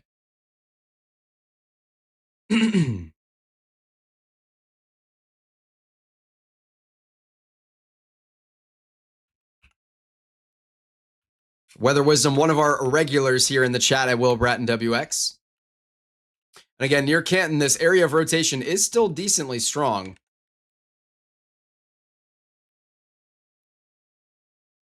So definitely could see a tornado produced here near Canton.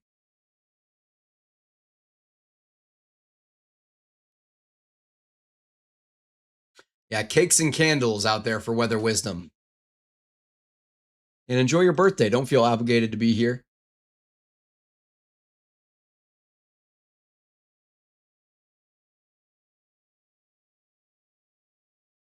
I subscribe too. Just know that I have been an Evan member for over 3 years and tell dad jokes. So when he redirects us, yeah, absolutely. We appreciate you being here, and I appreciate the subscription. Kathy saying, how many people are on your team? We have a pretty large team. And by the way, our Benton County, Missouri tornado warning has just been lifted. I will say our tornado warning in place here in Canton still looks concerning, but not quite as concerning as it was one scan ago. Still could produce a tornado at any point. Our team is about 22 or 23 people deep. So a very large team.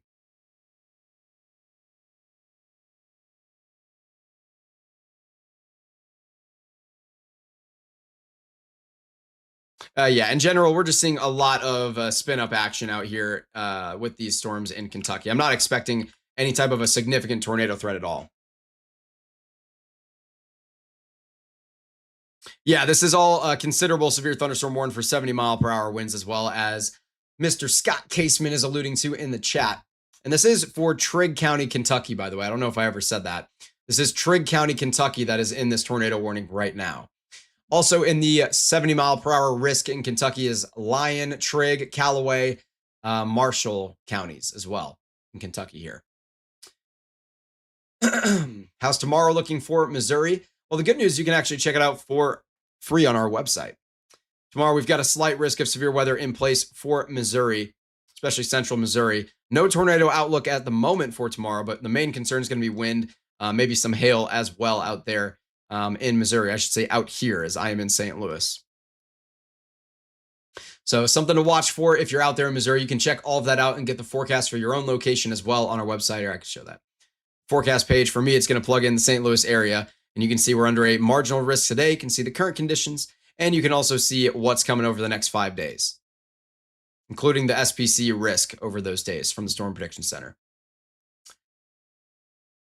Hopefully that will help out a little bit there. I think we'll get a tornado outlook somewhere. Yeah, it's definitely possible that we see a 2% slapped on the map tomorrow. I would not rule it out by any stretch. Yeah, our rotation near Canton, definitely a little bit weaker on the latest scan. We're about to get an updated velocity scan here in about 5 seconds. They have shrunken that tornado warning down just a tiny bit to include less areas near Aurora. So in about 10 seconds here, we're going to get an update on this velocity scan.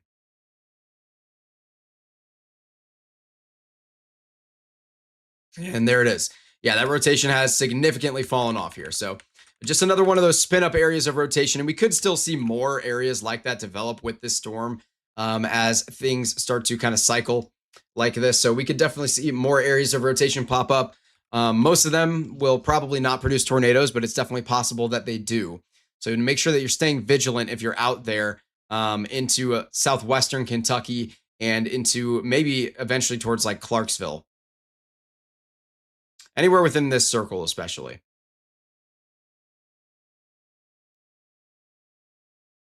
Russellville, Missouri, are we okay right now?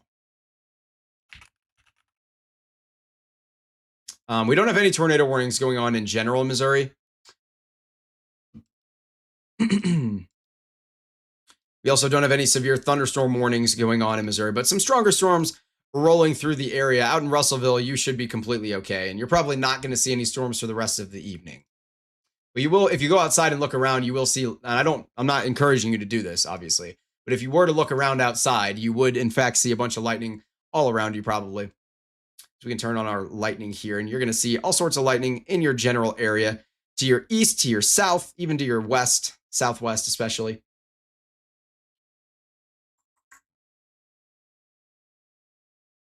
Can I explain a super El Nino? It's not really like a real meteorological term, but essentially, like NOAA classifies it as a very strong El Nino.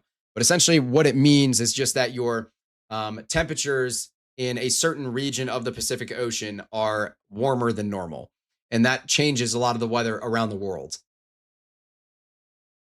which is why it matters, why we care about it. There's two funnel cloud reports in Iowa from an hour ago. I see one, yeah, definitely see one here. Right above me, literally right here. Yeah, that was quite a while ago. That's the only one that I'm seeing. Yeah, go ahead, Adrian.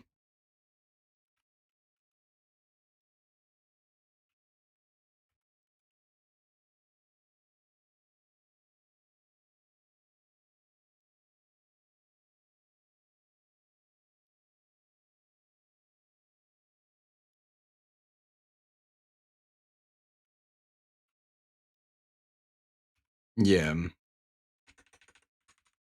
Yeah, I do see that.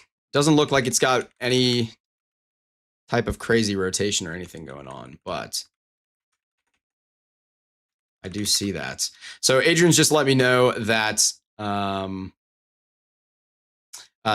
is taking a look at this cell out here near Owensville as possibly the most favorable cell to potentially produce a tornado this evening as it continues off towards the east southeast.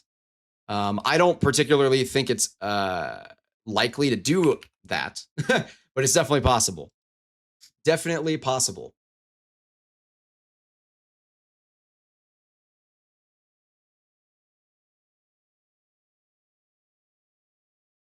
All right, out back into our Trigg County, Kentucky tornado here.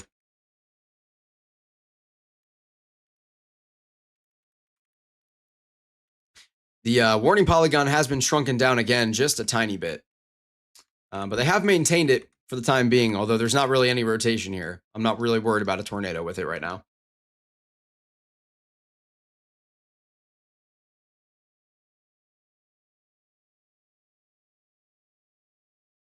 Yeah, definitely good that this is, if we were going to get storms in this area, it's in like the early evening hours, as a lot of folks are aware and a lot less folks are out on the lake, as Scott is saying in the chat there. What's my opinion on StormNet? I've only looked at it but never really used it. Those tools they're helpful tools for sure, but you cannot rely on them. Like if you don't have time to do meso analysis, like when I'm doing a broadcast right now, I can't be doing deep mesoscale analysis. And by the way, our considerable severe thunderstorm warnings have been lifted here. So no longer posing that 70-mile-per-hour wind threat that we saw back near Aurora earlier. You see those bright greens have really tamed down a lot. I think tools like NATOcast and StormNet are very useful, like interesting things to look at, but they can absolutely not be relied on.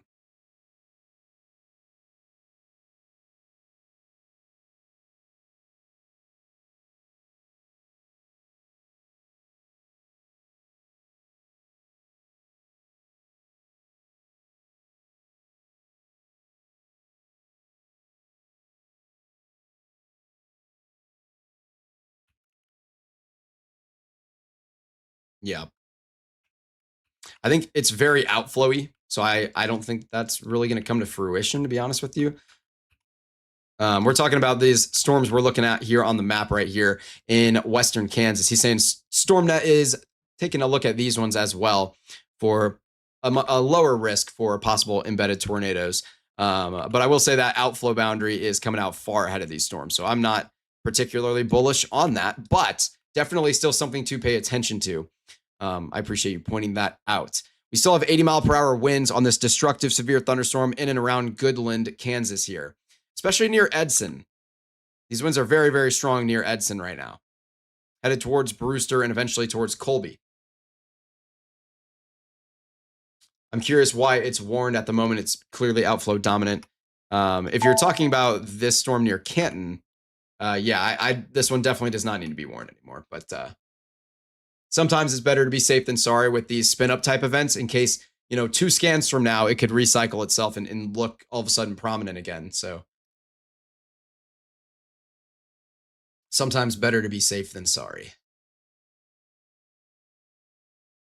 Because again, coming out of nowhere, been watching the weather. Yeah. Yeah, I mean, these storms were definitely forecast, at least with the latest model runs this morning, rolling on through through western Kentucky into southeastern Missouri and even Tennessee here. Can you tell me how bad the winds and rain will be in Palmyra, Tennessee? If I can find it. I'll just figure it out. Hang on.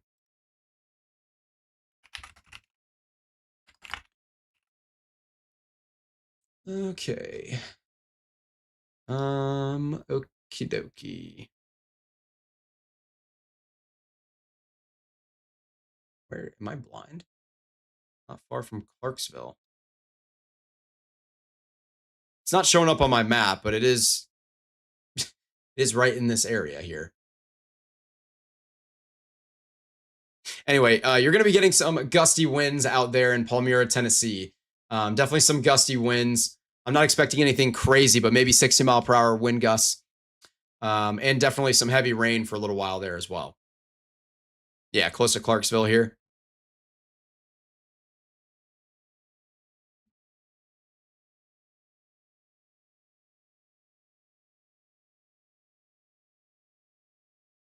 Maybe I'm old fashioned giving METARs and SPC meso. Oh no, I completely agree. that's how I forecast too. But like in the moment, sometimes it's really like, cause I don't have, like I can't look at all of my mesoscale maps right now. And of course, Adrian in the background is looking at those too. But it's also, it can be really nice at a quick glance to look at some of those maps like the NATOcast or StormNet. But again, you absolutely cannot rely on those as like a source of here's what is definitely going to happen. But they do a pretty solid job, so they're definitely good for a quick glance.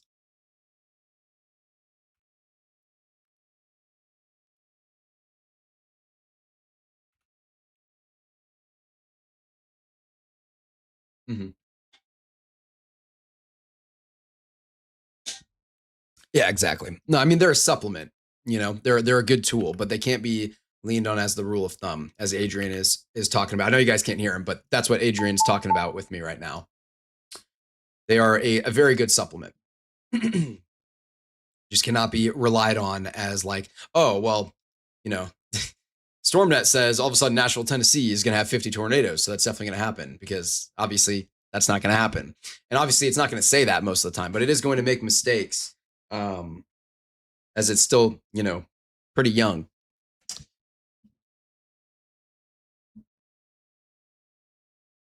And yeah, Scott, to your point, talking about the fine line between canceling and maintaining warnings, it is definitely true. Thunder now rolling in Palmyra, Tennessee. Yeah, I don't doubt it. Definitely looking at our lightning map here. Some of it is getting close enough to you where you'll be able to hear it soon. We do still have this tornado warning in place for Canton, but again, it doesn't really need to be there in my opinion. but it is definitely better to err on the side of caution with these storms sometimes. So nothing wrong with it being maintained, but not really an imminent threat. We do have a new destructive severe thunderstorm warning in North Dakota. So this is probably going to be for, yeah, this is for baseball sized hails. This hail core looks actually ridiculous. This is not far from Bismarck to the northeast. And this is monstrous. This is actually a monstrous hail core. So we could easily be seeing baseball sized hail coming out of the sky with this one. This is a really monstrous hail core here. So if you're out there in Burleigh and Kidder counties, definitely make sure you're paying attention to that hail. You want to be taking that one as seriously as a tornado warning too, because if you're outside and you get bonked on the head by a baseball made of ice falling out of the sky, it literally could be lethal. Very, very dangerous stuff. Out in Kansas, another destructive severe thunderstorm warning is still in place as this storm moves away from Goodland. We'll see if they extend this destructive warning towards areas like Brewster, as the most localized strong winds are in that area. That could definitely still be producing 80-mile-per-hour winds. But in the northern part of this, I wouldn't be expecting 80-mile-per-hour winds at all.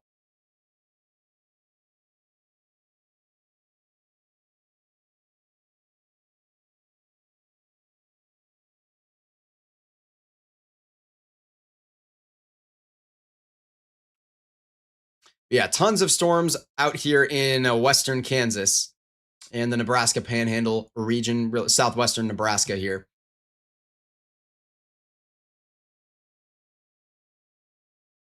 Is there going to be rain tomorrow in Louisiana? In the summertime, there's going to be rain basically every single day in Louisiana.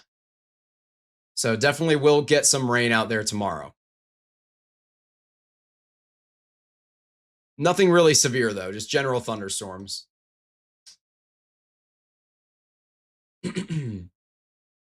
Storm south of Atwood, Kansas looks interesting. Okay.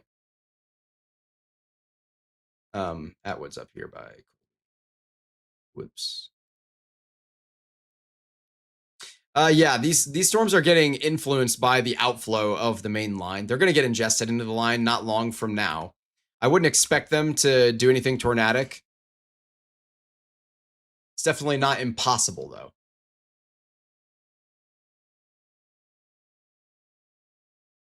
Yeah, definitely nothing that screams at me that there's an ongoing tornado by any stretch with this storm here in Canton. And I mean, to me, I don't think this tornado warning needs to be here at all. But that's just me.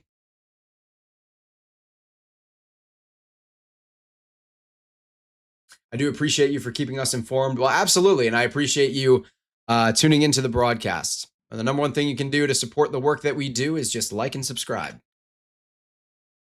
We are like less than 10 subscribers away, I think, from hitting 1.5K, which is a huge milestone for us. Will, is there going to be rain tomorrow in Louisiana? Yeah, there's like I said, there's definitely going to be rain in Louisiana pretty much every day in the summertime. Definitely going to see some pop-up storms out there in Louisiana. Nothing severe, though.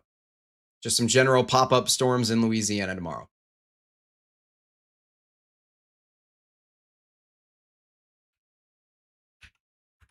It's possible that you see an isolated severe storm down there in Louisiana tomorrow, but like in general, I'm not expecting anything particularly concerning down there. I'm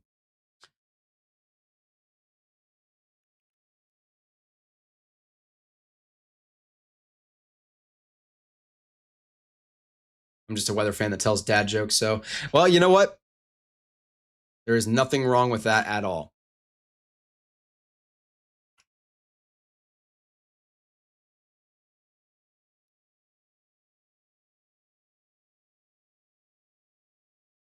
Should we be worried about this storm being this serious in Gallatin, Tennessee? It's headed this way.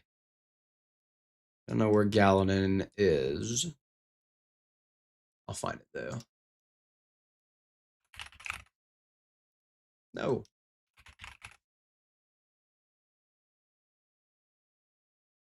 Oh, okay. That's just north of Nashville. I see. There it is.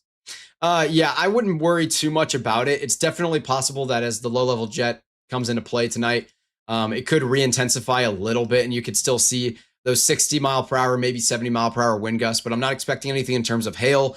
And I can't entirely rule out a spin-up tornado, but in general, I'm not expecting any type of a tornado risk as well. So you should be okay out there. So the weather in Louisiana is calm. Not necessarily. It's just it's just normal for this time of year. Lots of pop-up storms out in Louisiana are very, very normal in the summer. You can't really predict exactly where they're going to be. You can only predict whether or not they'll likely happen, and they likely will happen tomorrow. You'll likely be getting those pop-up storms down there. Saturday will be a fun weather day for the Carolinas, especially coastal, and maybe even Sunday. Yeah, you never know. We might be broadcasting at the same time for like the first time for severe weather coverage. You never know. We haven't gotten to do that yet, as far as I know anyway.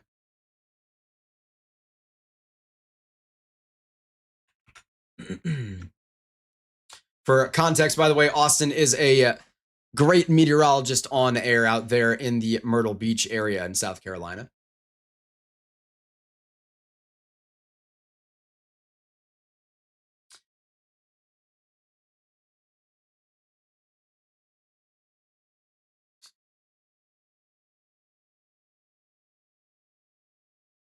Just a suggestion, but when asking, people should give a bigger city that's close. I don't mind looking them up. I mean, I just have Google Maps open on one of my other monitors.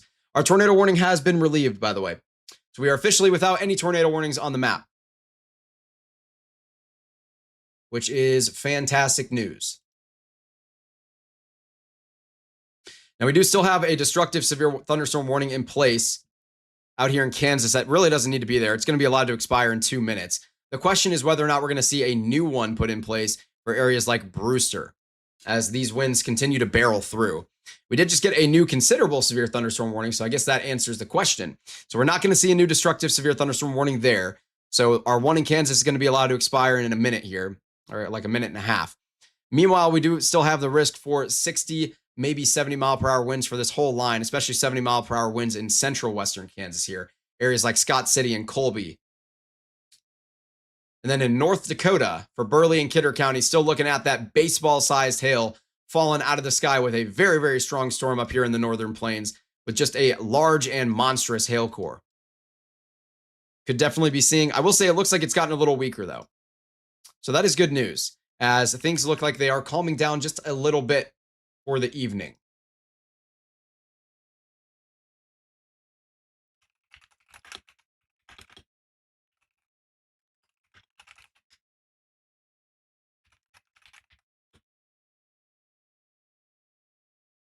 That line is the entire border of Kansas. Yes, it is.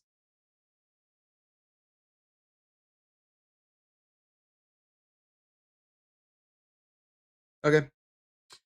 Hello, Lorian. Pretty good line for a QLCS. Oh, absolutely. It is a QLCS. Yeah, still going strong. We've been live for just over 4 hours here.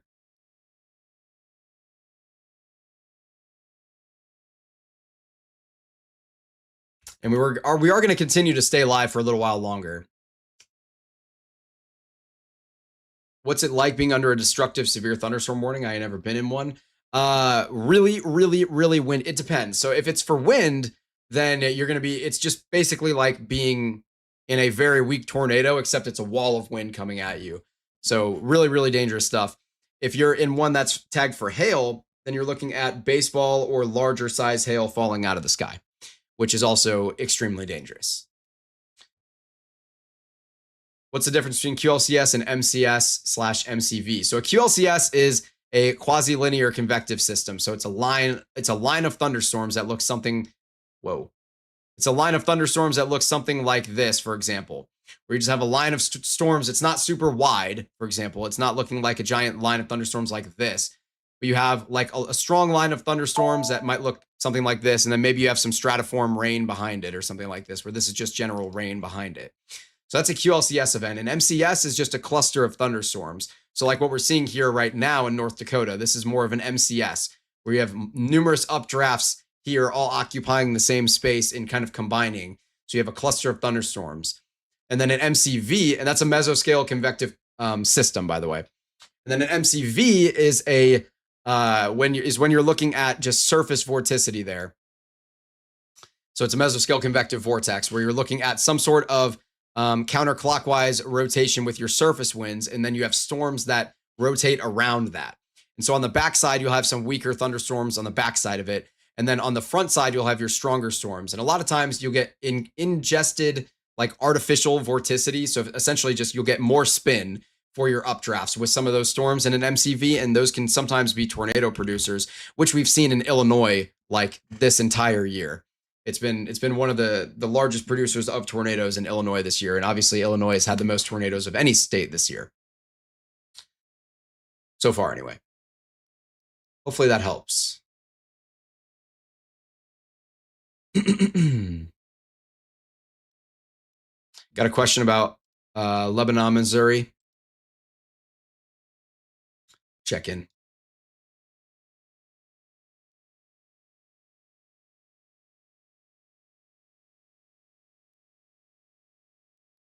Lebanon right now, just general storms in your area moving away from you. So you should be good. And I'm not really expecting any more storms to roll through there this evening, to be honest with you. You might get a pop-up storm, but I'm not really expecting anything significant for your area. Our Owensville storm that was potentially one that would try to get rotating looks like it is not going to be able to do so at all. So it looks like our tornado risk is pretty much done for the night for the most part. Now we could still have some QLCS tornadoes get spun up along this line of thunderstorms rolling through Kansas and Nebraska. And then down in Kentucky, we still could see a spin up tornado there as well, as especially on the northern part of this cluster, we've seen numerous times it's tried to put down a spin up tornado. So it's possible we see a weak spin up tornado with either of these two clusters of thunderstorms. But in general, I think our tornado risk for the most part is done tonight, which is great news. It is after 9 p.m. here now. And in North Dakota, we are going to ride out this destructive severe thunderstorm warning for the time being. It's probably not going to last the full 42 minutes. It's tagged for that baseball-sized hail. It does look like it's already weakened a little bit or honestly, a decent amount from what it was before. And an SLC is a scary looking cloudy. Yes, it is. But yeah, here in Burleigh and Kidder counties in North Dakota, still looking at a up to baseball-sized hail with this storm. But I will say it is weakening, and it's probably not going to be tagged destructive for much longer. And that threat will probably be limited to around 2-inch hail or maybe tennis ball-sized hail. As yeah, it's really starting to become downdraft dominant here. So a lot of that hail is probably falling out of the sky just northeast of Bismarck right now. So any hail that was suspended in those updrafts is starting to come down, just crashing down here. So it could be seeing a little bit of a downburst scenario as well out there. Actually, we can take a look and see if I think that's the case or not. And that is really going to, oh yeah, that is definitely the case. So definitely have some downbursting winds. Oh, 100%. So a little bit of downbursting winds going on here as these storms are beginning to dissipate out in North Dakota. Do I have a membership to support us? We don't have it set up just yet, but we will. We will have it soon. They limited it to 2-inch hail now. Yeah, I mean, for me, it's still showing destructive for baseball size hail, but I'm sure you're right. My radar is probably just a little bit behind here. And that one is really dissipating quickly. So a little bit of a downburst going on here northeast of Bismarck. So essentially what that means is you just have winds coming out hot from the storm in all directions, essentially, as you are watching this storm begin to dissipate. So it's just spitting out winds in all directions. As essentially what happens here is, we'll go into Canada to draw. You have a storm, for example, where you have an updraft and you have a downdraft going on, and here's your ground. But when the storm begins to dissipate, what you'll notice, well, I just deleted everything. That was silly. As your storm begins to dissipate, all of that mass just starts to come crashing down as you don't have an updraft anymore. You just have a downdraft. And so all that mass, all that hail, the water, anything that's suspended up there comes crashing down to the surface, and it splits out in all directions. And so that's what a downburst exists.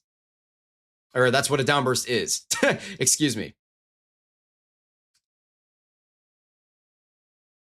And so a lot of times with storms like this, where you have elevated hailstones, you'll see all of that hail start to just come crashing down to the surface here.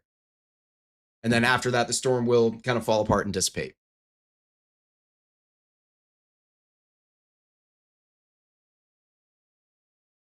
Yeah, super chats do now exist for this channel.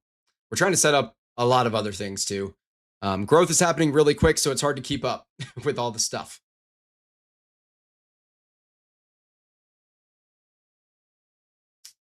Hope those folks have cars in their garages. Oh yeah, absolutely. That's windshield breaking hail baseball. Yeah, absolutely. That stuff can go right through your windshield.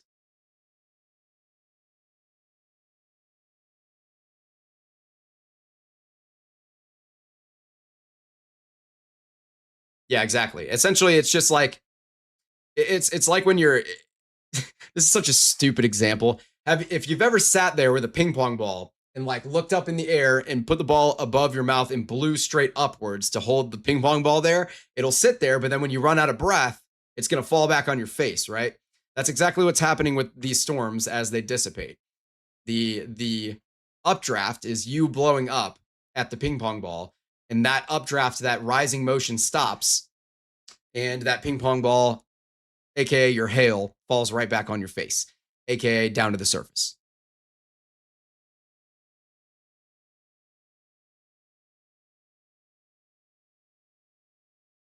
And we did just hit 1,500 subscribers, which is a really, really huge accomplishment for us. So I want to thank everybody for that. You can see on our page here, 1.5K subscribers here. So really, really, really grateful. Myself and the entire team are incredibly grateful. Of course, we have some incredible meteorologists. We have an incredible team of storm chasers. So many people supporting what we do: an editor, graphics, web design, community, all sorts of incredible folks, even moderators helping us out.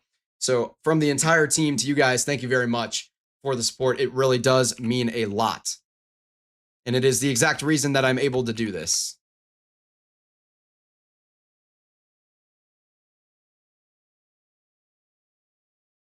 So thank you guys very, very much. Okay, sounds good.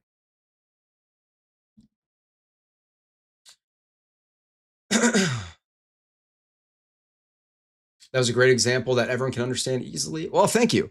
I do my best. A YouTube play button would look sick on the wall. I do agree. I do agree.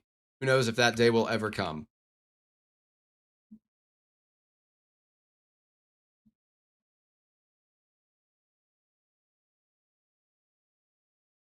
Again, this is still a destructive severe thunderstorm warning here for baseball sized hail for Burleigh and Kidder counties in North Dakota, but I don't think it's probably dropping baseball size hail now, excuse me, but it definitely is possible.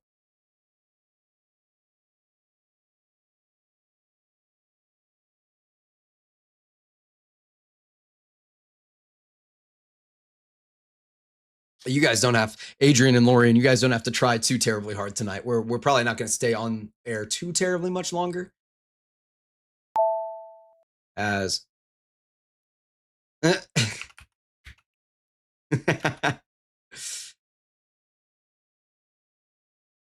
we'll probably go until about 10 p.m. Central Time.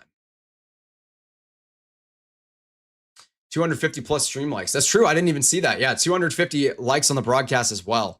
So I'm really appreciative for that. Look at this downburst, by the way. You can see these reds and greens really starting to develop as these winds just start splitting dramatically in different directions as all that mass comes crashing down to the surface here. Really, really cool visual example of that downburst going on with this storm.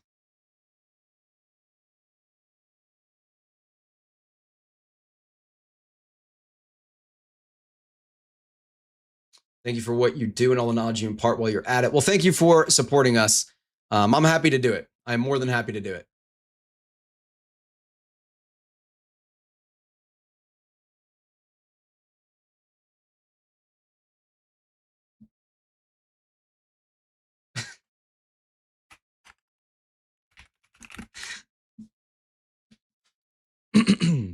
Yeah, we're probably going to stay on until about 10 p.m. here Central Time.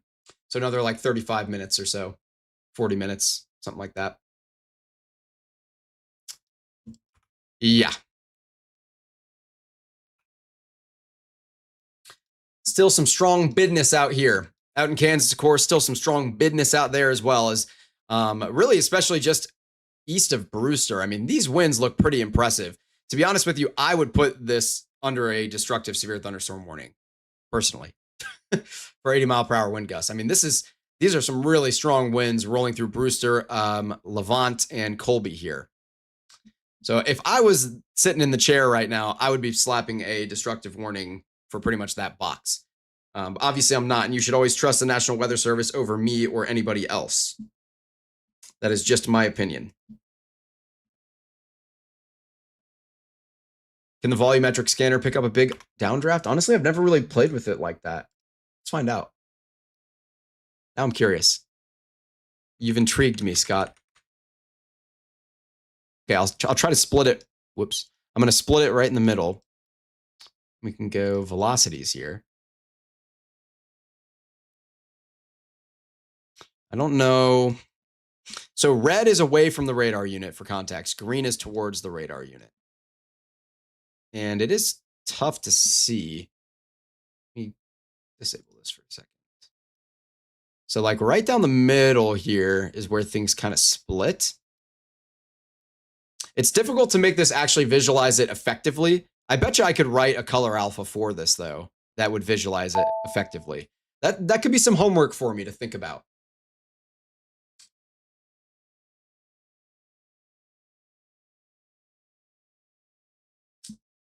For the reference, that's 11 o'clock Eastern time. Correct, yeah. For about another 40 minutes, we'll probably be live here. This is really, Scott, you have really intrigued my brain here. You've given me a new toy, a new project to think about, for better or for worse. So I appreciate you for that. One thing that's cool is you can identify where your updrafts are with your areas of rotation. Where you see these weak areas of blue that go up into the air, you can see where your updraft is, where it's tilted. It's kind of difficult to see, but it is there. That's something that's always cool to look at.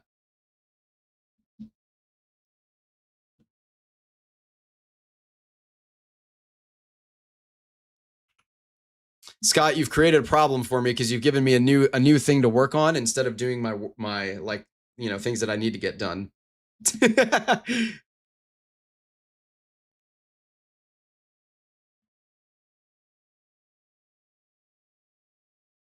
Last week, storm in Clarksville, rotation noted my daughter had to seek shelter while she was driving home with kids, flooding and hail, no notice. Yeah, the nice thing is, like, this is part of the reason we have this tool on our website for the Storm Prediction Center outlooks, so that every single day you know it's coming. Like tomorrow, for example, in your area, you can see you're in a marginal risk for severe weather, so you could get some severe weather, and you can see specifically what that is. You don't have a tornado risk, but you do have a wind risk, and you don't really have a hail risk. And then for day 3, this is towards Saturday now, you can see that you're in a 5% risk for severe weather as well. So that's why these tools are so incredibly useful, and that's why we make them. You can view them on our website at any time so you can stay weather aware. I'm not trying to sell you anything here. We don't gain anything from you looking at our website. This is entirely for the public to try and promote like good weather awareness and good habits when it comes to the weather and just public safety in general. If you're in LA, be prepared for the heat. It comes soon. Absolutely. Hey, thanks for the great coverage from breaking it down so well for those who need it. Are you a dog or cat person? I'm more of a cat person. I do like both, but I am more of a cat person. I love cats, dude. They're low maintenance. They're so chill, Do I miss Rosie? Yes, I miss Rosie. She's probably huge now.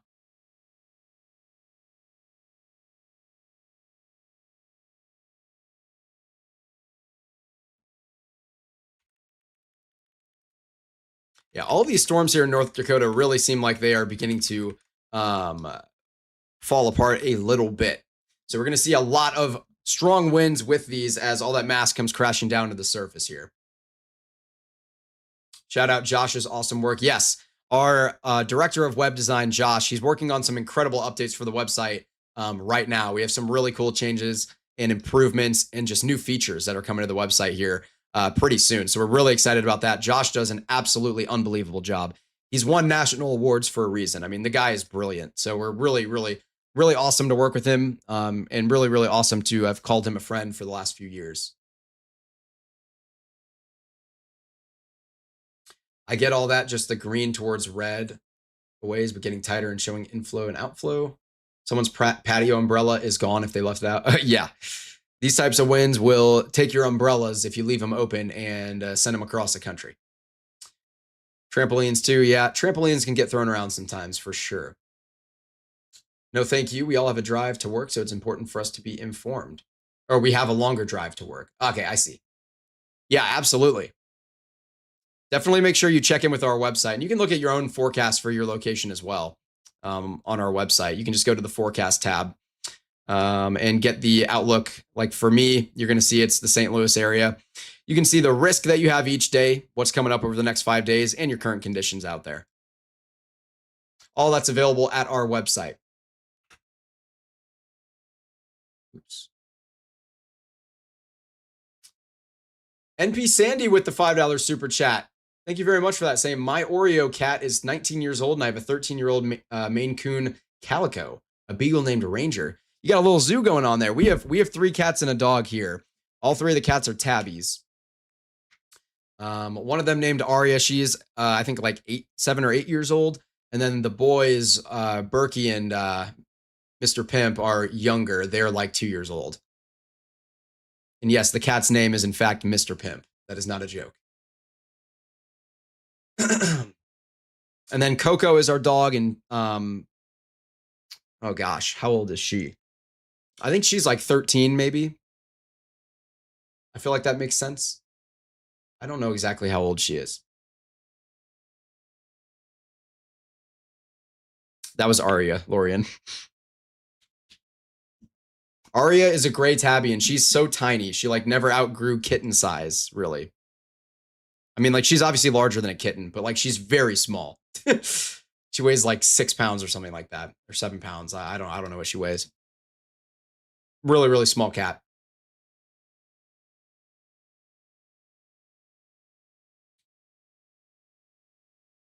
But Sandy, thank you so much for the $5 super chat. That really does mean a lot. That line by Leote with the yellow, why does that happen? And not just green. Where's Leote?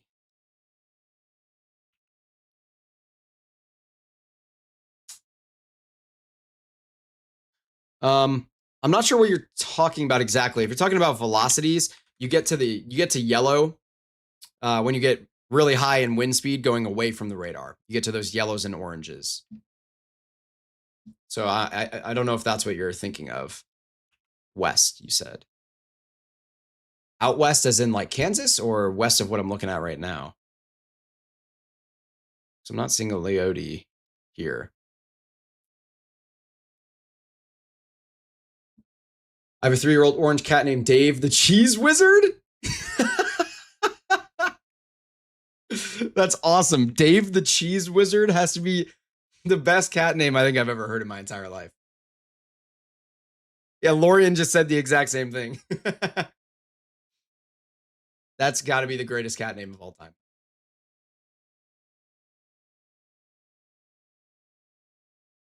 He was named at the shelter when we adopted him. That's funny.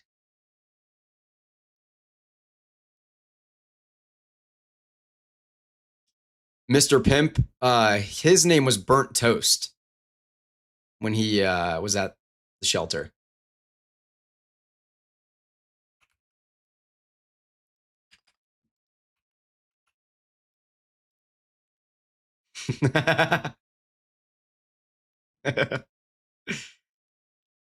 Still some really strong storms going out here. If this is the yellow you're talking about, by the way, Jared, this is what you're seeing here. These yellow values are just some pixels. Now, this is a little bit of interference. This is not fully accurate data coming back. But like, for example, this pixel is showing 85 knots. So really, really fast winds, like almost 100-mile-per-hour winds. But that's what these are. These reds turn into orange and then turn into a brighter yellow as you go faster away from the radar. But this is a very large, considerable severe thunderstorm warning for good reason, as you could definitely be seeing 70-mile-per-hour winds, especially in this corridor. You could even be seeing a little higher than that, I think, personally. Still a destructive severe thunderstorm warning for that hail plummeting out of the sky as that updraft has fully collapsed here in North Dakota. This probably should get downgraded at this point, as all that hail has probably been expended from the atmosphere here. as this storm just continues to collapse. Colby, Kansas has it happening with the yellows too. Okay, I think I answered what you're asking for then. Love both cats and dogs. They all get along. Yeah, absolutely. Dave the Cheese Wizard. I can't get over that. That's awesome. I had an orange tabby named Harry, and we called him the Chonk. I'm going to type that in the chat. We called him the Chonk because he was very fat. Very, very fat. I love that cat to death. Unfortunately, he passed away my freshman year of college, though. I had cancer sneak up on him, unfortunately. He was the best. Absolutely loved that cat. He was really smart. Really, really smart for a cat. Dude was just goofy, though. He was just fat. I love all animals except spiders and octopus. They're basically squishy, wet spiders. Let's be real. You know, that is like not the most unreasonable thing I've ever heard in my life. I'm not going to lie. An octopus is a squishy, wet spider. Like that's not that far-fetched.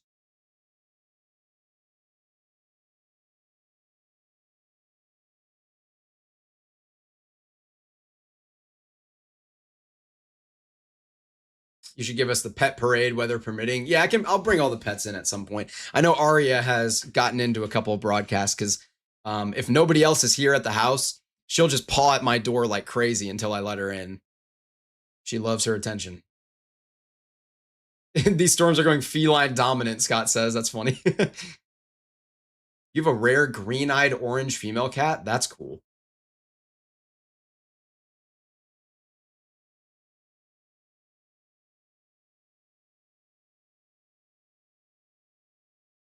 Dave the Cheese Wizard missed Richard for a long time too before you got Tiger. Yeah, losing a pet is the worst. It's really the worst.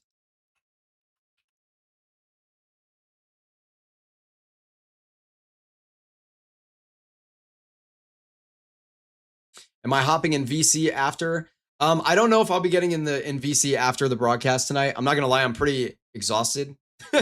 We have broadcasted so far tonight. We're at 4.5 hours, but in general, over the last couple of days, we've spent like almost 20 hours broadcasting just between today, yesterday, and the day before, plus a forecast video, plus work. So I don't know if I'll be in the VC after the broadcast tonight, to be determined. I also haven't eaten dinner yet tonight, so I'll do that eventually, which is not a big deal, by the way. I chose to wait to eat dinner because I wasn't that hungry earlier. Don't you guys start coming after me being like, you should have eaten. That was intentional because I wasn't very hungry earlier. When do you sleep? I don't. No, I do get some sleep. Not a ton, but I do sleep.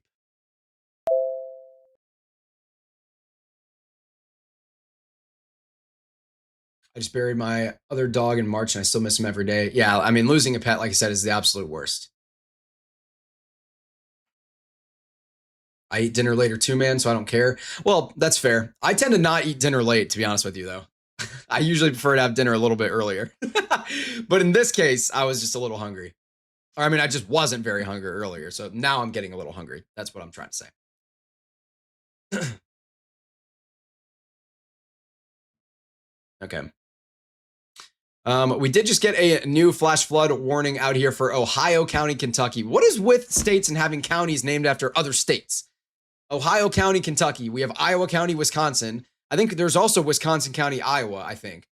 And then we also have like Missouri County somewhere, Mississippi County in Missouri. Like, what is going on? Anyway, flash flood warning in place here for Ohio County, Kentucky. This one is going to last for another 3 hours here for areas like Hartford, Beaver Dam, Cromwell, Horse Branch as well. A lot of rain has fallen in that area.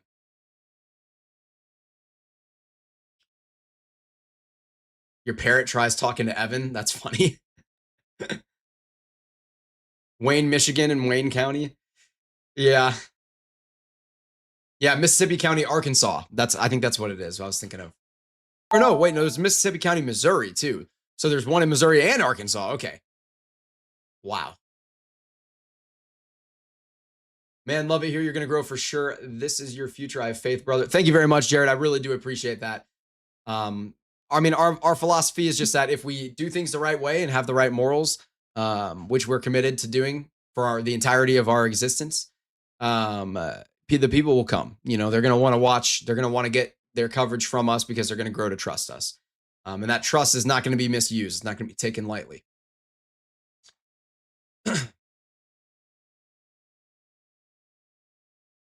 Okay, good shouts.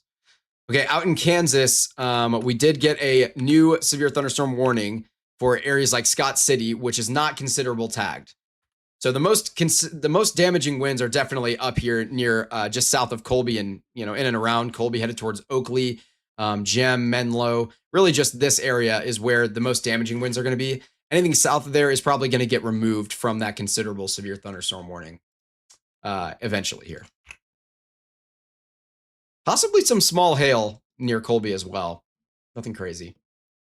And no clickbait like the others. Yeah, no, we're not doing that clickbait stuff. We're not doing fear mongering or clickbait. I don't believe in that. We're also not allowing anyone to join our team who believes in that type of stuff.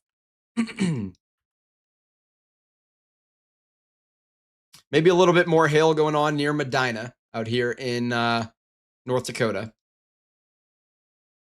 as a new hail core has probably formed. My volumetric scanner isn't giving me the latest scan, though. So could be seeing some hail there. We did just get a new upgrade to a considerable severe thunderstorm warning for golf ball size hail for that hail core. So I'm going to pay attention to there. What are the odds that Mississippi County, Missouri borders the Mississippi River? Oh, 100%. Yeah. It does border the Mississippi River, I believe. We were just down there earlier, had some stronger storms blowing through there. 80-mile-per-hour winds near Sykeston. Will this hit Jamestown hard for jail or a tornado? Or for hail or a tornado? Jamestown in what state? Oh, probably North Dakota, what I'm staring at. No. I think you'll be okay in Jamestown. Things are really starting to fall apart. It's possible that, especially like on the south part of town, this hail core makes its way over that direction, but in general, I'm not too worried about Jamestown, North Dakota. I'm definitely not really worried about any type of a tornado threat there. But maybe some hail and damaging winds. Really, you're just looking at a damaging wind threat more than anything else, though. Got to go tell people it's going to rain and it's going to be hot. It's true. It's true, Austin. Just got hit by a heavy rainstorm that was very short-lived. Those are honestly, I love those. I love those when they hit us, wherever I'm at. Not the beans or potato I grew, the tomato and cucumber, though. Huh? Oh, summer foods from my garden. Oh, you're talking about what you had for dinner. You had beans and baked potato with cucumber. That's awesome. My parents are growing basil out there, and let me tell you, when you take fresh basil and put it into your cooking, it elevates everything so much, man. It's so good. You're a great, Will. Don't change. Thanks. Well, thank you for tuning in. We're not going to be doing much changing. We are going to have a new overlay coming soon, which I'm really excited about. And a lot of new exciting things coming. Upgrades, really. Not changes in the way we're doing things, but more upgrades on the things we're already doing. Austin, good luck on your show, man.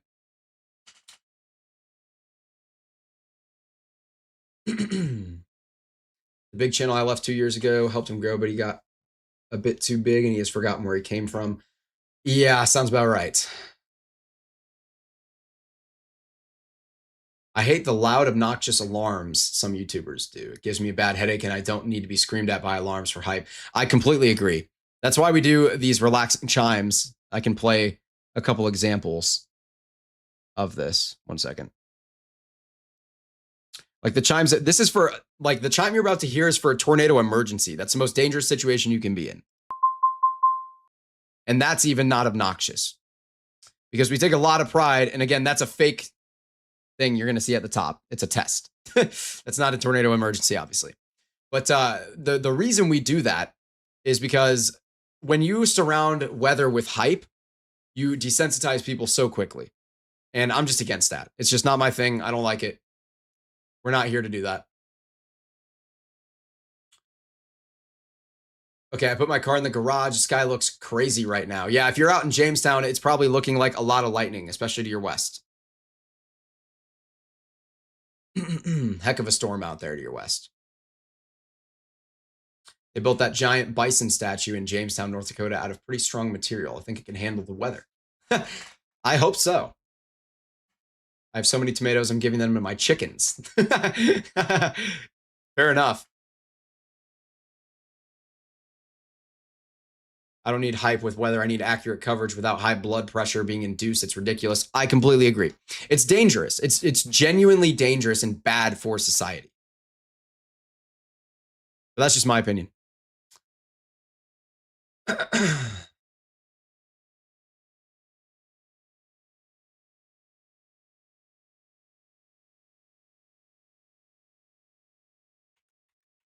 We did just get the considerable severe thunderstorm warning out here in Jamestown was lifted.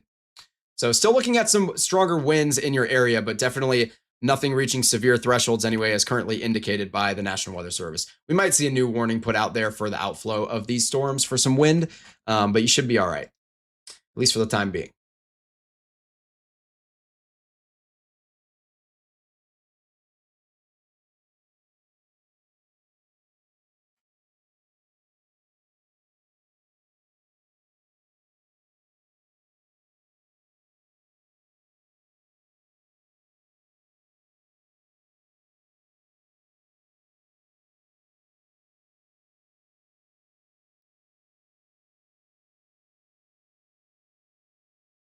Okay. Appreciate that, Adrian. Adrian has just let me know that he also agrees with the sentiment that the tornado risk for the night is pretty much entirely done. Now, we could still see a little mesoscale accident happen in or especially like central southern Missouri, where we could still see a pop-up tornado or something like that. But in general, those storms are lacking the shear that they need in the environment. And so generally, our tornado threat is mostly done for the night.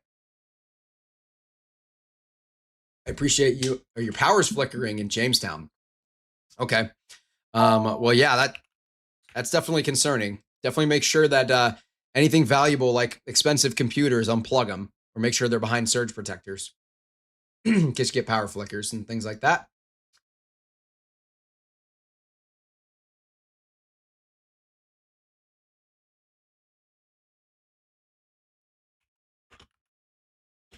Oh, I see that.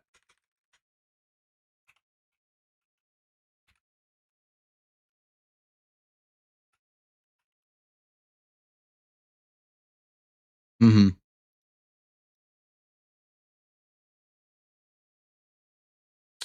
Yeah. So we are looking at some possible spin up tornadoes going on out here in Kansas associated with this line. One thing you will see here is what looks to be pretty solid rotation near Gem. But these are the types of storms where you're looking at a little bit of contaminated radar data and they're moving so quick, it's really difficult for a tornado to get organized with these. But it is possible that we see brief spin up tornadoes really anywhere along this line, especially on the northern part of it out here, areas like Colby and eventually towards Hoaxie or Hill City. But really, anywhere along that line, it cannot be entirely ruled out for a spin up tornado. And those tornadoes would be damaging, but they wouldn't last very long and they wouldn't be particularly strong, most likely.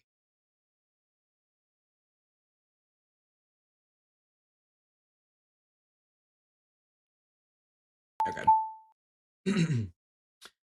I appreciate you and Evan. You're calm. The big channels are just too much, especially when people deal with storm anxiety. The last thing they need are meteorologists who are feeding off of that fear. Yeah, especially ones that aren't really meteorologists and are just like doing entertainment, or like maybe they are meteorologists, but they're just doing entertainment, you know? That stuff's just dangerous to me. I don't like it. We're against it. It's not what I want to do. It's not what I want to be a part of. So that's why we're doing this. We felt like we could make a difference. And I still am very confident that we can and will. That's why you and Evan are my favorite. I appreciate that. Many around here now just say nothing's going to happen. Well, I've learned it can come out of nowhere. Absolutely, it can. That's why you got to stay weather aware. Thank you for not hyping these up during dangerous events. Absolutely. Yeah, no, absolutely. That's always going to be the standard here. That's never going to change. We are never going to be the type that's hyping up storms like that or trying to fearmonger or scare people. Now, I'm going to use intense language when it's warranted. Like, for example, when we have obviously this destructive severe thunderstorm warning is not really a threat anymore. But like earlier, it was dropping that baseball-sized hail, and I said, that type of hail, if it bonks you on the head, can be lethal. That stuff is very dangerous. I'm going to use that type of language when it's warranted, but I'm not going to sit here and scream at you like you're all going to die or like anything like that, because that's not the case. Um, there will be maybe a time or two in our history, of course, where we might cover really dangerous tornadoes that are ripping through towns. And I'm going to have to use more intense language during those times too. But I'm going to try and keep people calm and make sure that they know what's coming and they can stay safe with them.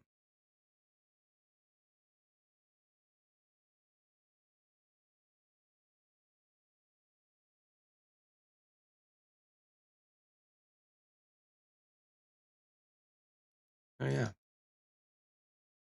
We do have a special weather statement that was just put in place here in the general Cleveland area over Lake Erie here. This is just going to be tagged for up to maybe like 40-mile-per-hour wind gusts, 34 knots or greater is what it's tagged with. So anyone who maybe is out for some weird reason at 10 or 11 p.m. here on Lake Erie, definitely watch out for that.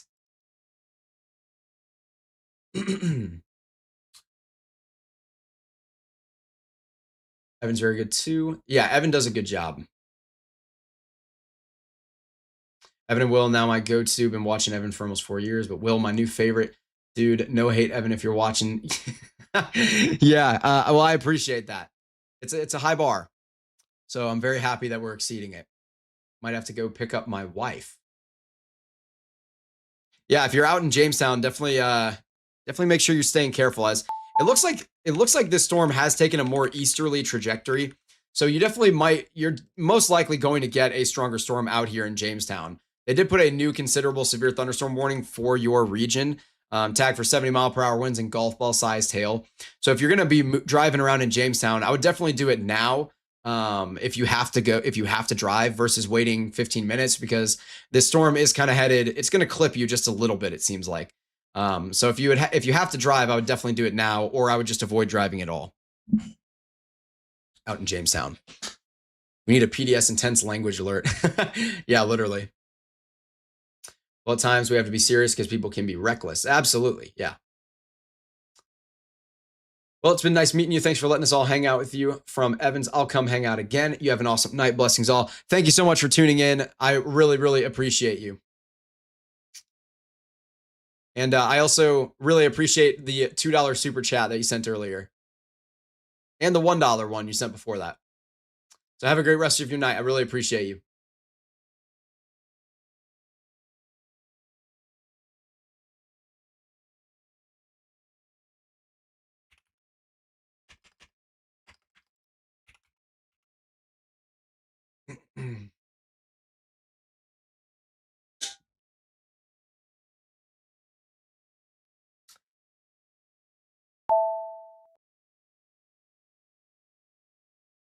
I think we're going to go just about another 10 minutes or so here.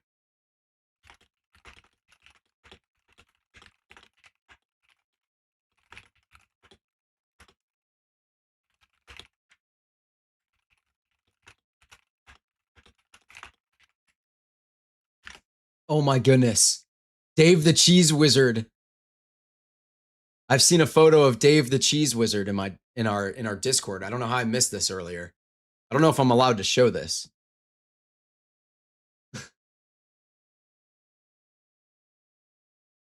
It was sent in our Discord, so I'm just gonna dude.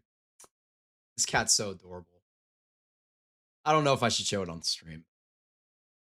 Oh, okay. Michelle's in the chat. She said show it. I'm showing it. Bang. Dave the Cheese Wizard, ladies and gentlemen. Look at him. He's a distinguished gentleman. He's so adorable. Look at this guy. He's so adorable. This is Dave, the Cheese Wizard. Oh.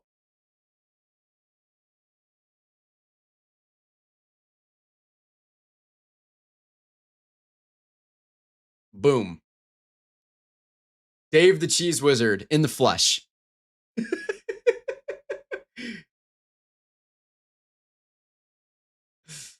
Anyway.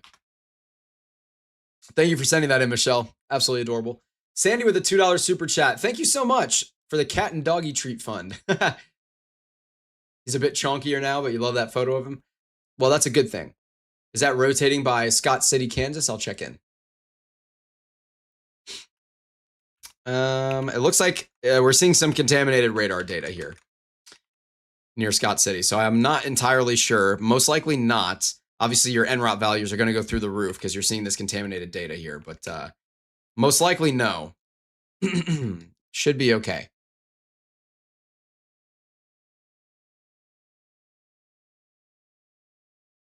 Join the Discord now to see Dave the Cheese Wizard. Good incentive to join the server.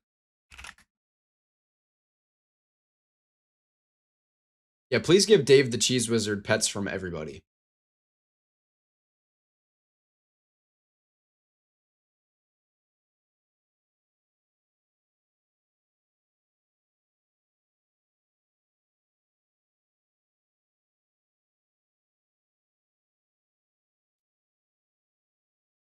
Yeah, you got to give Dave the Cheese Wizard pets from everybody. He deserves it. Look at that guy.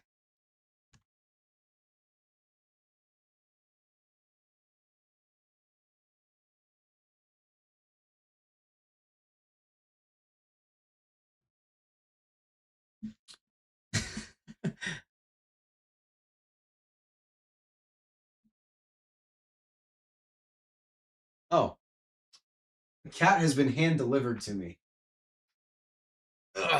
Here's Aria. Or I call her Squeaks. She's not happy right now. She is very unhappy. Okay, she's not happy. But that was Aria. She was on she'll be on more broadcasts, I'm sure. But that was Aria. I'm wearing a black shirt, so she just got her gray hair all over me. But yeah, she's she was not happy. She did not want to be down here right now. She gets the zoomies at night, so.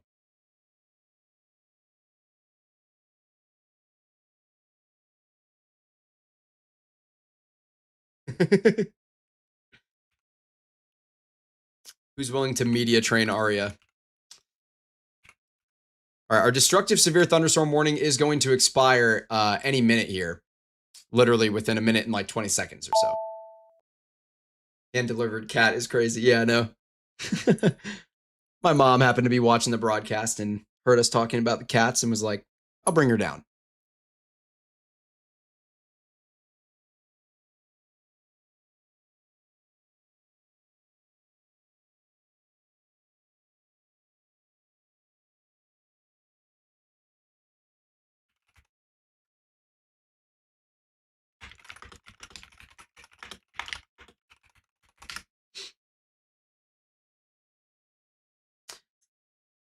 Alrighty. We're going to keep going for about another 5 minutes here, by the way. And then we'll be ending things off for the night as I am really exhausted, starting to get a little heartburn and everything from talking so much the last 3 days. We have broadcasted, I think, like over 20 hours or something like that in the last 3 days. Or near, no, not over 20 hours. Sorry. I think like over 13 hours, it looks like. No, about 15 hours. It'll be like almost exactly 15 hours in the last 3 days. I see. Because I forgot on the 7th, our broadcast got split in half because of the internet issues. So we've done a total, we did 5 hours on the 7th, 5 hours yesterday, and we're doing 5 hours today. So exactly 15 hours pretty much. We're going to stay for another 5 minutes here and just make sure that nothing crazy pops up in the last few minutes, as our destructive severe thunderstorm warning has been lifted. We do have a tornado possible tag somewhere. I guess maybe that's in Kansas.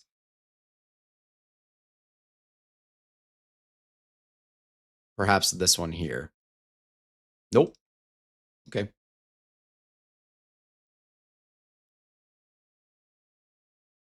Interesting. I have no idea which one of these tornado. I mean, maybe it's in Missouri? Question mark. Ah, It's this one down here in Missouri. So near Rolla right now, a little bit of, okay, there actually is a little bit of rotation there with that one. Actually, a decent bit of rotation with that one. Whoa. Did it look like this multiple scans ago? Oh, okay, I see. Okay, so we're dealing with radar contamination as well. So you see this purple ring coming around the radar. That's just associated with the melting layer here. So unfortunately, this storm is at a very inconveniently placed spot. So we're dealing with a little bit of contaminated radar data. So you have to take this rotation with a slight grain of salt. But I will say, like in terms of morphology, it definitely looks like it's got some rotation there for sure.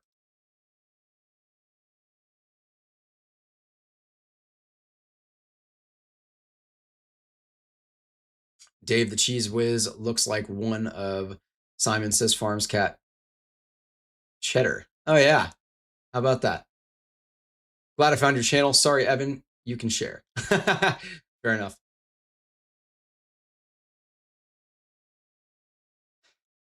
All right, I have one more cat. A second cat has hit the WillBrattonWx broadcast. This is Berkey. He tends to care less about things. He's kind of stupid, but he's adorable. He doesn't even know what he's looking at right now. This is Berkey. So we have Berkey. I think this is the first time he's ever been on the broadcast. Ari has been on the broadcast multiple times, but Berkey, he just don't care about nothing right now. He's a big boy, by the way. He's a handsome fella. Berkey does not know that he exists. No, he is no, he's not very smart. He is pretty fat. He's getting fat. He's just staring at me. All right, buddy. You go. He didn't want to be there either. The cats have been forced onto the broadcast this evening. Your Maine Coon is 19 pounds. Man! Well, to be fair, those are big cats. In his or her defense.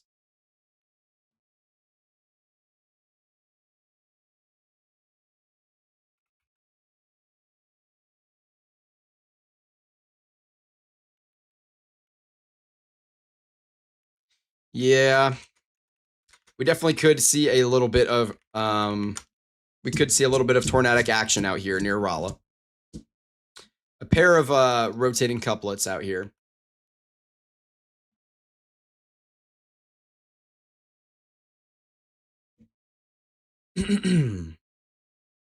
Up in North Dakota, things are beginning to calm down just a little bit, by the way. I'm going to stay here for a couple more radar scans and make sure there isn't anything crazy that we need to cover out here before we end off the broadcast here. Oh my goodness. Cat hair everywhere now. Good Lord. We do have 4 flash flood warnings in place. One's for Benson and Ramsey counties out here in North Dakota. Areas like Devil's Lake, Fort Totten, Tokyo, Warwick. In Kentucky, Breckenridge and Meade or Med counties, as well as Ohio County within flash flood warnings. And then down in Arizona, Cochise County, which has been in a lot of flash flood warnings over the last week or so. Out in Kansas, still watching these storms for producing some stronger winds, especially near Oakley and Grinnell. This probably, honestly, I really feel like this could be a destructive tag. I don't really think this is really going to pose much of a spin up tornado threat, as it's become a lot more outflow dominant here. I think these storms are probably moving too quick to get organized enough for that. We'll see. Most likely no, though.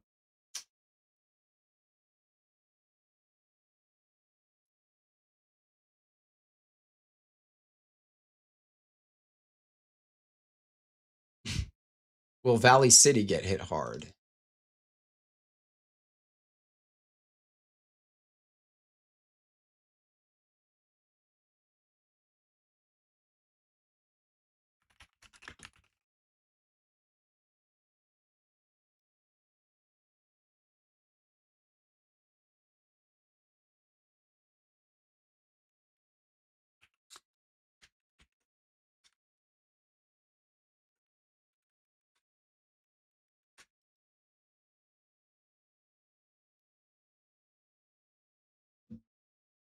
I will say, out in Valley City, things are going to be calming down for you. You're in the kind of in the thick of it right now.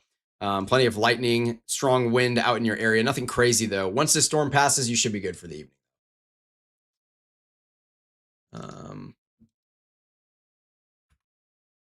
I don't know.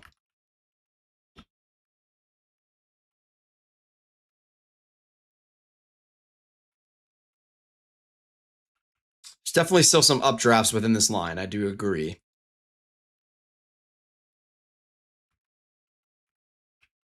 I mean, you definitely can't rule out a spin up tornado with this. But I'm not expecting one per se.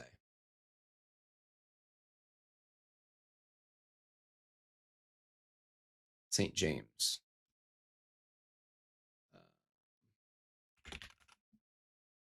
I'm assuming you're talking about like basically Rolla. Most likely you're not going to be seeing a tornado in St. James, but you could definitely be seeing you might end up within a tornado warning. Like really the rotation's over Rolla. It's not super strong, but it is there. And it looks like that rotation that was well, yeah, I don't know. I mean, it's there. There's two different little areas of rotation here that we're looking at. So one over here northwest of Rolla, one right over Rolla, and they're both headed towards the southeast. So St. James, you'll probably be good. It'll just kind of skim you. You are going to get some storms, and you might hear the tornado sirens go off if your county is, pretty close to these warnings. But in general, I'm not really worried about a tornado threat for St. James itself. Contamination with the radar can happen for a variety of reasons. There's so many different reasons.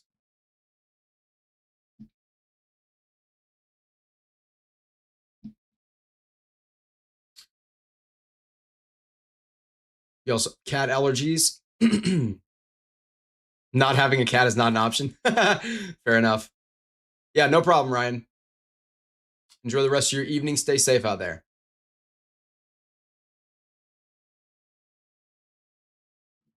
And I'm going to stay with these for just a couple more minutes and make sure we don't get a tornado warning that pops up here. No, Jared, you're good, dude. You are good. There's no such thing as a bad question.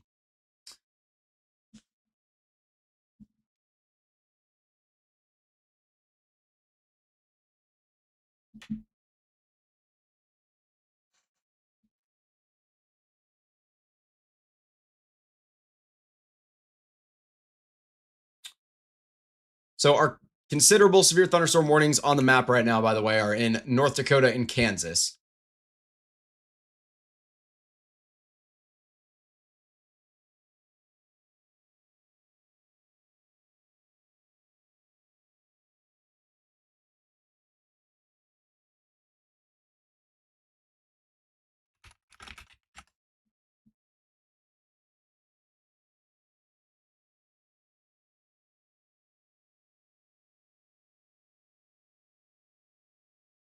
I'm just trying to learn your 100K knowledge. My daughter is in school right now and paid 84K for 3 years. Woo!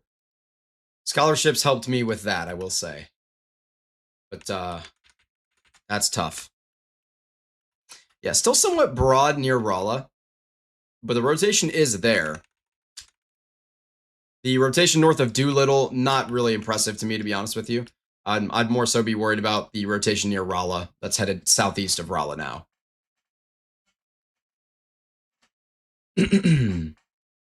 We did just get a new downstream severe thunderstorm warning put in place for that storm coming out of Rolla right now. And it is not tornado possible tagged, actually. Interesting.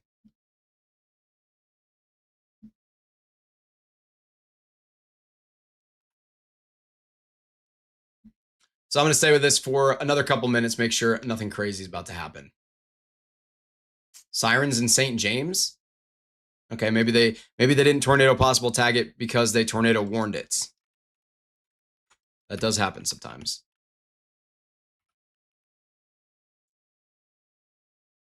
So we'll see if a warning pops up here in the next minute or so.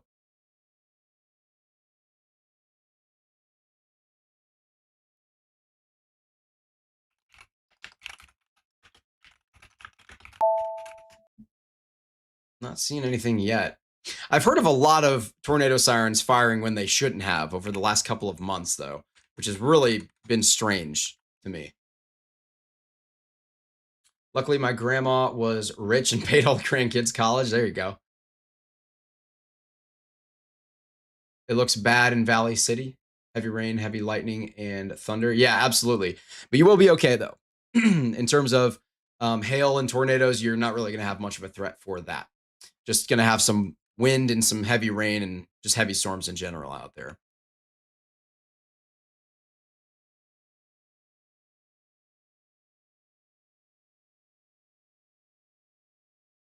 My apartment's pretty nice that I'm moved. I mean, I already have lived there when I'm at school, but a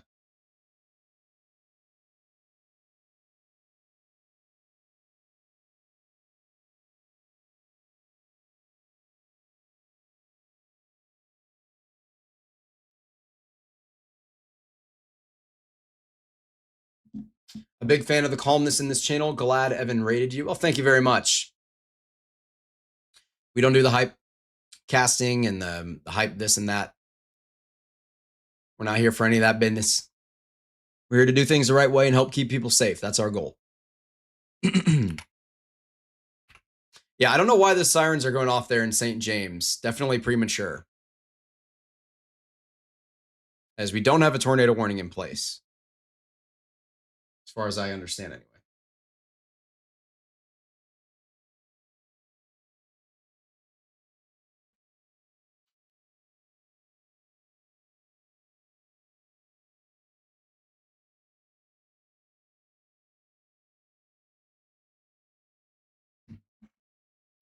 If these storms can stop in Jamestown, I gotta be up at 4 a.m. Dang it.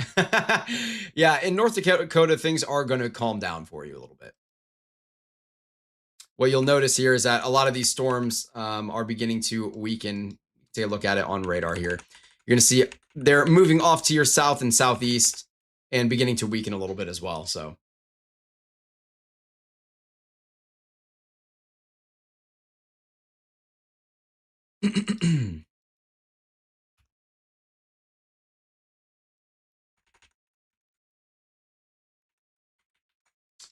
Down here near Rolla, still rolling. Discord. Oh. Ah, sorry. Last week in Clarksville, our cell phones alerted us of tornado warnings. No tornado at all. I had the same thing happen to me when I was storm chasing out in Illinois. It was when I was with Adrian, Lorian, and Taylor out there. We were on our way to go to an Applebee's. The chase day was over, and all of a sudden, my phone started going off like crazy for a tornado warning that did not exist. I don't know what that was all about. Yeah, sirens in Rolla, apparently, I'm hearing, which just makes no sense because there is no tornado warning right now. There is a little bit of rotation, but no tornado warning as of right this minute. Rain, have a great rest of your night.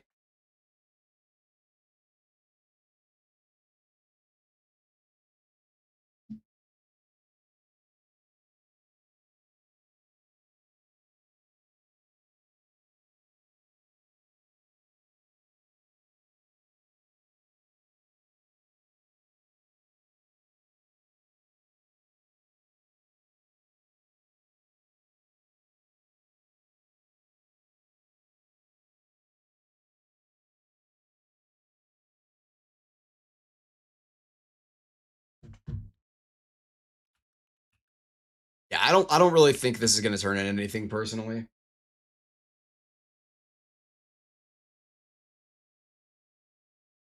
Oh, now it's here. Wind is picking up and rain is coming down hard. Oh yeah. What's post broadcast dinner look like tonight? Ice cream.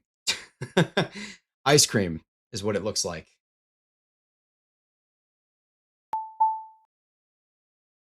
Yes, exactly. I got to soothe the throat from all the speaking that I've done.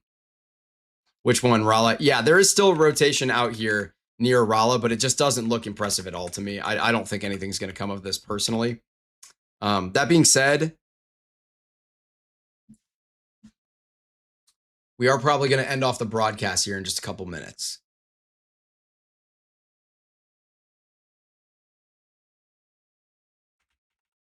Yeah. It's definitely downtrended a little bit. It's possible. All right. So we're going to go ahead and end the broadcast here, but I do want to point out that it is possible that we see a spin up tornado in western Kansas, anywhere along this line. I'm not expecting it, but it can't be ruled out. And then also in Missouri, it's possible that we still see a tornado with this cell here specifically. But that storm mode is not going to last long. As you see all these storms firing off, things are going to get way too congested, and your tornado threat is really going to fall apart outside of a brief mesoscale accident that could happen. But in general, I'm not expecting any type of a real tornado threat for this evening. So we're going to end the broadcast because I got to run. It's been a long couple of days. So I want to thank everybody for tuning in. If you haven't, like and subscribe. It's the number one thing you can do to support us. I would really greatly appreciate it. Everyone make sure that you stay safe out there and have notifications turned on so that you know when we're live and you don't miss anything. We'll see you guys very soon. I might be live tomorrow, to be determined. We'll see. But again, thank you guys so much. And everyone have a great rest of your night.